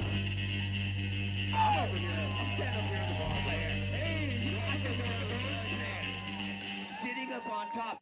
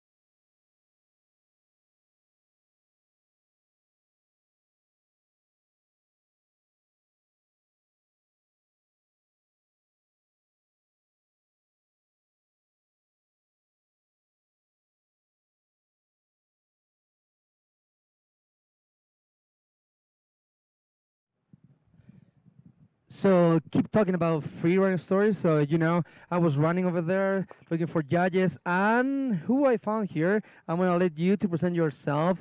So what are you doing here first? For your full name, what you're doing here, your experience in what you are doing, because you're crucial right now. You are that lady who is writing down what this athlete they really wanted to see and what they are waiting for on the word. So here you have your microphone. So please present yourself, and tell what are you doing here? Okay, so hi, my name's Sage Hinman. I'm one of our judges here. I'm actually coming from Colorado, so not a local out here in Kirkwood. First time here, but been judging the last 2 seasons. stoked to be here for the Challenger. I'm the only snowboarder on the panel. That's all big for all the snowboarders. But I ski too, so I do both. So skiers, don't worry. I got you. But yeah. Nice. So where about in Colorado? I'm coming from Steamboat Springs. Steamboat, Colorado. Cool. Yeah. So we have a lot of people right now. They are watching this really beautiful dancing sport through the mountain. You know, it's like Gorgeous. ballerinas dance through the mountain. Yeah. Beautiful. So to explain everyone in the house, so how the judging works. Sometimes it's like you talk about criteria, you talk about point. So think like it's the first time somebody watching this one is like, how they getting judged? Because sometimes people go for the biggest rock and they don't land, and you think maybe they win, they not. So can you talk about the criterias, and if you can go in every criteria explaining a bit? Yeah, totally. So for what we are looking for and what we judge, we have 5 categories. So first thing it starts off with is line score. So your line score, how you build that, the more features you hit, we want to give you all your line score points that we can. The bigger the feature, the techier, steeper zones, those are all things that bump your line score up. The bigger you go, bigger line score, harder features, you know, trickier entrance, trickier exit, this and that, all stuff that builds your line. So we try to give as many line score points as possible, and that's our first category, kind of biggest main that sets everything off. Then from there, we have 4 other categories that are based off of that, and we can only go 3 points total above anything else in other categories. So that's your max. So that's why you want a high line score, right? Because then you can make everything else a lot higher. So we can go 3 above, and we can also go below. There's no bottom limit. So if you have falls, issues, stuff like that, it's going to hurt you in every other category. So next. And if you lose a ski? Ski, we call that DNF, did not finish. So if you lose a ski, DNF'd, you don't get a score. And better than it happened the same, because you can't really lose the snowboard, or how you do that in a snow? So snowboarders, they don't. It's actually happened one time apparently. Okay. At a World Tour event where a snowboarder lost a snowboard, he unstrapped in his own and it went flying and some stuff. Doesn't really happen in snowboarders. With snowboard, it's more, you know, if there's multiple falls and you get down. So only DNFs work for skiers. Snowboard side, they're kind of lucky that they're strapped in, and you're not going to lose your equipment if you have a fall. Okay, good to know. Yeah. So keep going with the criteria. Yeah, the next categories. Yeah, so we have control as our next category. So control, that's where you can show us good control. Judges, right? You land something bolts, you're super clean, this and that, or you can have bad control, right? You have windows down, a ski up, a wheelie, a hip check, a butt check, a back slap, stuff like that can all hurt your control, but landing things cleanly, nicely, going in technical zones and showing us you're in control, that can help it and boost it. Okay. And control is pretty big category. So then we have next category, technique, which our technique can only go 1 point above your control score. So if you have control issues, that also kind of hurts what you can do in your technique category, right? Okay. And technique, so we're just looking for good fundamentals, right? Good fundamental skiing and snowboarding. So we want to see people in the front of their boots, hands out in front, snowboarders charging on that front leg, shoulders closed, stuff like that.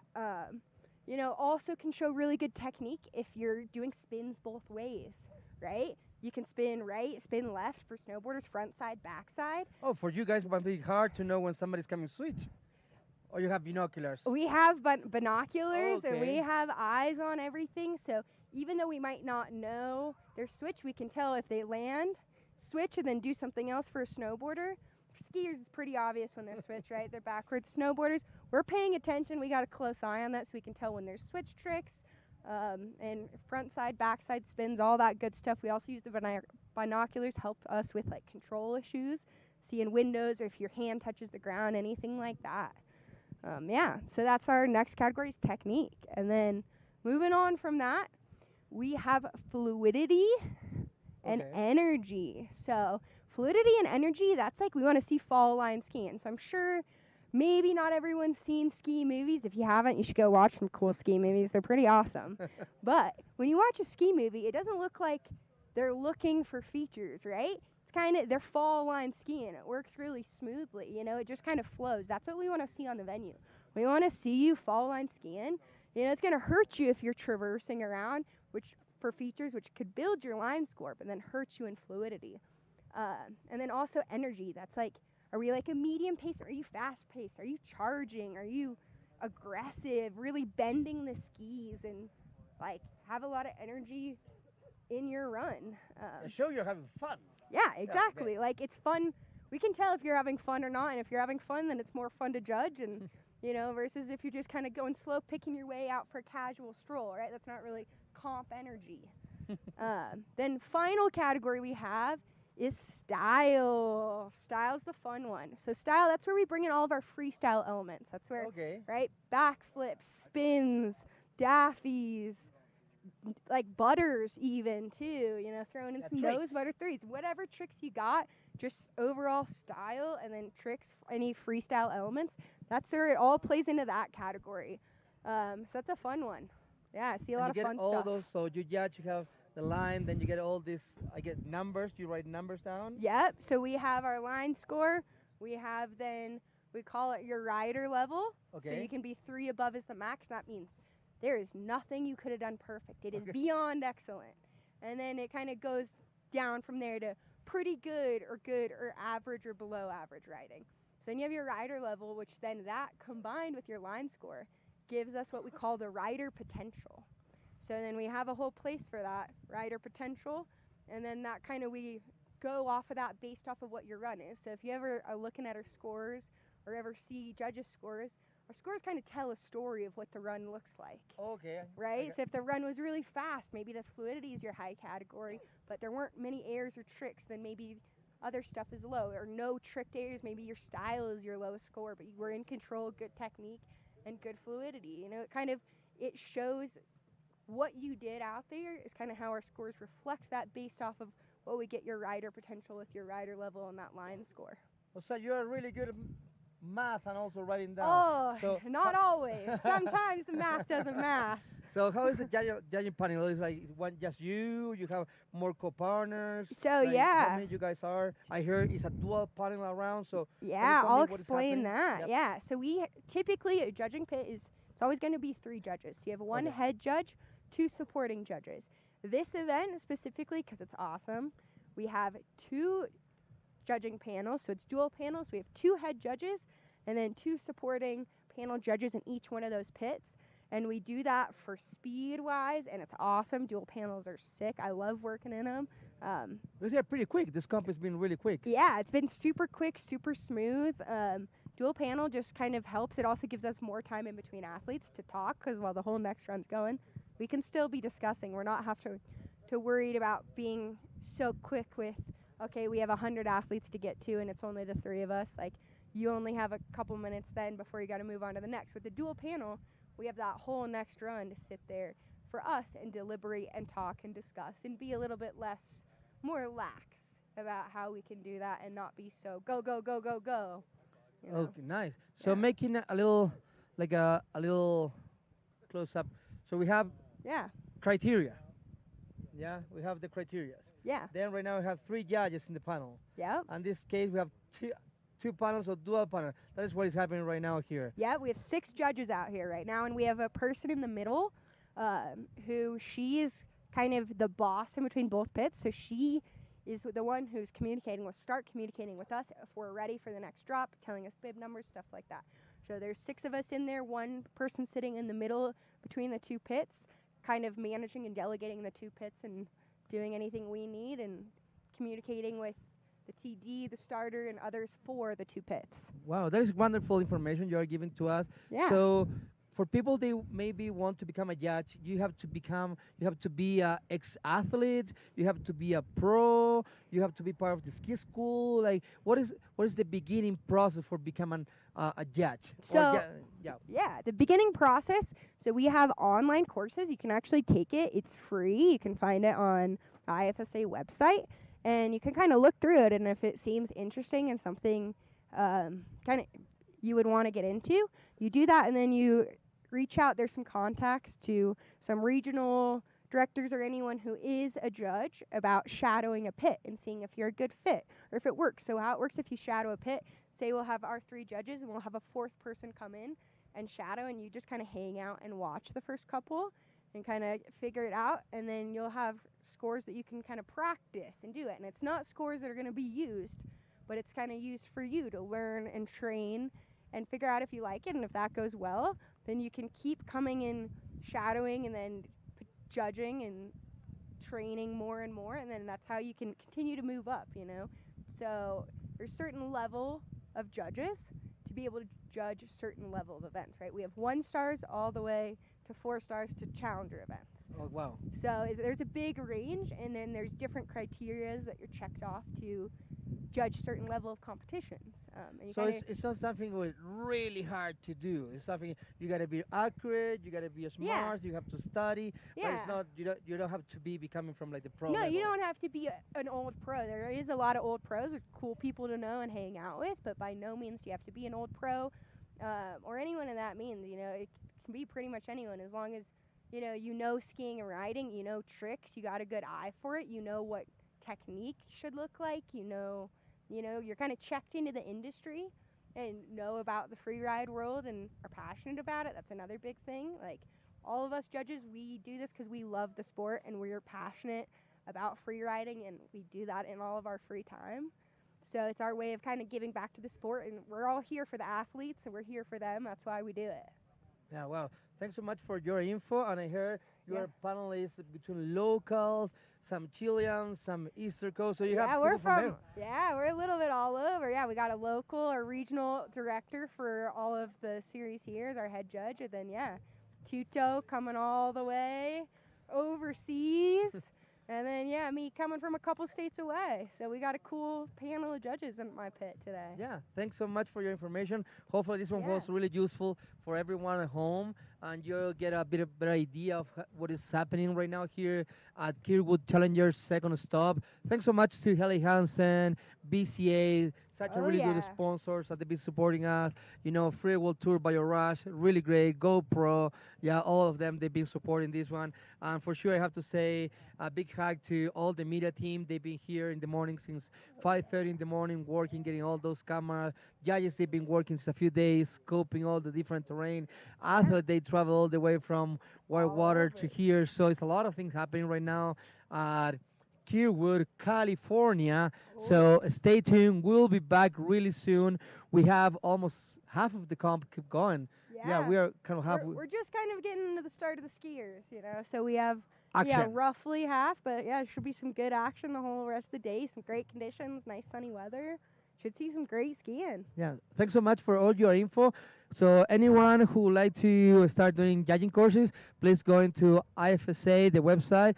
Yeah, check out there. You have education, so you can check in that bar and look for the judging courses. As she said, it's not something really hard to do. It's something you get committed, do it with love, and do it because you appreciate. And also, I will say it is the Junior Free Championship, the one we've been talking, coming next week over here. So maybe for I think we're going to commercials. Yep. Agree.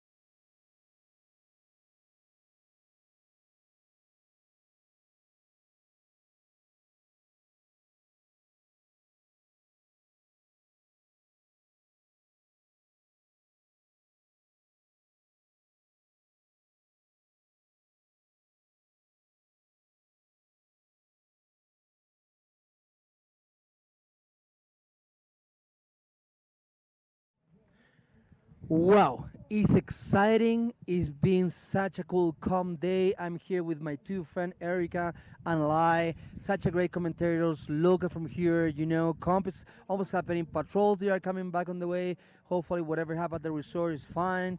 Thanks for everyone who's supporting us today, as you guys been waiting behind that screen. We are gonna almost start in like 5 minutes. That's what we hear by the radio. Yeah, 5 or 10 minutes. Yeah, you see. So I'm gonna let these two guys keep going with announcing. I gotta go back to the tent, keep working. So thanks for all your hard work you guys have done. So tell us a bit what is gonna happen in the next few minutes. Which athletes coming down? What happened with the dual panel? So it's all on you guys. Thanks so much. Yeah. All right. So as you heard it there, we're just waiting for one more patroller to be en route, but we are almost kicked off here. So where do we leave off, Eli? I am not 100% sure. I think we've got Agustina on the women, and then Shelby coming down after that. Okay, we yep. also have... I think Blake was the next. Oh, no. Tyler Curl's the next guy, I believe. And then we got Kelly coming down. Yep, Kelly Hillicky. Two guys I'm really excited to watch compete, so this should be fun. Totally. We got some good entertaining skiing coming up soon. We just got to wait for that other patrolman. Yeah, and the weather is really, really nice here. The sun has been holding. So we are looking forward to hopefully maybe some softer snow and closing out the day. Yeah, getting those sunnier aspects are definitely going to be a little bit more corny now. There are some sections of this terrain right up here, like looking at that hanging snowfield. It looks like it's got a little bit more shade on it now than it did like 30 minutes ago. So I don't know if that'll change conditions enough. Yeah. That should be something that the athletes will think about, but we'll just see how that goes. Yeah, we'll soon be able to tell. Yeah, and we are excited. Things are it's still a great day here at Kirkwood. Yeah. Awesome. All right, well, I guess we'll get back to you guys when once we start dropping these next athletes, but should be in the next 5 minutes or so. Yeah. All right.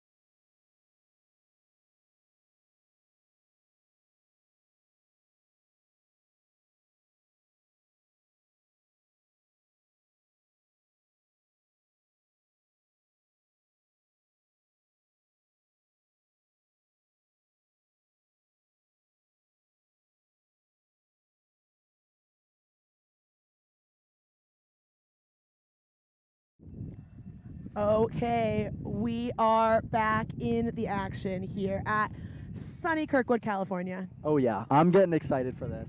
I hope these girls have been staying warm up there. We did have to take a break, but I'm excited to watch them throw down. And we have our next female on course. This is, Oh, she's dropping into the chicken chute here. This is Augustina Viete out of Chapecco. She's dropping into this hanging snowfield. Does look like it's still pretty good in there. Doesn't look like it's changed too much conditions-wise, but she's lining up her air out, stomped it, making her way very quickly through that top section. Yeah, and she is representing our South America freeride family. Super cool to see these athletes up here. Yeah, I think she was a little bit antsy up there, you know, like just wanting to get going, having to wait a little bit. It's always hard to get iced in the starting gate. Legs are a little bit colder, always a little bit more anxious, but she's doing a great job here. Oh, and what a creative line that was, kind of in the side of the chicken wing, taking it as a double. She's making the snow look really good. She is. It looks awesome. I love that line as well. I think it's a great way to get multiple features out of kind of a feature that everyone's only been getting one out of. Totally. It's more creative. All right, we got a little wind lip air here coming down. I think there's a few more nuggets that she's going to pick off before she makes her way into the Turkey Woods. Or Turkey maybe Woods. not into the woods. It looks like she might be. She's coming around going into out to the looker's right. Kind of below Turkey Rock. Yeah, we'll go with that. I think she's lining up this air that we saw a few bigger hits off of earlier. Oh, here we go. Oh, boosting that. Oh, able to hang on. Hanging on. A little bit of a butt check, but overall, really, really that solid. That was a very solid run. I think she might have just taken that a little bit too big for the trajectory that she took. Looks like she took it a little bit too far looker's right, which is where it gets a little flatter. Yeah. Some of the bigger airs we saw were going a little more looker's left towards those little trees. But she hung on to it, and she did. It can't be easy after a 45-minute hold to be the first one to drop. 40-minute hold, tired legs, and then you got to go and put that down and hold on tight. Yeah. You got to be strong. Okay, back to the top. This is the one and only Tyler Curl. He is a local boy out of Palisades, Tahoe. Oh, taking a new creative line in the Chicken Bowl on the skier's left side of the venue. The snow in there is probably the best on the venue right now just because of the way the sun is. Oh my gosh, wow. What is he lining up here? Oh, that was a brand new air for the day. So creative, making good work of that soft snow in the sunshine. Yeah, when he got up on top of that, we just went completely silent. I was like, oh my gosh. I didn't have anything to say. I was just I was anxious and I'm excited to see what he had to put down. But that was a really cool creative air. He's got a couple more pieces that he's picking up here and there. I'm liking this line a lot. It's very different from anything we've seen yet today. A couple of these airs, he's actually putting the first bomb hole in.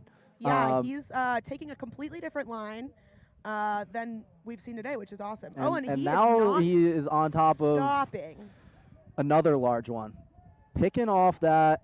Oh wow, we could hear that landing from down here.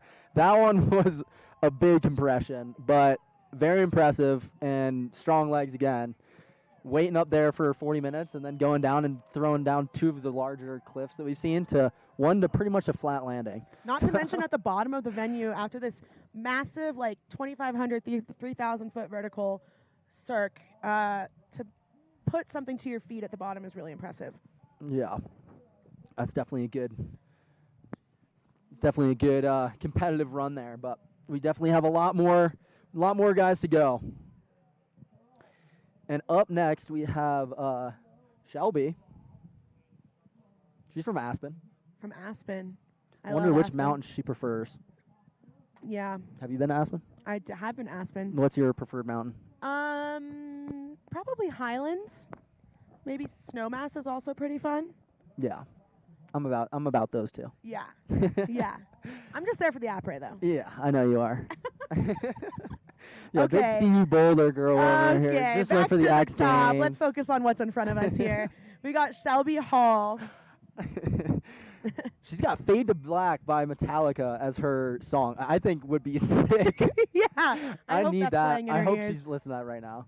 I think they should play that over the speakers right now, honestly.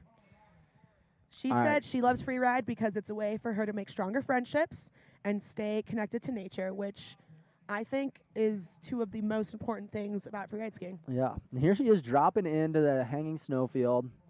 I wonder what that entrance is like up there. Yeah. It's definitely a tight chute. We heard from lots of athletes that the snow in the hanging snowfield is not very good. So keep that in mind with all of these athletes skiing it like freaking pros. Oh, wow. That was a cool exit that she made. I think she stayed as far skier's right as she could on that cliff band. It was very smooth, almost no transition on the landing at all. It looked really nice. Yeah. Now she's making her way down into this middle cliff band. Keeping her control, keeping herself really in control in this steep technical section. Oh, wow. Oh, no. Oh, man, just like a little bit backseat on the takeoff. Yeah. And landed a little bit on her heels, but she committed to that air pretty high up there. We've seen a lot of people kind of like work their way down, making like some tighter jump turns maybe to be able to kind of line that up and pick off a piece. But she pretty much got into the choke of that and then just pointed those skis straight downhill. Looks like she got bucked a little bit, ended up landing on her butt, but I think she's okay. She's a little bit behind these trees. Maybe she's just getting her equipment sorted, which should be coming down soon. And you can see here in the camera just how much of a community showed up today for our event here at Kirkwood. Kirkwood Mountain made this awesome amphitheater at the bottom of the venue for people to set up and sit down and camp out and support everybody. So and eat their charcuterie boards. And eat their charcuterie boards, which I wish that we were over there right now. Yeah, definitely. The vibes are very high over there. You can hear all the cheering and the bells and stuff as everyone's coming into the finish corral. If it's a stomped run or even if it's a minor crash, everyone's still hyping up their buddies, and it's definitely fun to be around. And just while we were on a very brief hold here, we just wanted to give a shout out and a little bit of an update of what's happening with our snowboarding comp. So the patrol has had a really high volume day here at Kirkwood. We took a break, had to attend to some other safety matters going on the mountain. And unfortunately, because we took that break, we will not be able to run the second snowboarding comp today. It's unfortunate, but just kind of how it goes. Yeah, it's one of those things, you know, it can't control everything, and the patrol were needed elsewhere on the mountain. So definitely need to let them do their job and keep everyone else safe as well, not just us. We're not the only ones on the mountain. So although it's definitely important for us to finish the comp and everything, it's more important for everyone to be healthy and safe. So we'll still be able to finish the kind of the programmed stuff, but that little bonus thing for the snowboarders is sadly not going to be able to happen. Yeah, but it's all love, and we're super grateful for the patrol, and we got a sweet wave going on here in the finish corral. Look at that. Keeping the vibe high. Keeping the vibe high. You know, a wise man named Jeff Holden once said, "Freeride. Keep the vibe high." I think, he was doing that back when I was competing for juniors. Totally. I remember at the junior comps, anytime you go to Canada, free ride, keep the vibe high. Yeah, I hope we get a Dobbs freestyle later. Yeah, dude. Okay, she is skiing down. She's all good. Making some GS turns, just ripping down the rest of the way. Yeah, and she'll just fun. she's just gonna opt to just ski the rest of the way down to get into the corral safely, and then we'll kind of kick off the comp again. We got a big heavy hitter coming up. We got Kelly Hilke. I'm excited. The first comp I watched this season was the one that he won up in BC. So I'm excited to see what he's got for us today. Totally. Yeah, he's a big name. I'm not entirely sure, but I think he might be staying around for the silver belt competition next weekend at Sugar Bowl. That's another very fun competition to tune into, especially if you're in the Tahoe area. I'll be tuning into that. Shout out. I hope they have good announcers, you know. If we're not there, you know, who's going to be announcing? I did announce it last year. I know, but you're going to be gone as well. I so know. We Okay, you know. back to the top. We got Kelly Hilke on course, also at Aspen. Yeah. I love how aggressively he skis these lines. Really fall line most of the time, and is just absolutely not afraid to take big hits. Oh, nice. taking a super steep I- fall line air. I love that control turn out of there. It was just a beautiful GS turn. You can't ask for much more. Oh, he's getting creative here. I really like that air. Drop into the gully and then kind of hit it on like a side hit out. I think we're going to see a big 3 here. And he knows he was going to be dropping later. Oh, on okay. a huge backflip to bolts. Yeah, that was more than I was expecting. You know, I said 360 and he said, "Watch this. I'm going to do a backflip." He said, hold my beer. Yeah, and then went through 360 down here. Why not? Yeah, because why not? I'm loving this run so far. A lot of style in here, and just very creative, very fall line as well. Totally. Kind of came right out of the start gate, right into chicken, right down into the chicken chute, and then kind of made his way out into Sunnyside. And also a smart line choice. He knew he'd be running later in the day, and the snow where he did his front backflip. flip. Oh, you Okay. said front flip? I missed it. yeah, you were yapping too much. He came out and he hit this little, the bottom air right below the turkey cliff, through a little front flip. All right, so that was a front flip and a back flip, but no method grab. No method unfortunately. grab because he's got 2 skis, not a snowboard. Well, I want to see a method grab. Yeah, maybe. That was an awesome run, though. Definitely keeping us entertained. All right, up next. Cecilia Widmer out of Chile. Her hometown is Pucón. Okay. I've been there before. Yeah, you got to give some background to it when you say something like so There's excited a like that. big active volcano there. It's pretty sweet. There's a ski resort actually on the active volcano. Maybe that's where she skis. Yeah, probably. And her run is going to be super hot fire to make up for the no lava here, you know? True. She's used to skiing on a active firing volcano, so she's just bringing that energy into the hanging snowfield, lining up a pretty big feature. Yeah, I love that. Okay, so she picks off that piece. She's making her control turns out.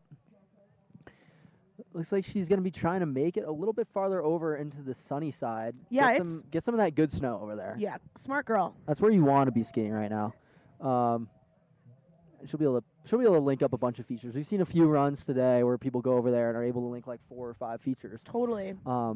It's a really smart line choice, in my opinion. Yeah, it's definitely nice for building up that line score. Totally. She's just ripping good quality turns through here right now. Yeah, she looks like she's having fun, and you know, fun is 50% of this. What's the other 50%? Skiing good.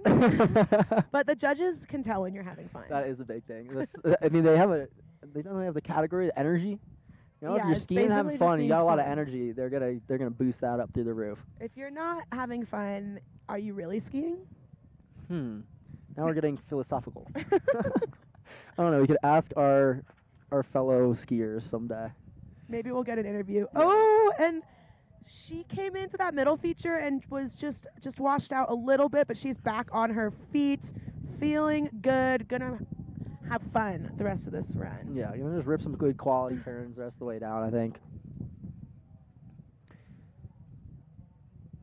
Coming into the trees. I think she might be staying on the Oh, looker's yeah, maybe right she's side. Going. I mean, it looks kind of like she's going into those. Yeah, she's getting on Coming top into of the turkey- gobbler. Oh, the gobbler, dude.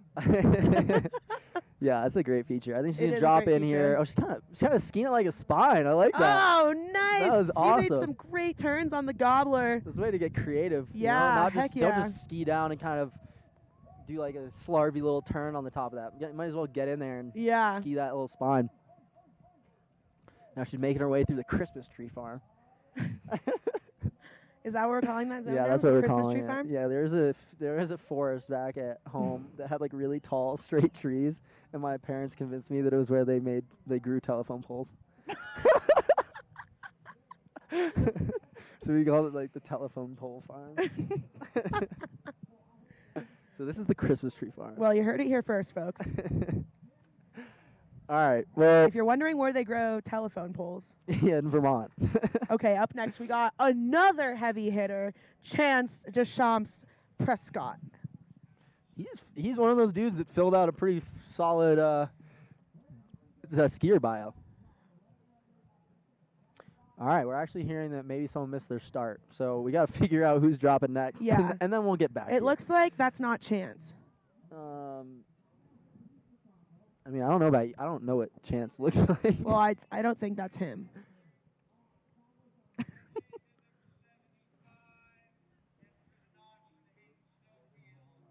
Okay, we got Jimmy. Jimmy Connolly.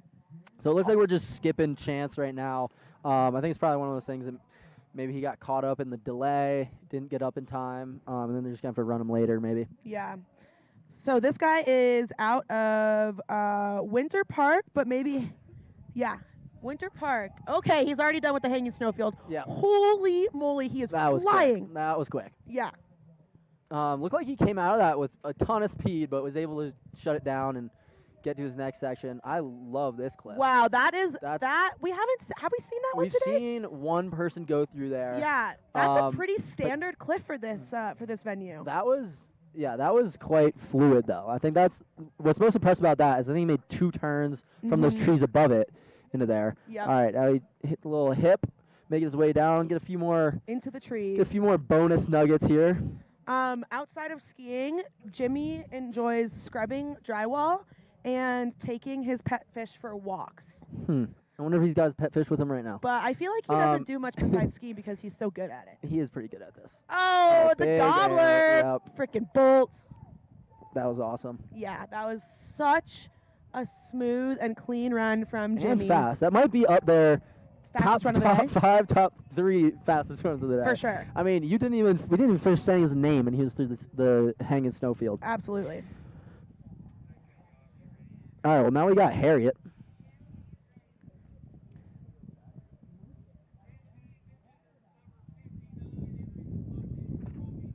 Yeah. We got Harriet dropping in. She is going to be dropping down on to the left side of the venue into looks the like she's bucket making her, zone. Looks like she's making her way down that ridge pretty far. Yep. There's been a few big airs from there in, but it looks like she's dropping a little lower. This might be opening a completely new zone. Oh, nice air in, a little lower down. And she is out of England originally, but she lives in Canada now. Okay. That makes She a little lives bit in more Banff. sense, but But yeah, originally from Nottingham, England. she's Are you skiing also, there? I mean, Okay, if she they is don't, ripping. it doesn't matter because she's ripping. Wow. I love that. She took that double that we've seen a few people take, making her way, keeping her like high up on this wall. I wonder That if was she's got a really hit lined smooth up here. too. There was no hesitation at all. Her coming into that. The snow in the middle of the venue is looking pretty good. It's been getting a Again, little I think sun-baked. it's something that we're just getting lied to about. Our eyes are lying to us. All you know? the skiers say the snow is They say pretty it's bad, but our it eyes looks are pretty saying good. it's good. Yeah. Big shifty there, it looked like. Nice. Just traversing her way across. I think she's going to pick up a few more of these like side cliffs here, making her way down that main gully.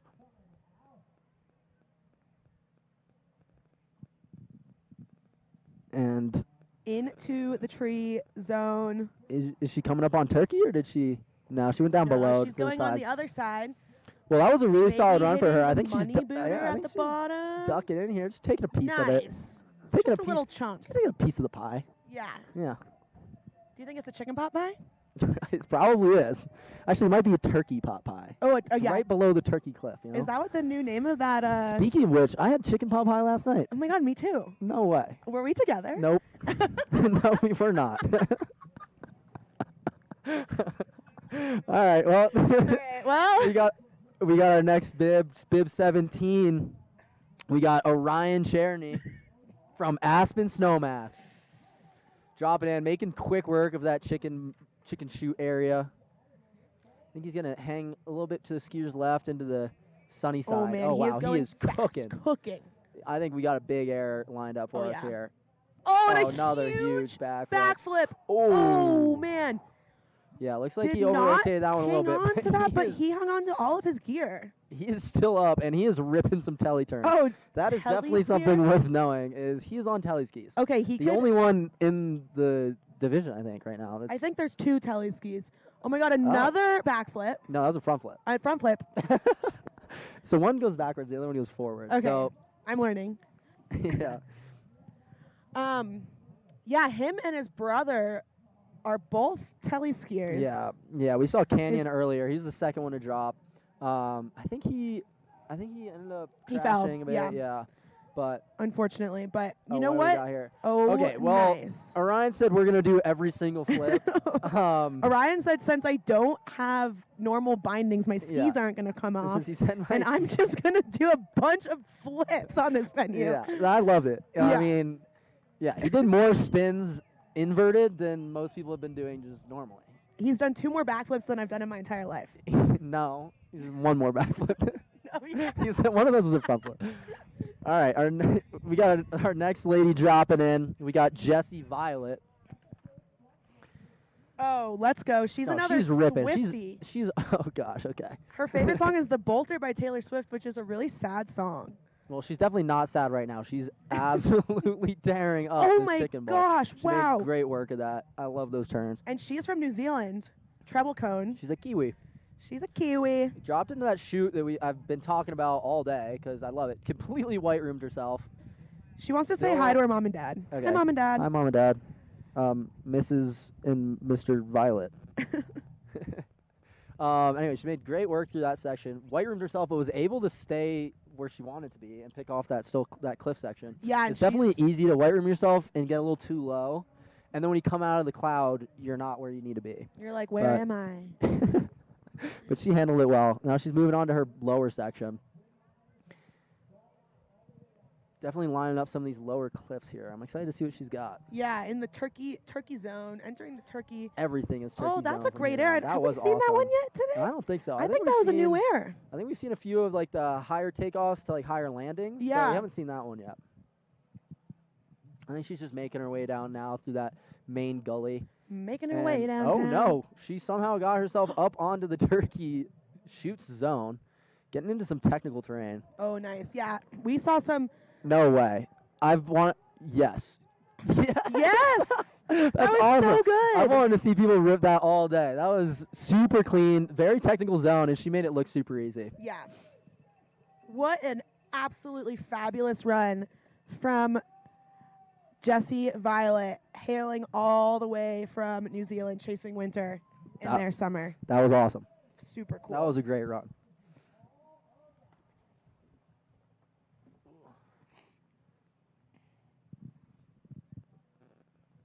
All right. Well, up next for our guys, we got Lachlan. Yeah. Now we're like back in order. Now we're back in order. All we had to do was just take out chairs. All right. We are back to the top.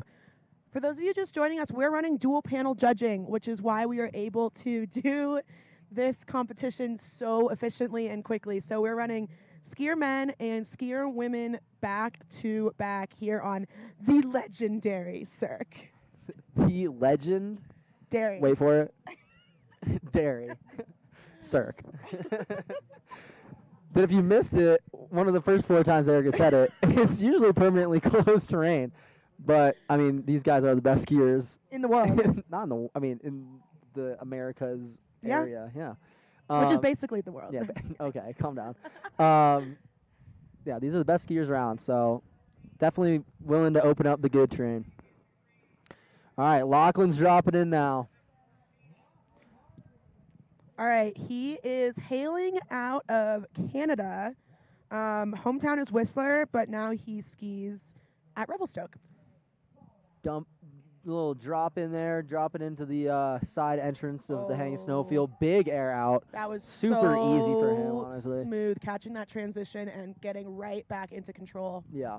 Coming into that section, looks like he might be opting for that double that we've seen a few people go for. I like it. Taking it a little bit. Oh. Okay.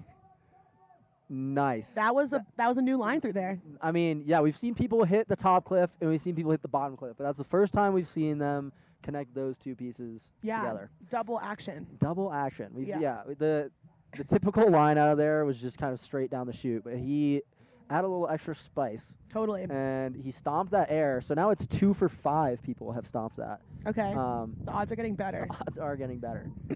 But he's put down a really solid run so far. Getting into the turkey section, I think we're looking at a gobbler entrance. Okay. Oh, he is skiing it like a spine. Again, I love that aspect, like skiing it like that. Yep. it's a lot more exciting, a little bit more technical than just kind of staying on top. Agreed. Totally agree. That was an incredibly fast and smooth run. Yeah. Tons of style, creativity. Tons of style. A lot of amplitude on his airs. Yeah. Yeah, I'm excited that double ended up working out for him. Okay, this All right. next skier is one of our favorites as a human being and as a skier. Britta Winan, she is coming off of the Freeride World Tour. Absolute baddie. She is always fun to watch ski. I think some of the things I like to see, she's very technically sound. She always likes to ski at fall line, and you'll be able to see her like make those GS turns and make some steep terrain look like nothing. Yep. Coming into the hanging snowfield air. Oh my gosh, so absolutely fast to and bolts. smooth. That was to bolts. Bolts. Yeah, she's ripping this. I'm excited to see what she's got for us down here. Britta's nickname is Block because when she was a toddler, her head looked like a square block. Fun fact. Okay. I'm glad we had some history on that nickname. Oh, and a creative line into the buttress. Yeah, that landing up there is definitely some of the best on the venue, and she did her inspecting well. Yeah, she knows exactly where she's going. Helps that she's skied this venue before, but I mean, it takes an experienced freeride skier like herself to just be so dialed. Oh, she's coming into the chicken nuggets. Let's go. Yeah, that was definitely a really good technical section that then brought her into that wind lip. Nice. A piece of the she's nug. Just taking off the nugget. I think she's a ranch girl. What do you think? Yeah. Seems about right. Yeah. Now she's just making her way down. I'm thinking we're going to see her come out here on this turkey air. Do you think she's going to gobble? I don't know. Or do you think she's going to hit the turkey pot pie? Definitely not the turkey pot pie. She's going for the gobbler Okay. up here. But this has been a great run so far. She's always fun to watch ski. And boosting the gobbler. Absolutely stomped it. Frickin' bolts. Let's go, Britta. Honestly, every single one of those landings, like, didn't even, like, she made it look like nothing. Yeah. The top air almost looked like, I don't know, just all the transitions were really nice. And absolutely bolts on everything else. Totally. Always a pleasure. All right, now we got Jackson. Jackson Bathgate, his From the Whistler. Also coming off of the Freeride World Tour this year, looking to regain his spot. A good friend of mine. He is quick into this hanging snowfield. 2 turns, boosted. Sorry, he was not on the World Tour this year. But he has been on the World Tour before. Oh, a new air! Yeah, we've seen one person hit this already today. Oh, wow. He's able to hang on to it, though. Looked like he was a little bit backseat, but that was huge. He held on to that. That was impressive. Oh my and now God, coming into another new zone. Oh, that was awesome. That was opening up that air for the day. So smooth, finding that transition. And he is cooking. He is moving fast through here. Yeah, he's cooked like a turkey pot pie. I think he'll come down and hit this turkey pot pie air. I know we've been dying to see it. I want to see That was an a entire really cool turkey middle pot section. pie. That might, I mean, that's one of the more creative zones, I think. That upper air was enormous, though. Okay, no, he's on the turkey chutes. I think he's going to opt for this big hip cross court. Big and three. a huge 3, Stomped. 2 bolts. Absolutely stomped. All right, it's heating up. It is again. heating up. Yeah. Everyone's throwing down now. Everyone's throwing down. That break got everyone a little bit jacked up. Yeah. A little juiced. They wanted Yeah. to, now they're throwing down. People are hungry. I'm kind of hungry, too. I've only eaten 2 bites of my sandwich.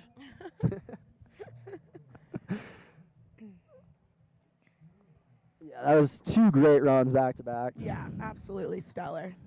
Now we got Avery. Avery Burnholes.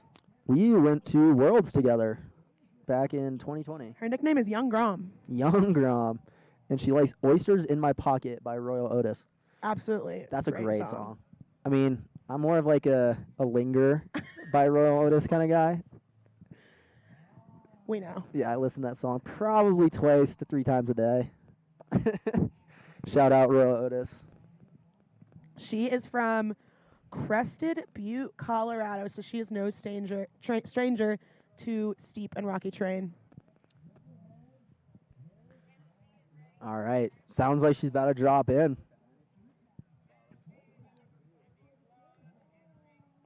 An additional hobby outside of skiing for her is jangling. What is that? I don't know what that is. I was really hoping you could tell me. She's dropping straight down into the chicken bowl. picking off a little piece of that rock section. Looks like Oh, she's yeah. getting that side entrance into this hanging snowfield. And making quick work of it, too. Mhm. Got her air out, easy, bolts. That was one turn in the hanging snowfield. Getting that energy, keeping that energy up. She's just hopping off of everything. Any little bump she's making look fun. Look like she's coming into this closeout shoot here. Let's see which direction she wants to take it. Oh, yeah. Oh, that was nice. So fluid, and that is so technical and steep in It there. is very Like, technical. It's hard to tell when you're not in it, but Yeah, from all the way down here, we're just saying it. yeah, I mean, I have no idea. Winlip into the chicken nuggets. She opts for no sauce on her chicken nuggets. And making her way down into these trees. I'm excited to see what she's got for us in the turkey zone. We got turkey dinner. We got turkey gobbler. We got turkey pot pie. Yeah, it's like Thanksgiving out here. Looks like she's going for the gobbler. Oh yeah, she's going for the gobbler. Nice, Yeah, getting a little piece off of Oh, the gobble. wow. Oh, is she doubling up? Doubling up. Nice. I like that. I like that she chose to take the gobbler up higher so she's still able to make that lower air. Totally. Get the most out of that bottom section. Yeah, really rack up that line score. These bibs that the athletes are wearing kind of look like Hawaiian shirts. I mean, it's a good day to have one. Totally. People are in t-shirts out here. Yeah, I'd be wearing a Hawaiian shirt if I wasn't wearing this super awesome Helly Hansen jacket. Shout out Helly Hansen. Yeah, our sponsors. One of our sponsors, as well as GoPro, Backcountry Access. Orage is the official sponsor of the Freeride World Tour. Yes. All right. Well, after that great run, we've had like a bunch of back-to-back, just really solid, fast, big air runs. Yeah. I'm not jealous of the judges at all right now. No, I like my seat in the announcer's booth. Yeah. So now we got Adam from Mount Baker. Have you ever been to Mount Baker? Never. It's Yeah, on the me list neither. though. Definitely on the This list. guy's not on. This guy's okay. Maybe he's from Mount Baker, but he's made kind of a world tour. Yeah. He started in Bellingham, Bozeman. and then he went to Bozeman, and then I see. Oh, Those okay. mountains. Yeah, Mount okay. Baker to Bridger Bowl. He now skis at Bridger Bowl, so you know he's gonna be good. There is a direct correlation there. I mean, Bridger Bowl's a gnarly mountain. Causation does Yeah. equal correlation. Have you ever gotten cliffed out off the ridge and sugar at Bridger Bowl? Oh, I have. Yeah. I cried. Oh, I got stuck in the nuns one time. It was pretty nuts. All right, looks like he's on he's course. ripping his way down the ridge. Gonna have a big air in here, it looks like. Lining up that same air we saw. Let's go. Huge Oh backflip. my gosh. Couldn't quite hang on to it, but he's got 3 out of his 4 pieces of gear, it looks I mean, like. after one tomahawk, he's still on his feet and giving us a head tap, so that's good. He's all good. But wow. Yeah, that's a very big committing air. Yeah. Huge backflip. And you can see all the people down here at Kirkwood watching the action go down. It's a beautiful, classic, sunny California day. Yeah, I think we're going to send a ninja down now, or they should. Looks like he's now going to start climbing. I don't know where his ski went. I don't see it. I think it's pretty far up there still. Yeah. Shoot, that I was a mean- really wonderful laid out backflip. Yeah, I think it was just a little bit over-rotated. Something that he's definitely capable of doing, and he's probably going to be a little bit bummed like at himself, but that was a sick air. He said that one of the biggest impacts that Freeride has had on his life is shin bang. Yeah, I can definitely speak to that. I totally agree. Shin bang for me is a full season struggle. Shins are banging. They're banging. I've been told that means that I'm bad at skiing. Maybe you're just like landing a little back seat. Not possible.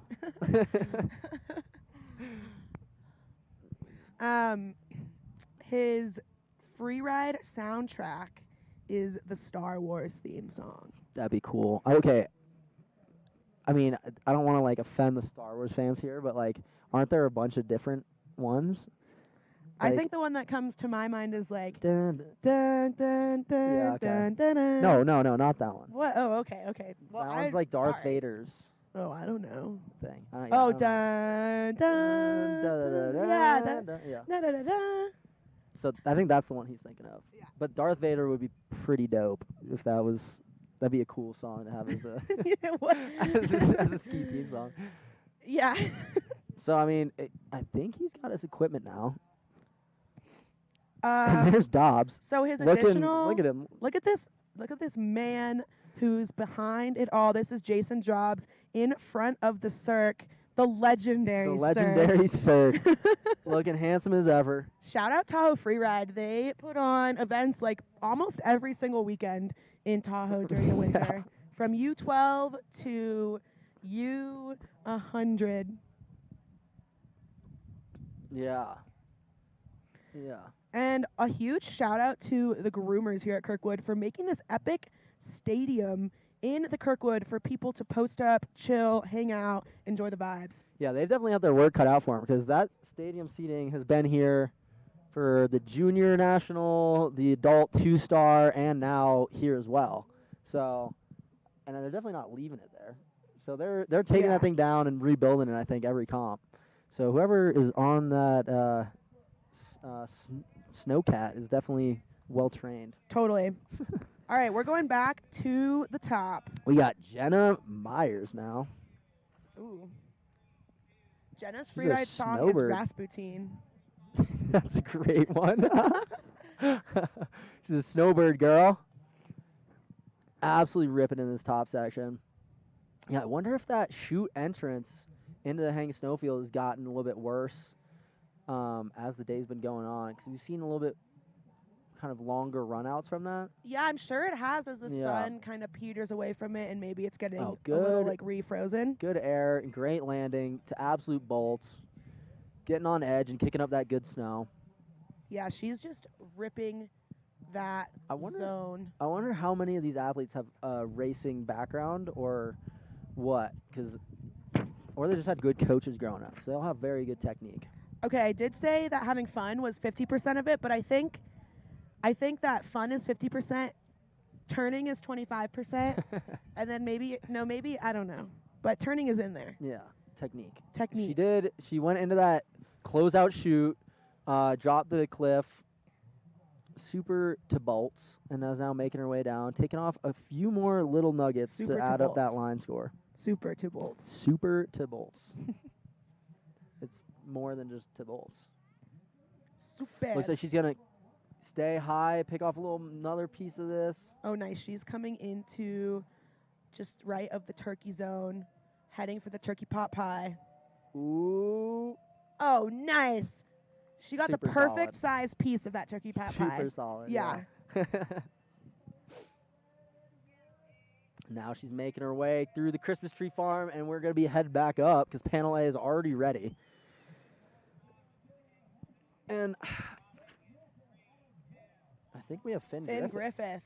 This guy is no rookie to ski competitions. He is coming off of the Freeride World Tour this year. So this inspection this morning must have been a real treat for him. Yeah. Oh, massive. Sick. To bolts. Yeah. Being able to go from just visual to on course is probably so nice. Big right 3. Ooh. That was awesome. And then doubles it out. Wow, That the was control that he had in that turn. Great fluidity.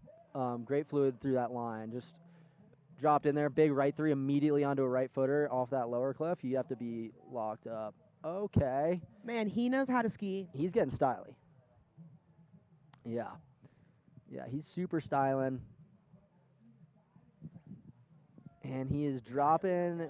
When he's dropping in. Oh, was that the Ross I think that's Tester? called the Ross Tester, maybe. That is, he wanted to take after his buddy on the Freeride World Tour. Yeah. And just absolutely Boosted that completely Yeah. blind takeoff. Yeah. The thing, I've stood on top of that, and it's of large air, but the scariest thing is just how blind it is. Totally. You're skiing into that. You need to have the right amount of speed, and you can't see nearly anything. You got to have your landmarks right for that.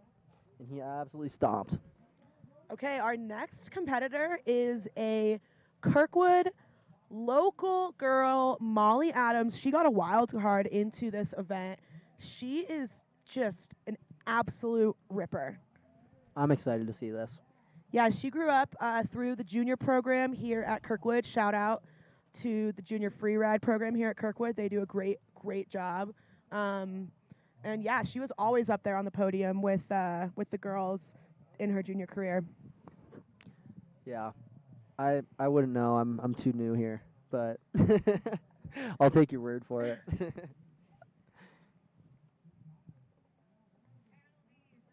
All right.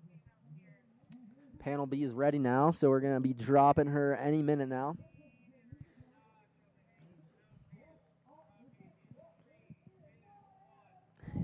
Looks like she's going to be headed towards the hanging snowfield. You can hear the local support. Yeah, people are fired up to see their local athletes here. They're cheering. Yeah, she Dropping really in. set the tone for female freeride, not only for her own team, but really for her, for the freeride community in general. She's making quick work into the hanging snowfield. And you can see just how steep that is. And, you know, despite this being her home mountain, this is a permanently closed section. So she has the same amount of exposure to it as everybody else competing here. Yeah, she may actually have less. There are a few people here that are pretty veteran and have competed on this venue a few times. Totally. There's So- a good chance this is actually her first time in there. Maybe so. I know this is her first challenger event. Now she's just ripping great turns down on top of.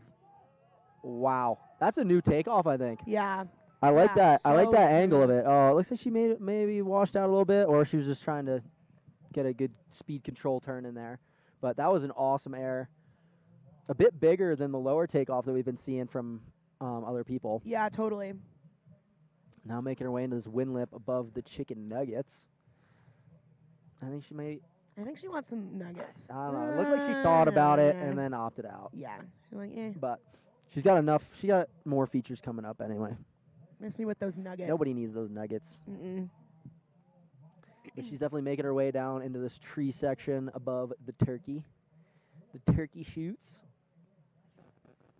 Pretty far lookers left right now. Might be in Totally. a different zone, or she's just kind of skiing the techie stuff to get over to where she wants to be. Yeah, this is a super, super technical zone in this turkey area. Gotta really know where you're going, and it looks like she does. Yeah. Looks like she's lining up a large portion of this is this a big cliff. air. This is very large. And she's committing to it. Oh. I mean, She almost had it. She just spun out a little bit, but on her feet, I think she's really stoked with her run. You can see it in her skiing. that down here was at the bottom. large. That was large. Yeah, she's got the energy right now. I think she's happy with that. That was a very big takeoff. Landing looked a little bit firmer or a little bit flatter. So yeah, she had to compress pretty hard to make that landing, but she stayed on her feet. She should be pretty pumped about that run. That was awesome. Now we got Jasper Donnelly. Oh, another local boy. Back to also, back. Also a wild card into this event. Jasper coaches the junior freeride team here at Kirkwood Mountain. Oh, wow. Big. I think that was a big left three. Yo, let's go. Off the top. A little bit of a new entrance. He is no stranger to this terrain, obviously. Oh, big Oh back my flip. God. Oh, my gosh. That was so Kept his sick. equipment, and he's claiming it. He definitely should. Now he's just ripping some GS turns. I'm loving this. He's having fun. You know, I was DMing him on Instagram last night Why? because we were just talking about how hyped we were for the event, and he was saying that. He is ripping this. That was a big left three at the top, come down, massive backflip where the other boys have just been straight airing. I think he's gonna go into the handrail. I think he's hitting the handrail. Why not? Why not? He might even just take it as a single from the top. Oh, kind of. Boom, boom. Yeah, he took it as a proper four. Yeah, so that is how you ski the handrail. That is how you ski the handrail. Great demonstration there. That was a sick run. That backflip was very ballsy. I mean, That was big. that air in and of itself is like already one of the largest airs on the venue, and to just throw an absolutely massive backflip on it is unbelievably impressive. Yeah, I think he just wanted to do it for the culture. Well, that's, yeah. I mean, don't we all? I mean, yeah, he threw down, and now he's getting all the props anyone can ask for. Yeah, look in at the that finish crowd. swarm. I think there's a of lot of his people. athletes. Oh in yeah, there, all of his actually. athletes are so fired up to see Coach compete. That got my jaw on the floor. Yeah, I got to pick up my jaw right now. I Kind of can't hurting help- right now. Yeah. All right, well, now we got Kelsey Whittles. Oh, let's go, dude. We were chatting to her before this. Yeah, she also got a wild card into this event. She competed on the Challengers a few years ago, she was competed on the Challengers last year, coming back from a knee injury the year before, and she's just been ripping it up this season. A local Palisades Tahoe skier, and a very, very good friend of mine. You're just friends with everyone, aren't you? Can't help it. It looks like she's making her way side entrance into the hang and snow field. Yeah, And making it look easy. Wow, you can see just how steep it is by how angulated her skiing is, and just absolutely laced it. That was Yeah, so smooth. Very clean. Landing looked like nothing. Yeah. Now she's making quick work of this section down into her next feature. Wow, she's absolutely ripping. You can see her racing background coming out here. Oh yeah, she's just like, Committed to that. watch me straight just fall ski this line. in 1 second. Wow. Yeah, Yeah. she took that very, very committing, just straight down the fall line. Now she's making her way down to the chicken nuggets. Yeah, hitting the chicken I think nuggies. She might told have us told she us was- that she yeah. was going to do that. Yeah, she told us that she was going to do that. I think that Kelsey is. Oh, a little grab. Yeah, I think that might have been a safety. Yeah. Kelsey is a ripping mountain biker when she's not skiing. She is one of my biggest inspirations on the mountain Here bike. she is coming out on the handrail. I'm excited to see this. Me too.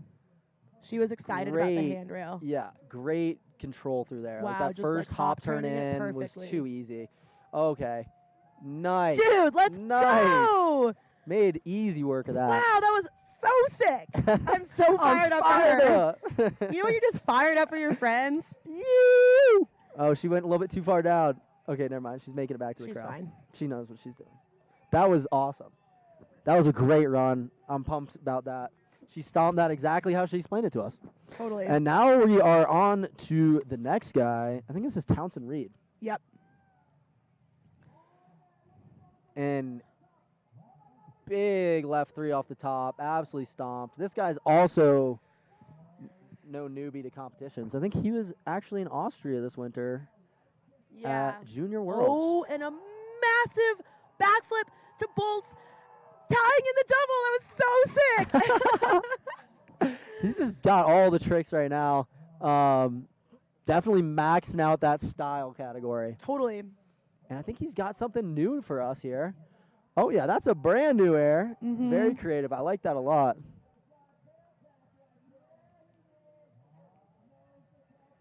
Wow.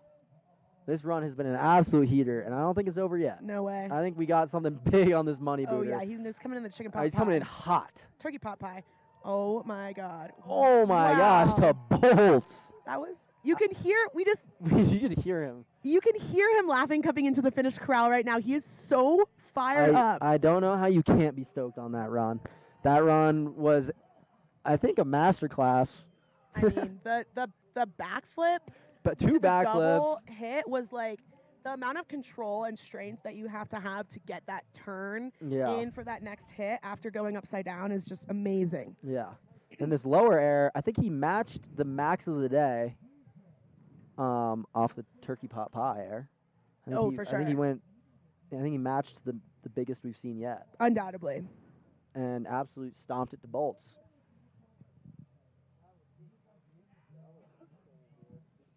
Yeah, that's what the new up and coming dudes look like.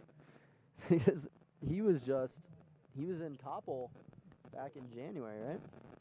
Oh, is he coming off the junior tour last year? This year, This year. I think. And so is our next athlete, Hannah Baldwin. She is coming off a big old win at Junior Worlds this year. Well, I'm excited to see what she's got for us. She'd like to shout out X Games gold medalist Taylor Pratt. I didn't know Taylor Pratt was in the X Games, but congratulations, Taylor. Her Freeride soundtrack is Down with the Sickness, which is a yes. I love that. Yeah. She is making her way on top of the Hanging Snowfield entrance. Taking her time getting into there. Gotta have the control once you get in there. Totally. It is very, very steep, and once you get in there, obviously it's closeout cliffs, so you don't want to be coming in there out of You control. can't go back out. But it was no problem no for problem her. for her. Yeah. She Too did easy. great. Too easy, some would say. Now she's ripping some GS turns. Yeah, coming Getting into the buttress. What line is she going to take? Oh, yeah, she's just going to boost boosting that. Yeah, something easy for her. Yeah. Again. I mean, it's like not a big deal. Yeah, this has been a really awesome run so far. That landing is really steep in there, which allows for the skiers to just kind of take it as far as they want. As big as they want, yeah. Mm-hmm. The landing's great until it kind of spoons out into the flat, but yeah, I think that landing goes for days mostly. So she's got someone lined up here. And a big left 360. three. That was the first Stomped 360 I think we've seen a girl do today. I think you're right. That was to bolts as well. Mm-hmm. And now she's making her way into the trees. Yeah. To get out on top of the gobbler, I think. This has been such a fun run to watch from this athlete, hot off of the junior tour. Alta snowbird athlete. Oh, you can just tell how how dialed she is. Shout out to her Alta snowbird coaches. Yeah, they must have done a good job because she just absolutely slayed that. Shout out Jacqueline Pollard.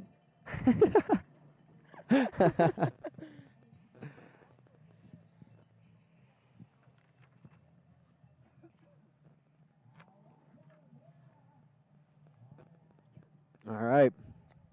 Now that Hannah has made it into the finish corral, we're looking up back to the top to see Skylar Koff, nickname Sneeze. Sneeze.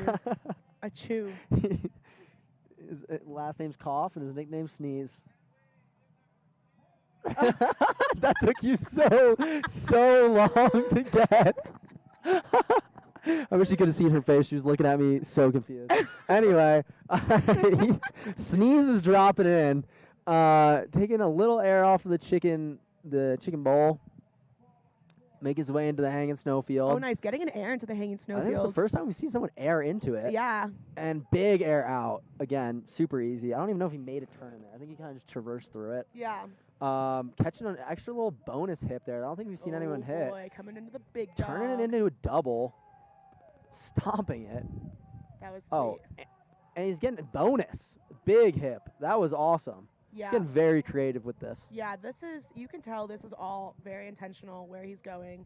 All of the airs he's hitting, the 360 there. Oh, unfortunately, a little He's bit got of a spun spin out. around, to switch, but that didn't stop him. Well, he did a 720, I think. Oh, no. Looks like he rolled over.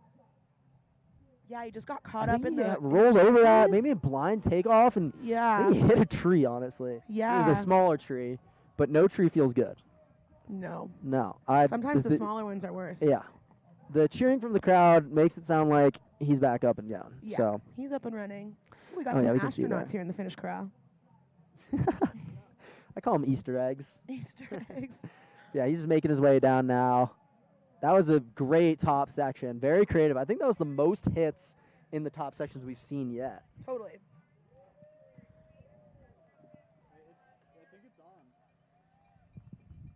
And he's into the Christmas tree farm. And into the finish corral. I mean, that was a pretty sick run. So up next, we have Winter McBride. That's a pretty dope name. Yeah, that is a great name. Especially for a skier. Mm-hmm. I wish my parents kept that in mind a little bit more. I bet her parents were like, we're going to name her Winter and she's But going to like, be a skier. yeah, but we're going to like add a little spice, and it's going to be WYNTER. Yeah. Which I like. It's I so like it unique. better, you Yeah. know? Ooh, it's getting a little chilly out It's here. a little chilly. But again, The clouds are coming. shout out to this Helly Hansen jacket. Oh, okay, for we're keeping on me warm. course. Athlete on course. Oh, she is ripping down the chicken bowl, Yep. I think. Dropping into that chute. Oh, okay. I think.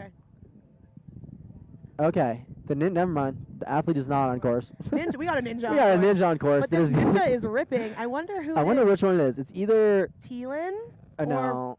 Ross. No. Josh. No. That's Turner. Turner's not ninjaing. Yeah, he is. Really? Turner Barber. Oh. You don't know him. I was like, who's coaching your kids? You're not cool enough. That's so funny. They gotta. Okay. I mean, I guess it's not funny because he hit a tree. But they're sending a ninja down to clear out this tree. They're clearing out this tree that Skylar just blew up. I mean, it shows that he's a big dog. You know. He's a big dog. He's taking out trees, not getting taken out by trees.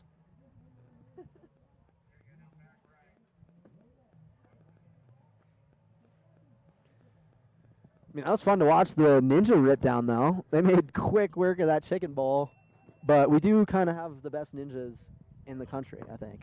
Yeah, all the so for ninjaing and this event, because this terrain is permanently closed, everybody wants to ninja for it because they get to ski in terrain that you can't ski otherwise. Oh, and here he is skiing out with a whole tree. I mean, talk about Christmas tree farm. Bring that down and let's decorate it. Come on. No way. This is so sick. No, please bring it all the way down. He looks like the Grinch stealing Christmas, dragging Cindy Lou Who's Christmas tree straight out of the venue. The ninja who stole Christmas. We need to make a movie now. Oh my God, this is awesome. Wow. Well, shout out to Sneeze for absolutely blowing up that tree. Dude, this is That's what not happens- a small. That's not a small tree. This is what happens when you stay in shape during ski season and like do Yeah. your squats. Do your squats. and your maintenance. Your legs just blow up You trees. don't blow out your knee, you blow out a tree. Yeah. Oh yeah. No! That's Who is crazy. this?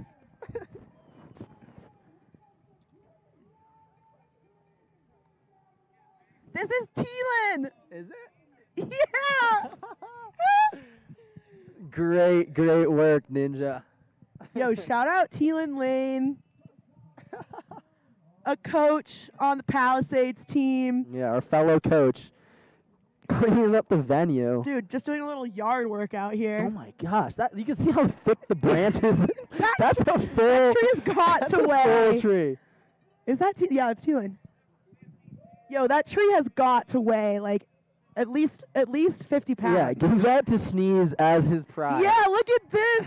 Sneeze in the finish crowd. Okay, we got All right. Well, I mean, athlete on course. This is this- Winter McBride. yeah. Can you guys yeah, there you go.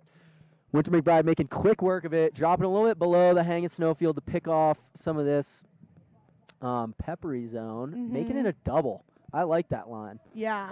Very fast, nice fluidity. Wow, and this girl has amazing technique.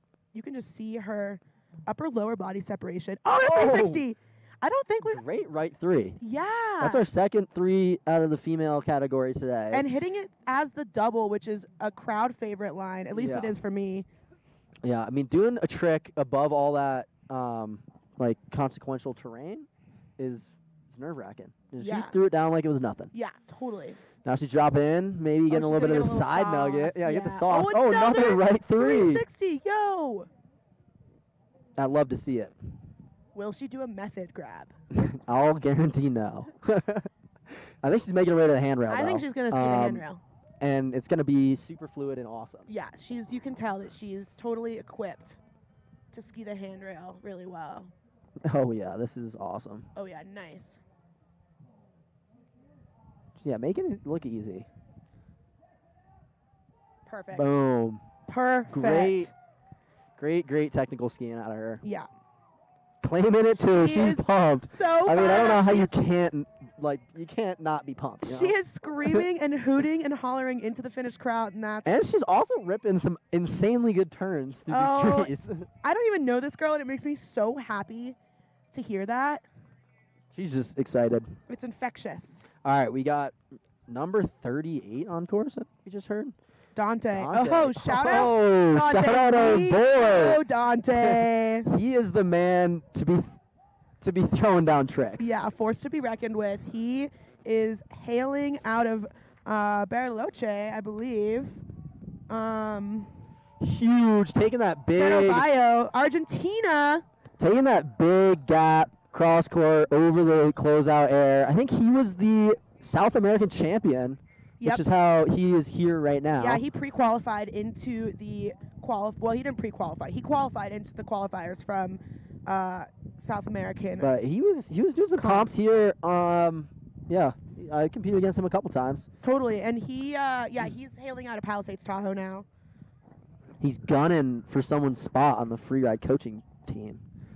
Who's it gonna be? I don't know, but he's boosting that and showing us why he should be. Yeah. That was a great run. So fast. Very so fast. That's kind of fluid. his style. I've seen him ski like 4 times. Skied with him one time, and yeah, he's just always liking to go down the fall line. Totally. Doesn't like to put those things on edge. Well, that's a good way to ski. It's a good way to ski. Yeah.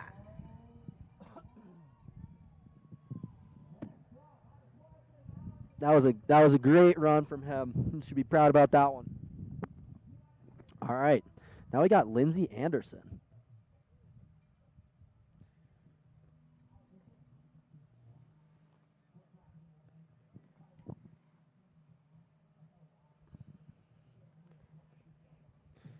Yeah, we're back up to the top for our next female competitor.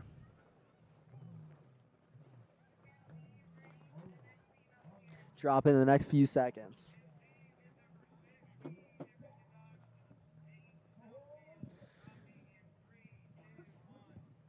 All right, here drops Lindsay. Headed over towards the hanging snowfield, an athlete favorite. Making quick work of that. Oh, nice. I Taking love a little this bit angle. of a new I love line. this angle that they've got into the snowfield.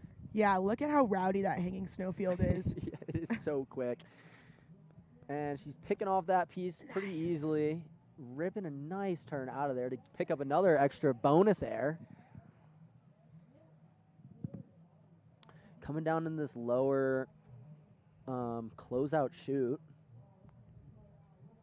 I don't know if we've seen someone hit this double yet.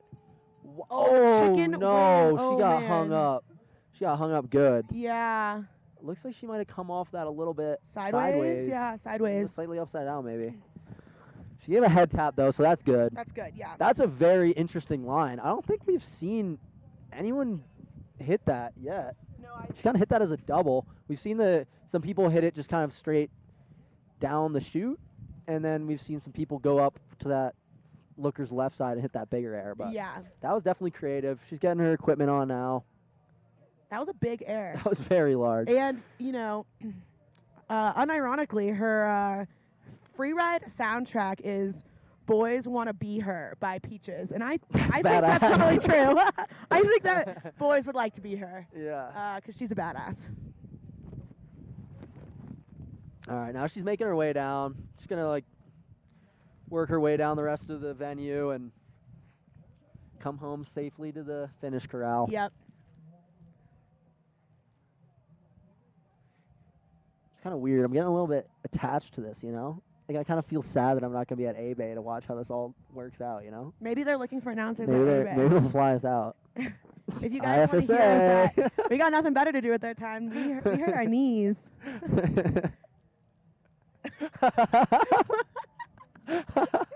That would be pretty awesome. Look at these astronauts. Oh yeah, wait, we need close up of this astronauts.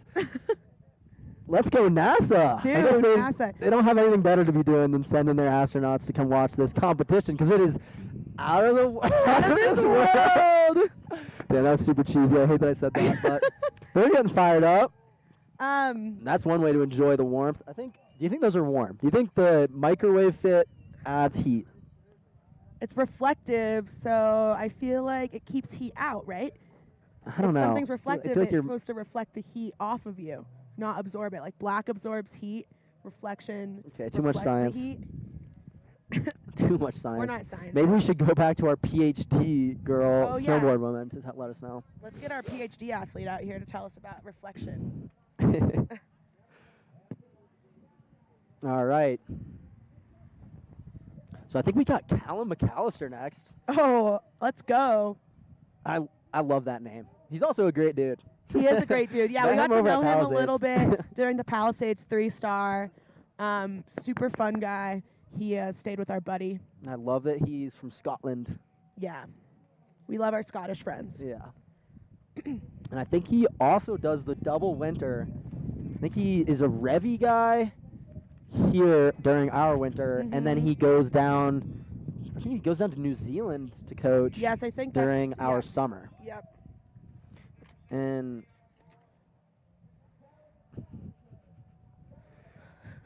all right, here comes Callum. Drop it into the hanging snowfield. Making really quick work of that. Wow. Okay, nice. 2 turns, white rooming himself in one of them, and still finding his exit. And getting it back under control. I'm excited to see what he's got. In Me this too. next Yeah, section this is here. going to be a fun one. Don't look away now. Yeah, don't blink. It's just Do getting not exciting out blink. here. Oh, I like this Oh, yeah, bottom this air. is Yeah. sick air. Oh, big stomp. Wow. That was bolts. Yeah, as good as it can Honestly, as be. good as he gets for that landing. Totally. Yeah. Making quick work of this. Oh, I think and we've look got at some- that, kicking up some snow. Yeah, I think we've got some more fun. Big 3, big left 3, stomping it. Something easy for him. Mm-hmm. And he's definitely gonna be sending it into those trees to come up on this turkey cliff. I think he's going to gobble. You think he's gonna gobble? I think Yeah. he's gonna gobble too. Gobble, gobble. Oh, taking that with a lot of Nice. speed. I think that might absolutely be stomped. like one of the biggest hits we've seen off of that today. Yeah, I mean, definitely up there. It's a little bit difficult to tell on that air because the shadows in the landing, we can't really see any of the bomb holes. But that was definitely very quick. Very solid run. He'll be pumped about that one. For sure. So we are on to Jessica now, I think. Oh, Jess Hodder, out of New Zealand. She is one of my favorite skiers to watch, former Freeride World Tour athlete. She's going to show us why. Yeah. She is coming into this quick, taking that side entrance. Again, 2 turns. Totally. Now she's going to line up her exit feature and, oh, wow. Taking that big, absolute bolt. Too easy for her. Ooh, unfortunately, no. just a little bit of a Honestly, washout, but it kind of looks like that lighting might have. She looks like she got bucked a little bit. I think going from the shadows into the highlight, it's definitely more challenging than you think. yeah, I would say so too. I think the lighting is getting a little bit flat in there. Your eyes haven't adjusted yet, and you can't really see the texture in the snow that you're skiing. Totally. So she got bobbled up a little bit, but she still hit her next feature. Yeah, she's still having fun out here. You can Yeah. tell. And she might have taken that with a little bit more amplitude if she hadn't had crashed a little bit. I think she's kind of just making her way down now. Hard saying what's going on up there. Hard saying, not knowing. Way up, So way it's above just us. saying. Hard telling, not knowing. She's still lining up this hip. Nice. Nice air. Little Little shifty. Picking up these little nuggets too.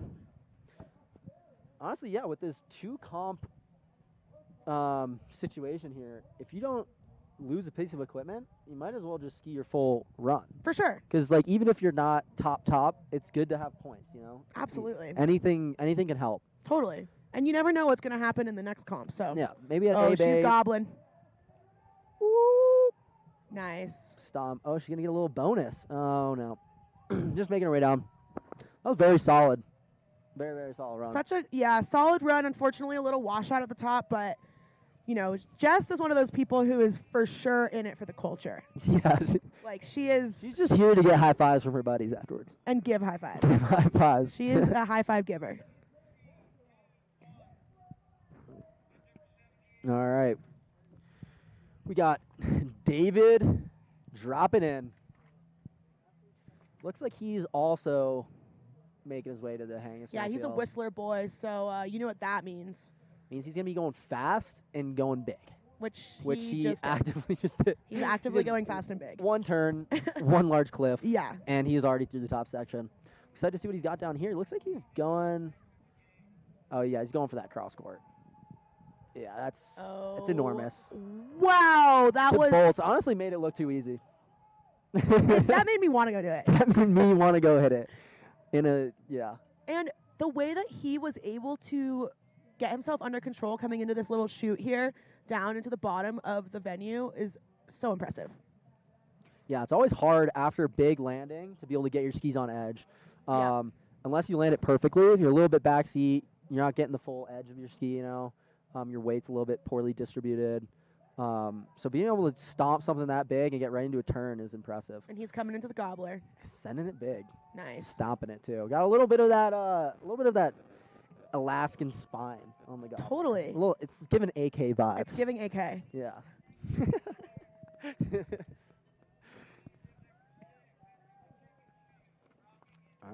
All right, eyes to the top. This is Delilah Quinn out of Palisades, Tahoe. She is a former Freeride World Tour athlete and just an overall baddie.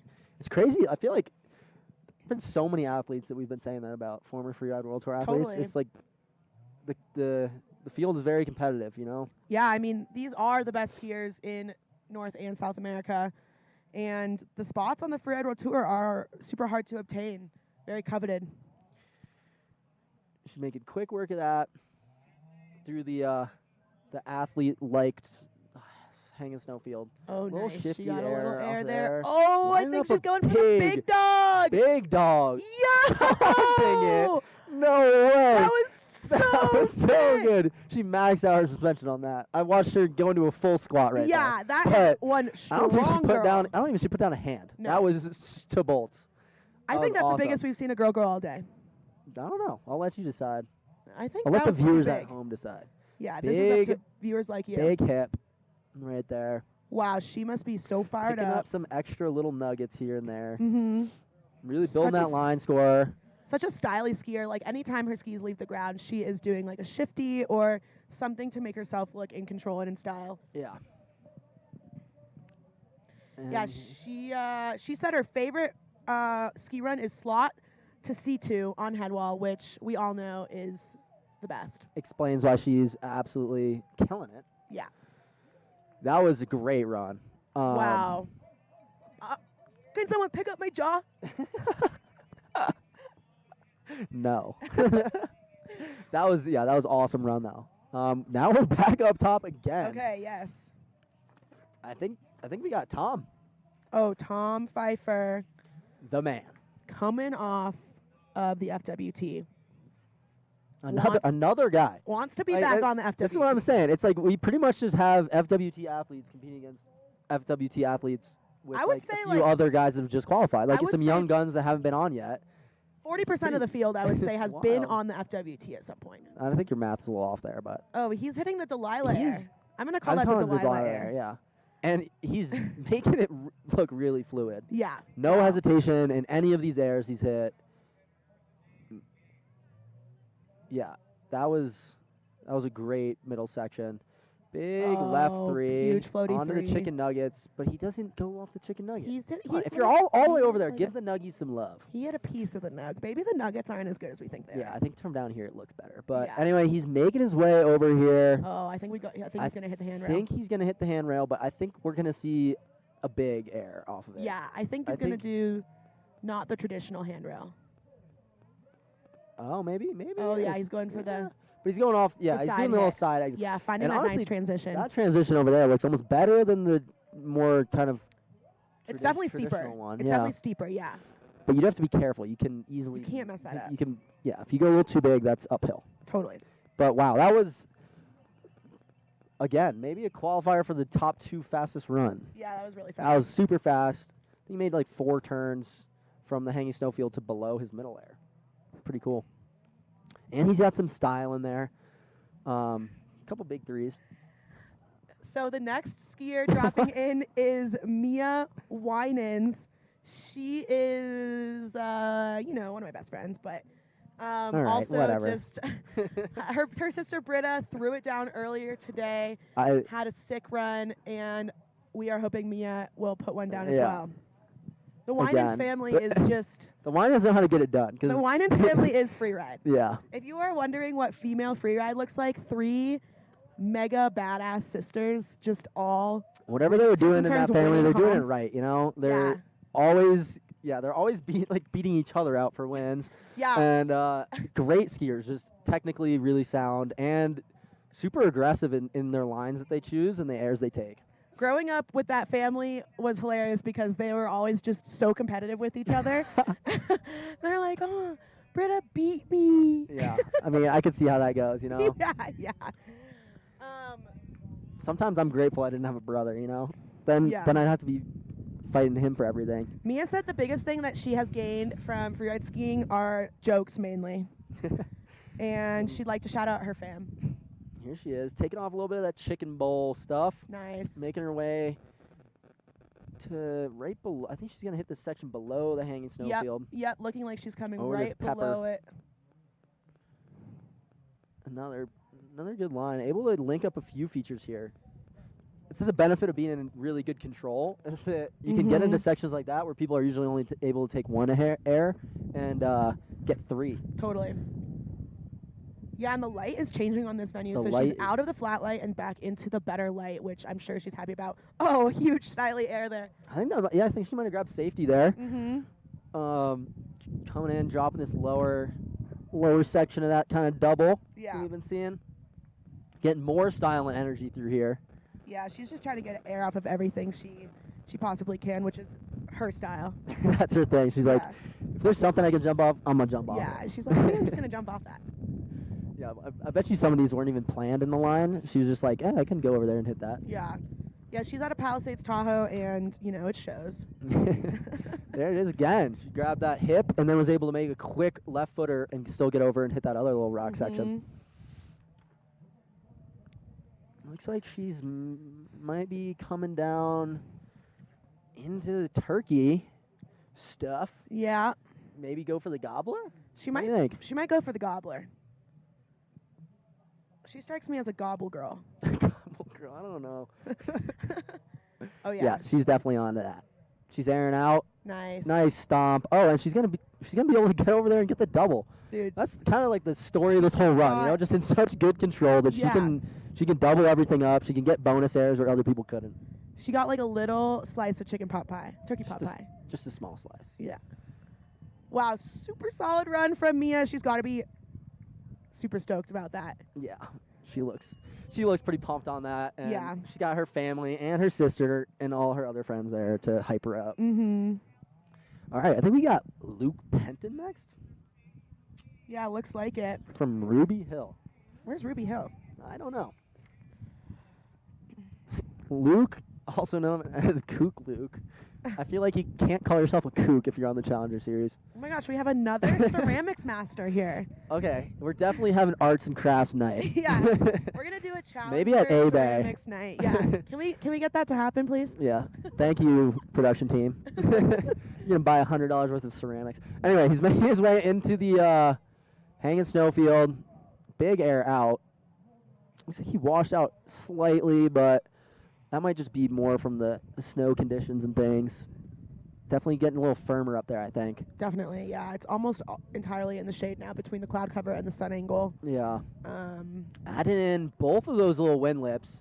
Right 3 off this one, and I think he's gonna make this into a double. Oh, on the other side. Okay. Oh, this is something this new. Is new.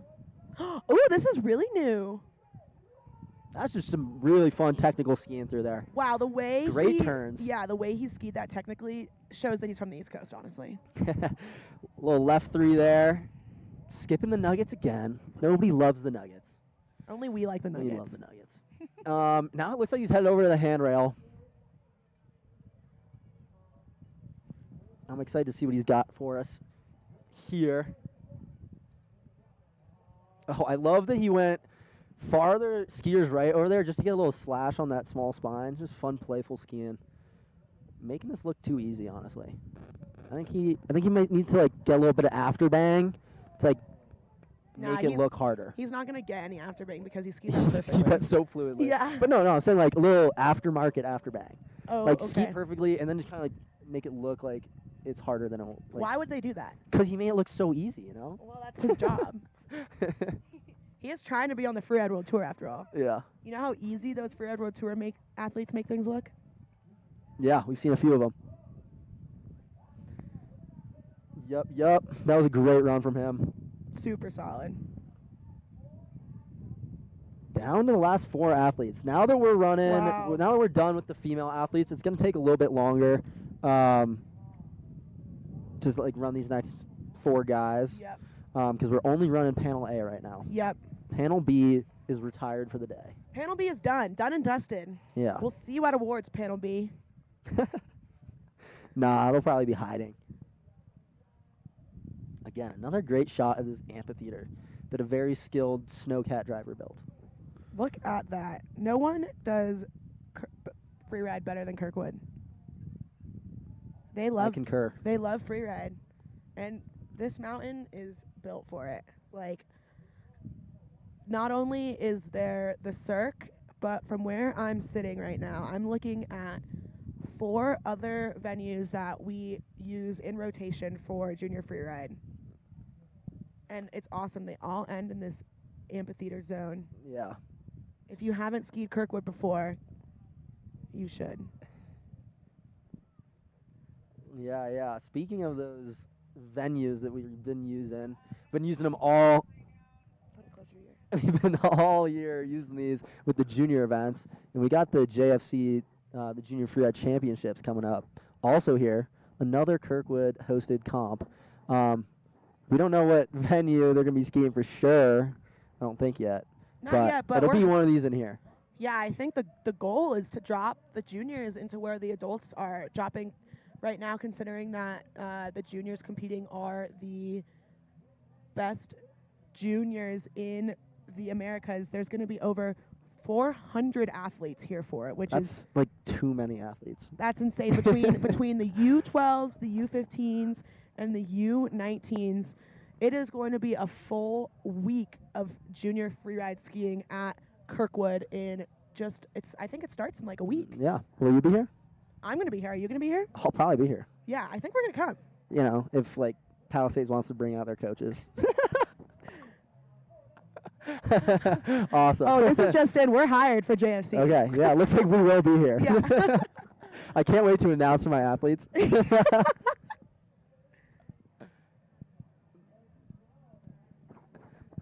Yeah, so it sounds like we'll be live streaming both finals days. Yeah, so you'll be able to see the up and coming dudes before they're even on the IFSA like adult tour yet. So. And honestly, the junior skiers are so good. It's like frustrating how good they are. We both are coaches, and it's just. Yeah, I mean, I don't want to talk down on anyone here, but I think there's a few athletes that may do really well today if they were competing for right sure. Yeah.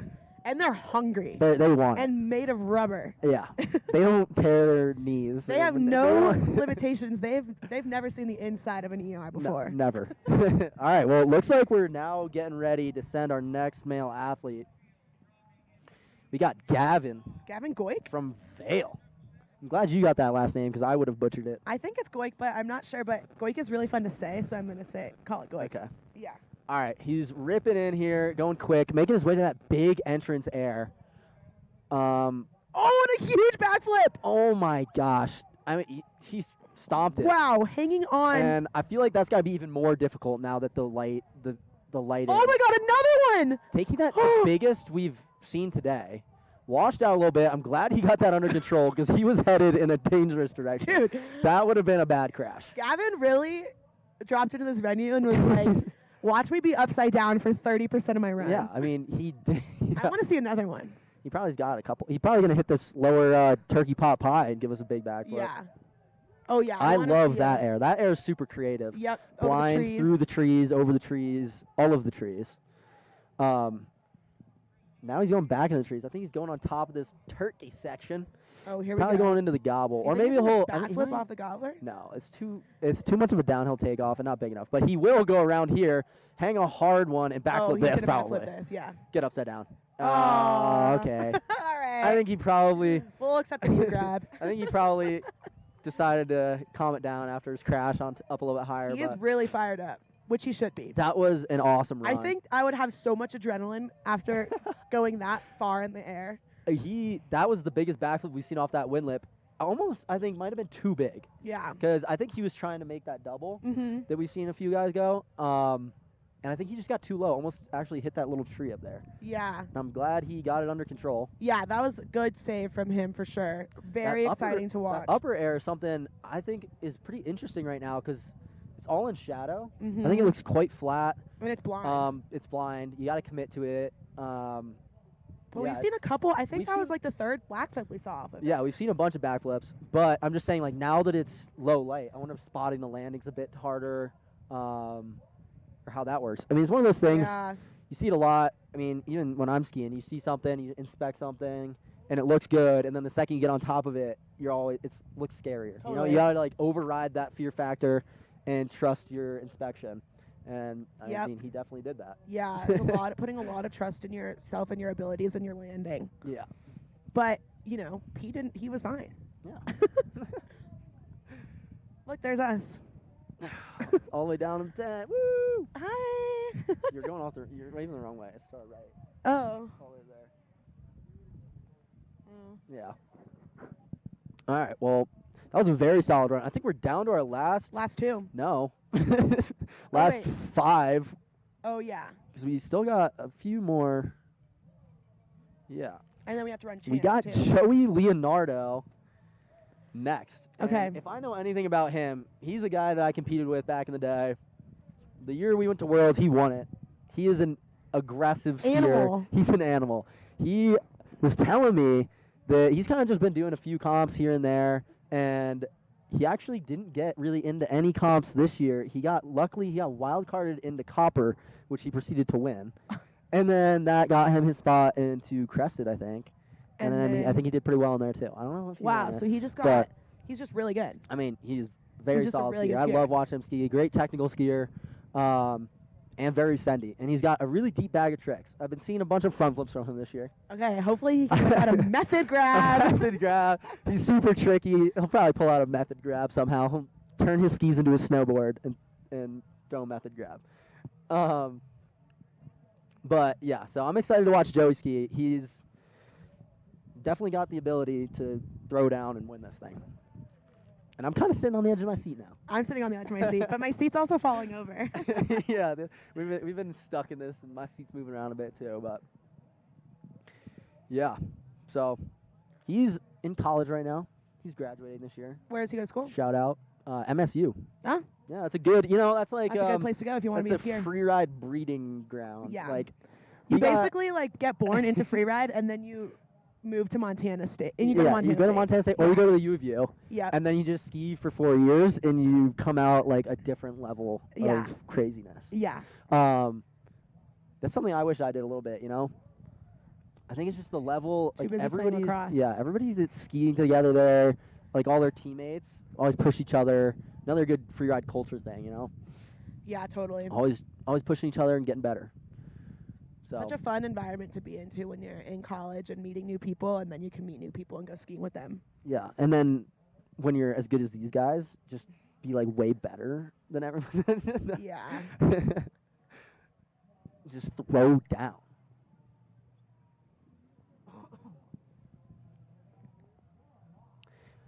But yeah, I think we have a few athletes on our team going to MSU. Mhm. And then the other few that aren't going to MSU are going to the U of U. Yep. Yeah. Yeah, shout out Yeah. shout out the juniors. Yeah, the juniors. All right, now we got Joey Leonardo dropping in. Sounds like he's headed to the hanging snowfield. Oh, yeah.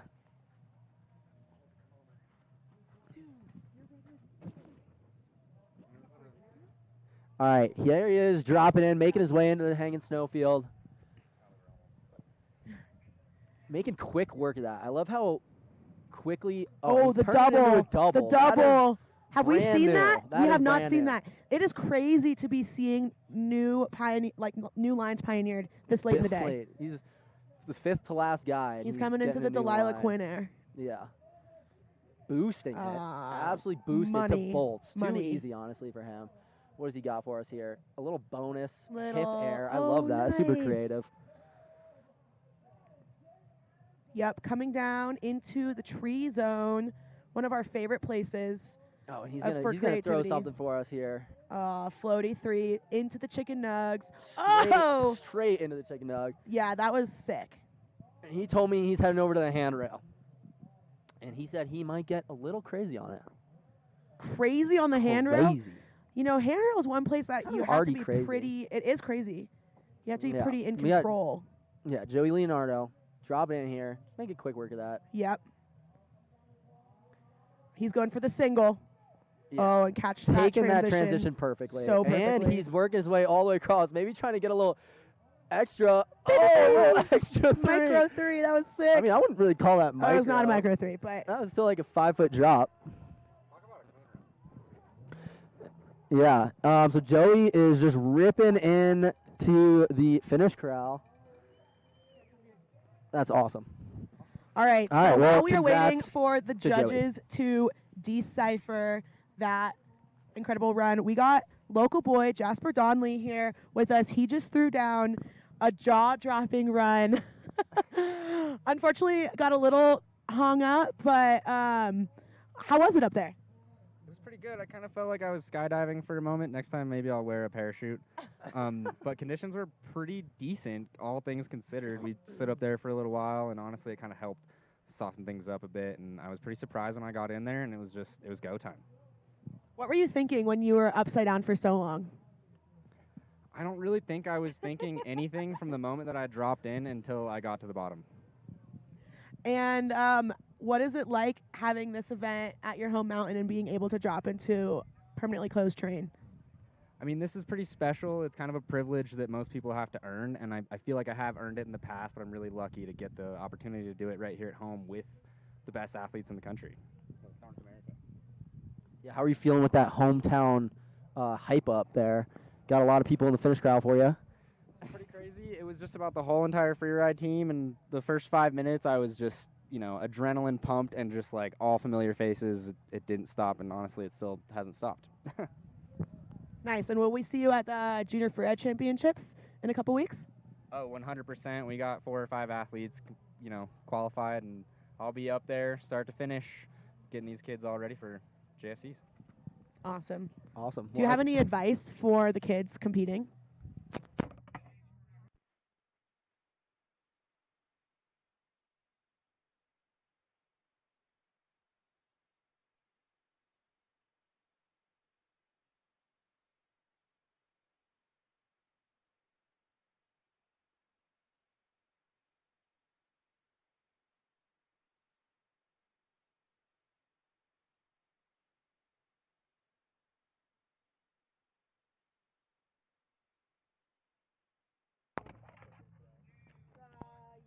Yeah?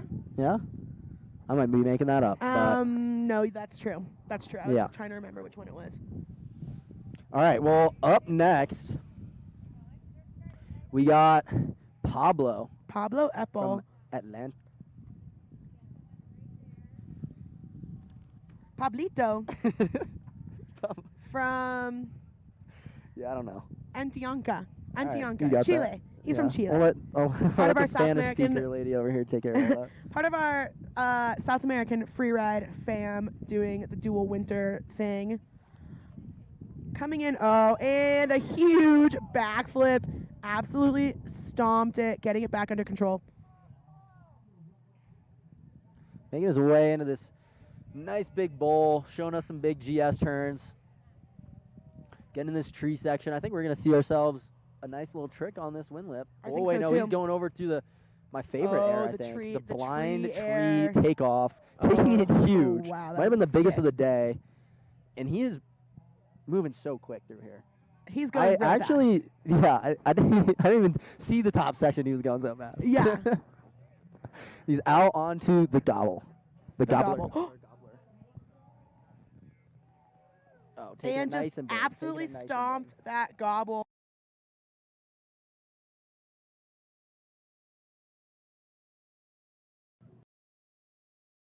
His way through the Christmas tree farm and into the finish crowd. That was a very fast run. So fast.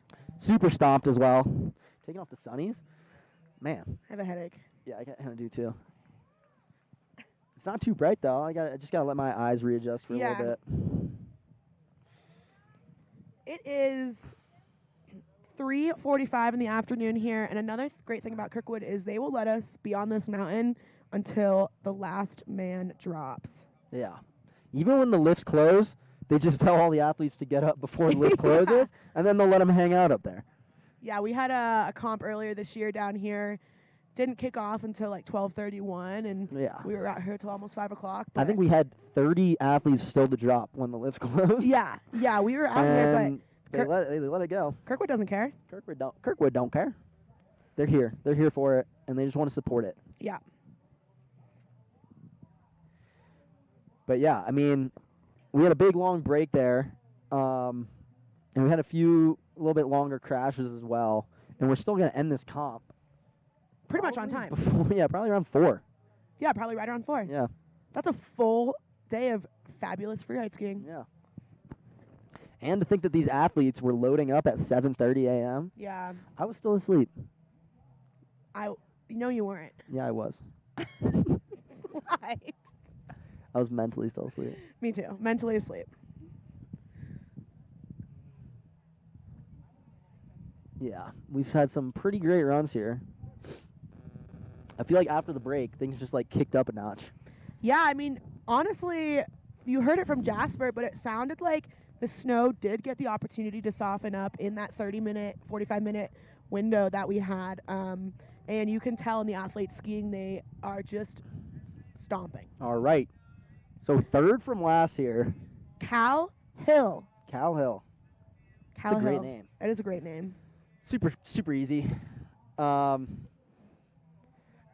of Crested Butte, Colorado, the Crusty Butt. And it looks like he's dropping straight into the chicken bowl. Making quick work and a little side hit there. Getting across. A little left 3 above. Already throwing a 360. Above a bunch of gnar, and then just straight lining out of there. That was a super unique line into that zone, too. And now he's still out onto that sunny side hill. I think we're going to see another big feature coming here. This is another wind lip right here. Big 3. Big floaty 3. Stomped it. Don't get washed out. Oh, it looked like he rolled over those rocks as well. Yeah. I hope his side is okay. Yeah. I mean. Ouch. I don't want to say too much, but I think that low light might have been he's fired up, big though. variable He's for him. hands in the air. Yeah, the Like, low you just don't light. care. Hands in the air like you just don't care. I think we're going to have to get a ninja to come down for his ski. Yeah, it is a bit of a ways above him. Yep. And honestly, like, what are these ninjas even doing? You know? They're just might as standing up well there. just come straight down. Like, I second mean- someone crashes, just start skiing down. Yeah, like, why are they taking so long? I mean, he's already started hiking for his ski. Yeah, like, don't make the man wait. Don't He make the already man fell. wait. He took his other ski off. Now he's boot packing up. Aw.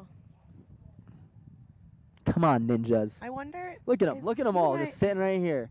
Yeah, what are they doing? Top right of your screen. They said they took it away so we couldn't expose the Ross ninjas. Tester. Ross Tester is just sitting there gossiping with Josh Gold and Turner Barber.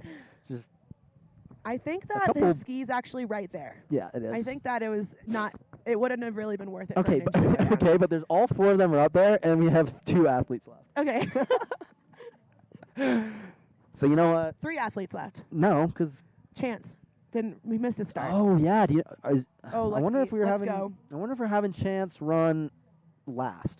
Yo, shout out to all the freeride parents who sacrifice so much to get their kids into this sport and come cheer on And support, their you know? kids and support and always bring a good vibe. You know, I Yeah. love hanging out with the parents. Yeah. It's like half of the fun. Yeah, I can't wait till I'm a Freeride parent. Yeah. You're going to be a helicopter Freeride parent. No, I'm not. Yeah, you are. All right, here's Cal Hill making his way down. But I think we're going to be pretty quick back up top because that's a no score. So Leaf Gascoigne is going to be going pretty much right away, I think.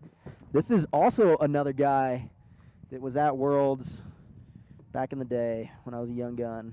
Oh, his Freeride anthem is Waka Waka. Yeah, this is about to be a crazy run. Yeah, I think he's up there like Waka Waka, eh, eh. Yeah. That's definitely what he's doing out there. But I know this man, he loves to throw down, and more than anything, just wants to give everyone something to watch. That's good, because I am in need of entertainment. Yeah. And he's a Whistler kid, so you know what this that is going to be a means. little bit crazy. Let's get rowdy. Good thing they're used to rapidly changing conditions in Whistler. And Yeah, and bad visibility. earlier I saw him wearing his low lights, his clear lenses, so I think he was prepared for this. He knew this was coming. Yeah, and this is not his first rodeo. No. He might actually be a rodeo star. He's like... It's like the veteran cowboy. Okay.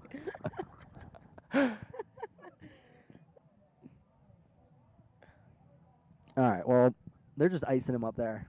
I'm kind of cold. I'm a little bit cold, except I have this Helly Hansen jacket on. I know, these Helly Hansen jackets, my upper body is not cold. My feet are a little cold. Yeah, my legs are a little cold. Shout out Helly Hansen for keeping the IFSA crew insulated and toasty and functioning. And it's not like it's raining or anything right now, but I have a feeling that it would be keeping all the water out.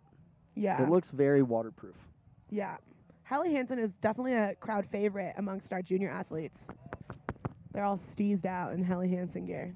Yeah, shout out to the Helly rep. Shout All out. right, we got Leaf dropping in.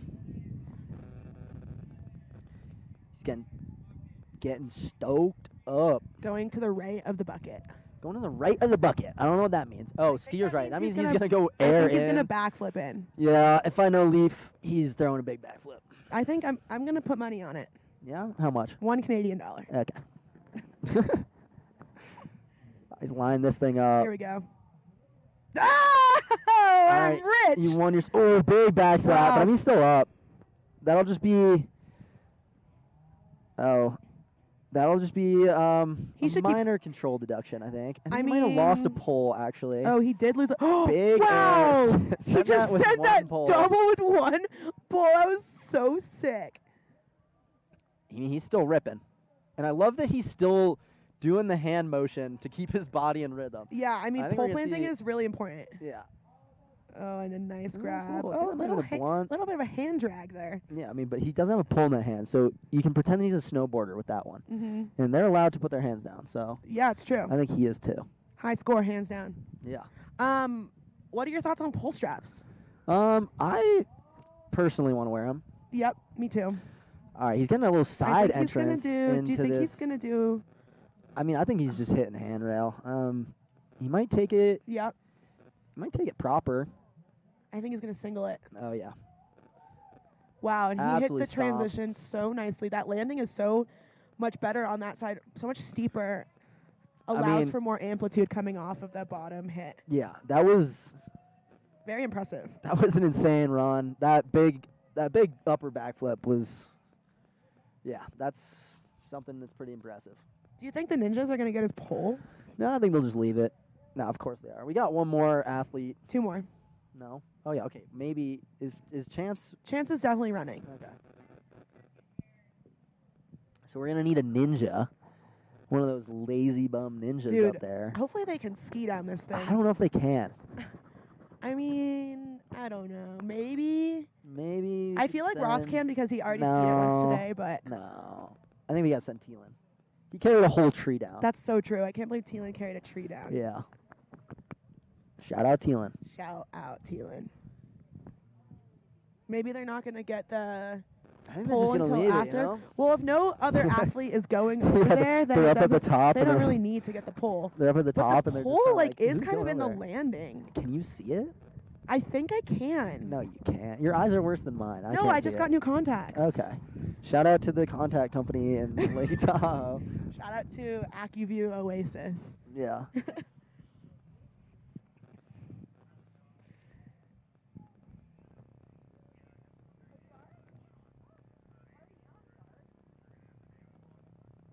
So, while we're waiting here, Yeah. what do you think your favorite place to ski is, Eli? Favorite place to ski? I don't know. I got to give it to my home mountain, Mad River. Mad River Glen on the East Coast. I love that place. Yeah. But, to be fair, out here, out on the West Coast, I'm a big Alta Bird fan. If you got skis on and you can ski both mountains under one pass, the terrain is insane. They get a lot of good snow pretty consistently. But, I don't know. Up north, I don't know. Revy's pretty fun. I've never been to Whistler. Sounds like you've been all over North America. Yeah, I have. That's pretty cool. I used to do the whole competing thing. I used to go around. Yeah. Maybe I gotta go hang out with my boy Leaf now. Gotta go stay with him in Whistler. You should. Yeah, hit him up. But yeah, I think gotta give first tier Mad River. Yeah.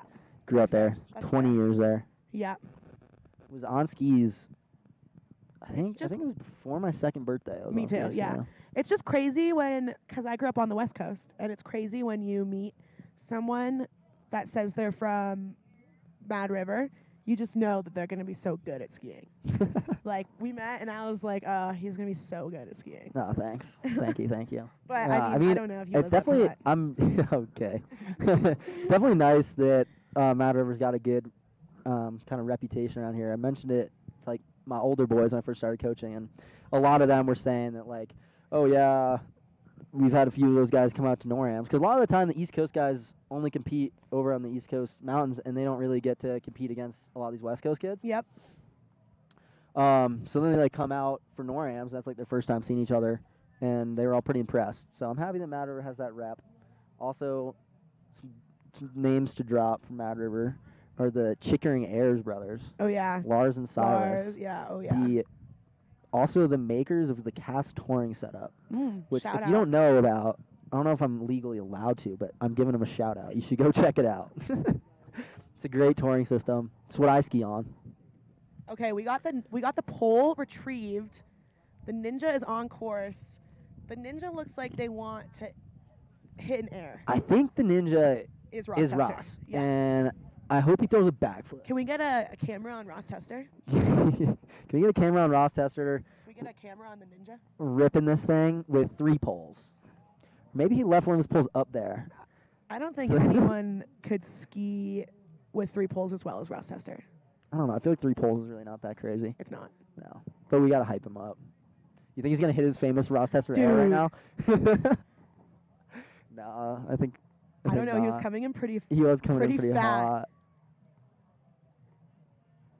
The anticipation is I think killing he's me. going Oh, outside. man. Oh, that's such a bummer. That would have been so That would have dope. been so wild. We just look up and there's Just Ross, Ross like 30 flying feet through in the air. over the tree. If you're wondering what we're talking about, go search on YouTube Ross Tester Kirkwood. 2017 Kirkwood North American Championships and just watch this small teenage boy fly through the air.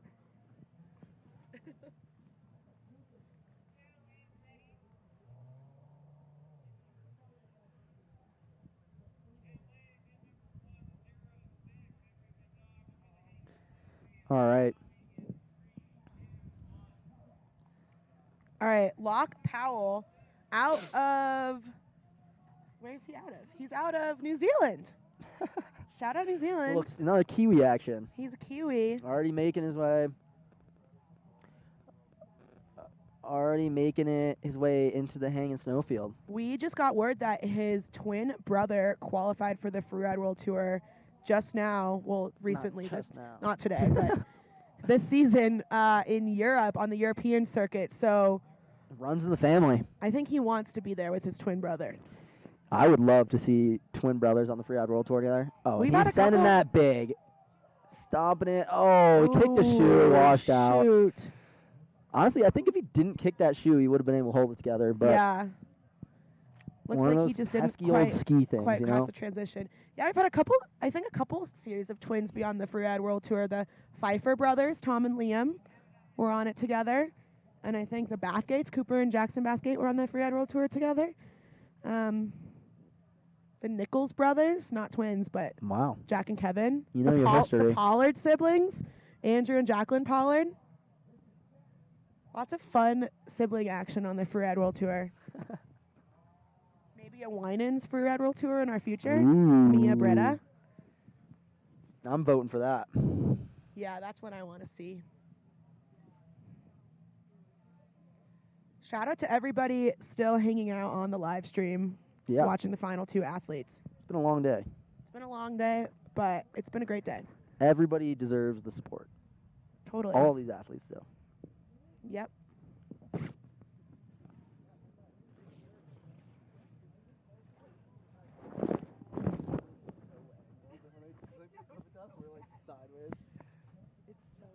Now we're just getting some of this bottom of the venue stoke going.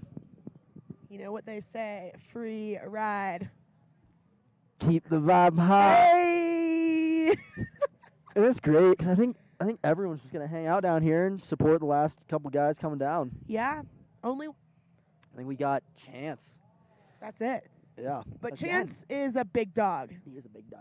Yeah, you know, he's been doing this for a while. He grew up on the junior circuit and is always so fun to watch. He's got a big bag of tricks, and he just loves the freeride community and the sport so much. Again, this is one that they should have sent one of those lazy ninjas down for, you know? I know. Josh, what has Josh Gold Josh done has done nothing Josh all Gold day. has done nothing all day. Boo. Just kidding. We love you, Josh.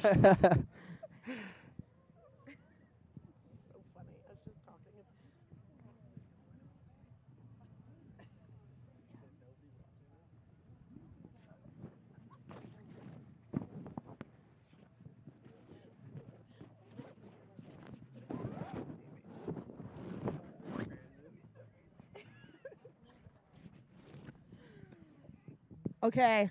Alrighty. We are keeping the vibe. Well, somewhere. Well, he's got all of his equipment, and he's skis- making his way down. Do you see him? Yeah, he's over on the left side of the venue, kind of outside of where anyone's gone today. Oh, I yeah, actually he's don't just know if that's technically in the Straight venue. up vibing. No, it but is. It is. Yeah, no, I mean, it doesn't really matter, but he's Yeah. just making his way down, getting to the finish corral, and then we're going to be dropping our final athlete of the day. Chance Deschamps Prescott. Chance grew up, was born in Alaska, came to Palisades, shout out Olympic Valley Freeride team, for his high school years, and then moved to Snowboard and has been there ever since. And I think he's dropping in. Here we go. Our final athlete of the day. Let's make some noise, live stream. Yeah, because you're crazy live We're gonna stream. go crazy. If you guys yell loud enough, we'll be able to hear you here in Yeah. Kirkwood. Yeah. Making his way down the. I think we might have one more taker Dude, on this. I think he's going to backflip. on this insane. Yeah. There we There go. it is. There it is. Stomp. Wow, absolutely stomped it. He wants that Freeride World Tour ticket so bad. Oh, and a left 360. three, I think. Into the double. I think. Yeah, just stomping that clean. Making his way over, picking up a few more. Okay, I was gonna say nuggets, but he boosted that boosted one. that. Yeah, that was pretty He big. got significantly more air, I think, than anyone has hit that yet today. Definitely. He took that as a real feature, not just kind of a bonus. And he's making his way down onto this section. Oh, that's kind of a new angle. Yeah, we haven't seen too many people come in there, but yeah, I think he. Do you think he's? What do you think? I think he's gonna make his way in to it the looks like gobbler? he's making his way into the gobbler. Okay, yeah, he is. Yeah. I was going to say, I want to see a turkey pot pie backflip, but I think he would have had. I think. and kind of a new approach setting up on that. Again, kind of ripping that like a spine. Yep. Getting that AK vibe for his roots. Totally. That was a super great run. Super clean run. Super stomped backflip on the top. Sick way to close out our day here at Kirkwood. And that's a wrap. That is a wrap. Those are all of our athletes. Sadly, we won't be able to run through the snowboarders again. Yeah. It kind of narrows it down. I think this is going to be a two stop. Two stop comp. Yeah. So yeah. We'll be headed over to A Bay for the next segment. Yeah. In a few weeks, I think. I think it's 2 weeks away. 2 weeks. 3 weeks away, I believe. 3 weeks. I think it's like the week following the junior NORAMs. Yeah. Now everybody down in the finish corral is going to start packing up. Yeah, wow. It's pretty cool to see how many people stayed out here till the bitter end. And we've got some closing announcements for you all who are still viewing. Hey. How was the comp? Great. Super fun. We had a lot of fun. So much fun, yeah? Yeah. Okay, cool. So thanks everyone to being here. It was a lot of fun. Good athletes, you know. So what is your feedback from the comp? I mean, you were the announcer. You saw everything with such a good level. So come on. I mean, I think that everyone was just at a really high level. It was cool to watch everyone throw down. I think some people probably watching other people's runs maybe like felt a little bit more pushed, threw down a little bit harder than maybe they wanted to. But I think it was sick overall. Conditions looked good. Happy that everything went well and we were able to get it all off. Yeah, totally. I think it was really cool watching people be so creative with their lines, seeing a bunch of different approaches to this venue that provides so much. It was inspiring, honestly. So really fun comp. I think we got the sun just went out, so we got the sunny days. Beautiful have you locals here, really good local athletes. Everything's going good. So right now, everyone who's watching this live, we're gonna go for awards. You know, we don't know who wants or not. It's gonna be a lot of fun. But also, hey, keep in mind it is JFAC coming down next week. Yeah, Junior Freeride Championship. They are coming down to Kirkwood. We'll have from the top athletes in Americas. Yeah, they're going to be down here at these beautiful venues and resorts. And also then for adult challengers, we are going to A Basin. So still a lot of things happening in the IFSA. See a lot of moving, you know. People might make it to the World Tour. We have juniors, they might make it to the Junior World. So it's a lot of things happening. And you are going to be the host next week for the Junior World. You're coaches, guy. You're coaches. So what do you think? How do you think the vibes will be feeling here? You know, we saw all these people having so much fun. So what do you want to tell everyone in Reno, Tahoe, everyone behind the screen to tell them, hey, you guys are local. So how you bring that vibe? Okay. I mean, if you're around, if you're a local person, might as well come out. You know, it's a great vibe down there. We got the best skiers in the whole area. I mean, in the whole country. And other countries as well, coming down for juniors. So might as well come down and watch the new up-and-coming people. The more the merrier. And they'll definitely appreciate it, yeah. And the cool thing about this venue in Kirkwood is if you don't ski or don't want to pay for a lift ticket, you can get like a $10 walking ticket and take one of the chairs up here and just walk to the venue. So it's so accessible for everybody. I'm super excited to see everybody out here. So thanks everyone. Thanks here our announcer. Thanks IFSA. Thanks Heli Hansen, Giro, Backcountry Access, everyone. You know, everyone who has been helping to make this one running. Thanks Farewell Tour by Rush. So thanks all the media teams, judges, announcers, lifties, patrols, like everyone, Jason Dove, so everyone from Tahoe Freeride make this one happen. So we'll see you pretty soon. Next coming up is Junior Freeride Championship and then A Basin Challenger. So thanks everyone for watching this one. IFSA live streaming. I'm here with my two good friends. Okay, bye-bye. See you in the next one. Freeride is freedom, a connection with the world, with nature. Exploration is a basic human instinct. It is in all of us. getting out of our comfort zone, deciding where we want to be, and exploring new frontiers. Pushing ourselves to the limit, taking the risks we choose to take, fighting against our fears and the unknown. Learning is part of the process, being conscious and responsible for our actions. Freeride is a lifestyle, a deep connection that should never be let go. The IFSA is a wide-ranging freeride family along the Americas, reaching from Alaska to Patagonia.